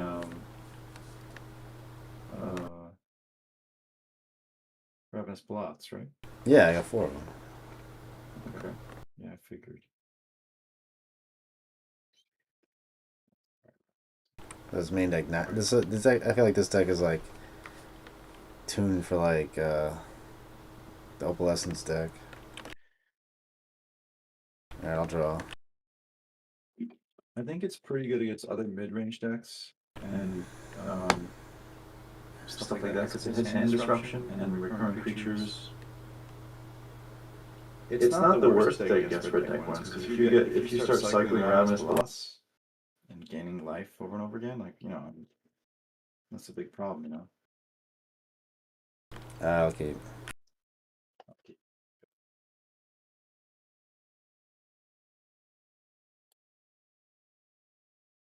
Please proceed. Good. I hope you're still playing Vendetta.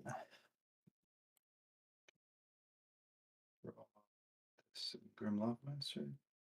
Best turn. No. Did you keep one lander like a maniac? Alright, go ahead. Oh my god. I hope my opponent does that in the tournament. Swing for 1. Tornado.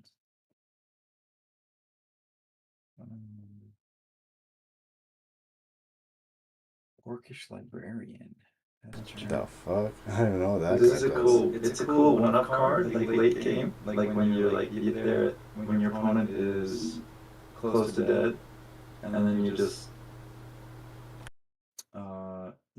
you look at you filter through the top 8, and then you can put relevant spells on top among the 4 that remain.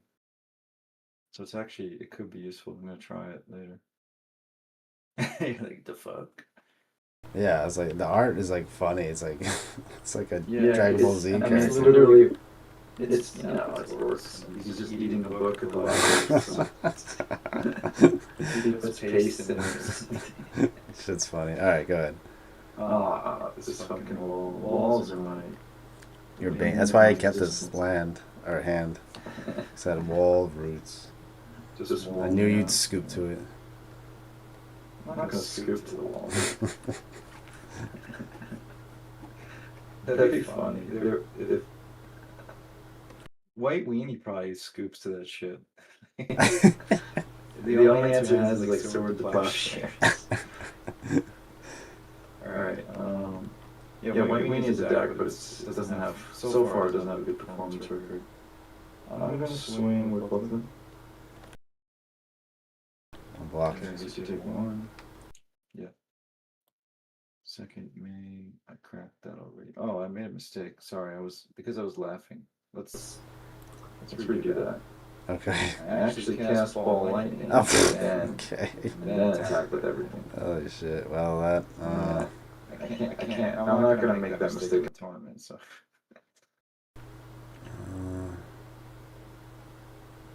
I mean, you probably. You would only stop 1 damage. Oh, you stop 5 damage. That's right. I'm stupid. So you take 3 total. Well, actually, let me think this through. Yeah, sure. Because you might need them out.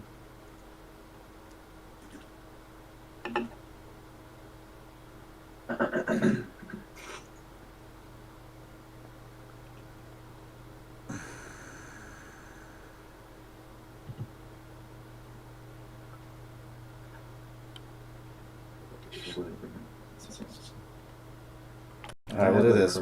Before I block, I'm gonna activate Wall of Roots.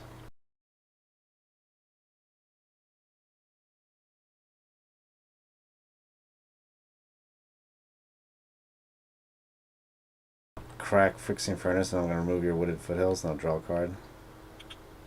So, yeah. Oh, wait. Yeah, you can use that. I want to turn over. Sure. Alright, well, That actually changes my blocks. I'm gonna block Grim Lavamancer. Take 7. Because it wasn't a land. Wasn't land, yeah, yeah. Alright. Pass turn. This goes away.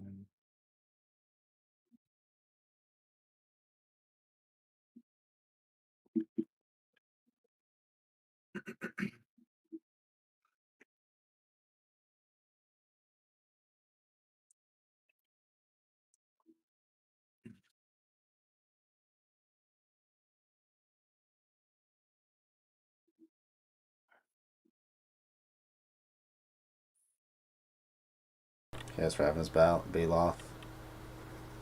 And your problem. Okay. Tap.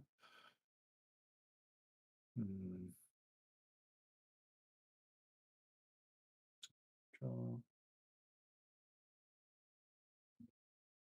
Mountain.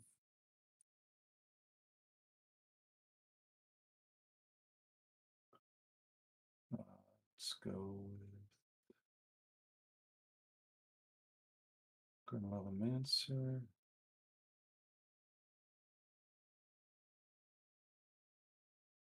I think I'm okay. I'll pass turn.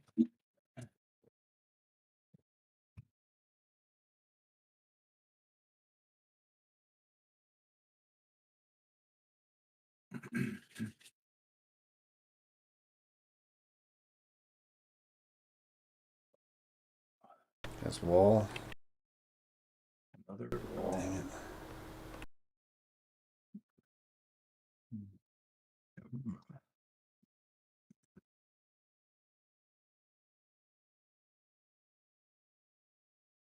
Don't worry about that, buddy. Don't worry about that. It's just a 0-5 and we can subtract the counters, okay? Don't waste your time. Alright, and attack. No loss. And your turn. End of turn, incinerate you for 3. And then Lavamancer you for 2 more. Tap. I think. Let's do that. I'm going to use the librarian and see how it goes. So I'm going to look at the top 8. So I'll let you choose. No, it's random. No. So Yeah, I mean, I'm going to let you choose them face down. Oh. So just point to. So let's see, right click and play face down. So just point. Just put them in 2 rows, so it's not all over the place. Just point to 4 of them at whichever 4 of them you want.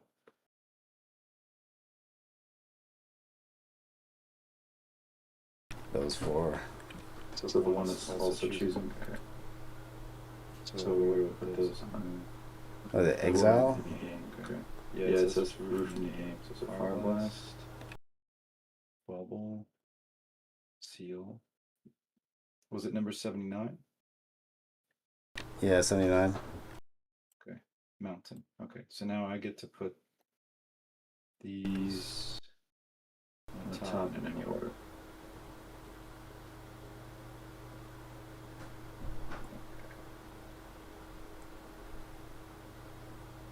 Imagine they put them in the graveyard. That would make Grim Lavamancer so good. Yeah, it would be great.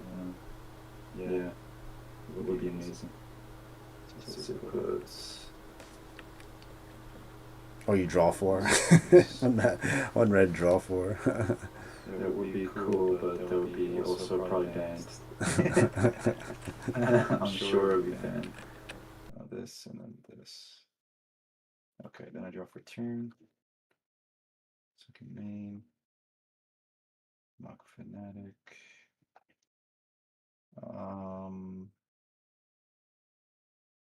Okay, I think here I just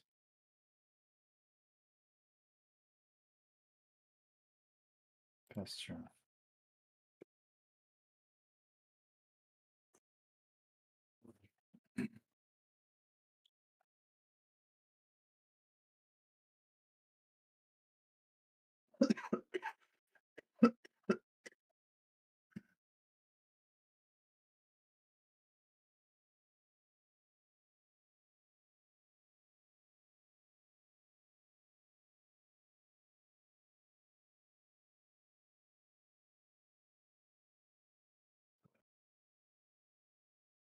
Dick. I will block and ping you for 1.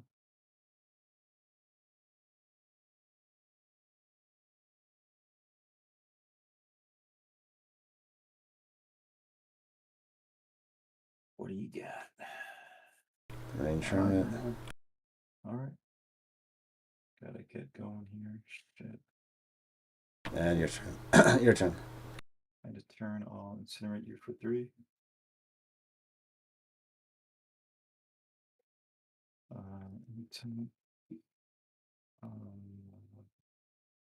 I think, I guess it's.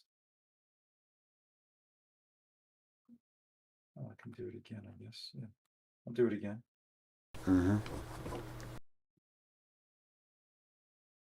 Okay. Lay face down. All right, so choose 4 again.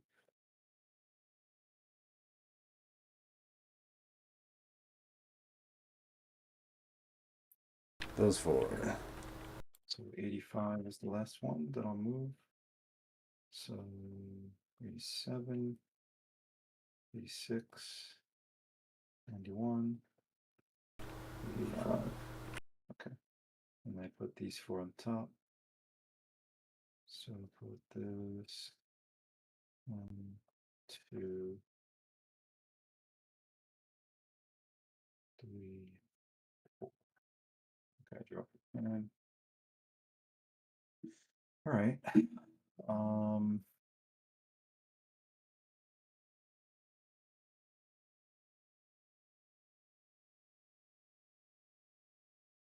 Well, I'll bolt you for 3. Gain 4. Yeah. So you basically go game, kind of game 1, you end up at 3, I think, right? Yeah. And then pass turn.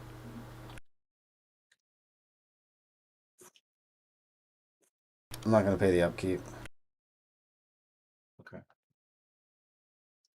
You're recurring someone?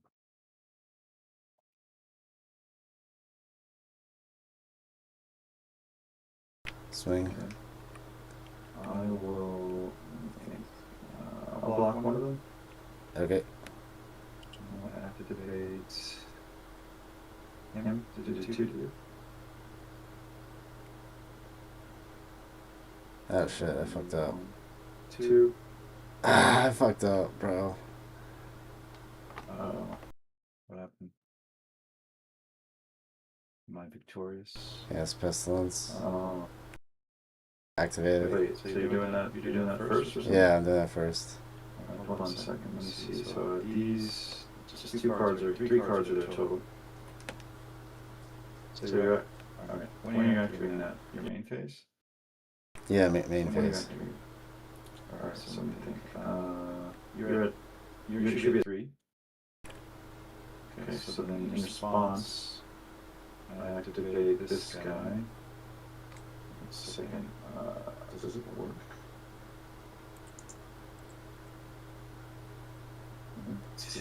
I guess I. Oh. Okay, I can still win. Then in response, I also sack this and put it in my graveyard and exile your graveyard. And then activate the other Logmancer for a total of 4 damage. So you did have to win.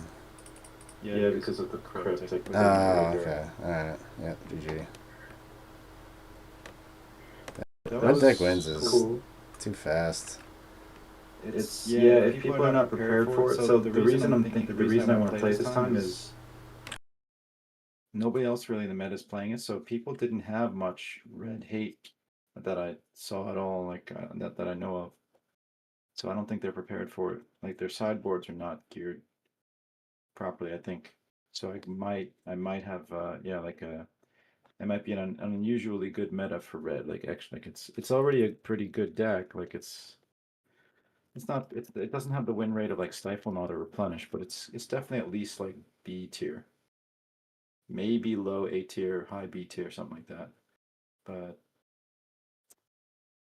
yeah, But if there's a meta where it's hated a lot, then it has a really tough time. Like people are sideboarding in warmth and Oh yeah, one circle protection. elemental blast all over the place. Oh yeah, shit yeah. like that. Then you've got problems. But Ravenous bailouts coming in. yeah, Hydro Blast.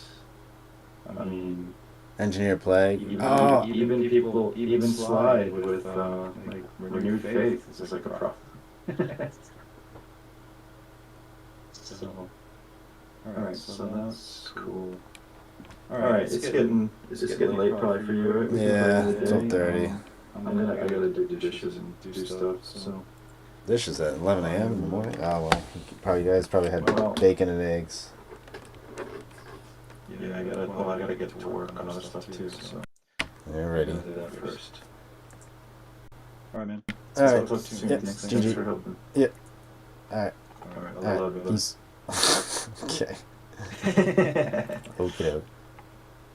Totally non-gay way, but yeah. Yeah, not as a brother, dude. I tell my brother I love him. Oh, he's your Just brother. my brother from another mother. You're just my brother with a very filthy, full of shit basement. All right, All right, see you later.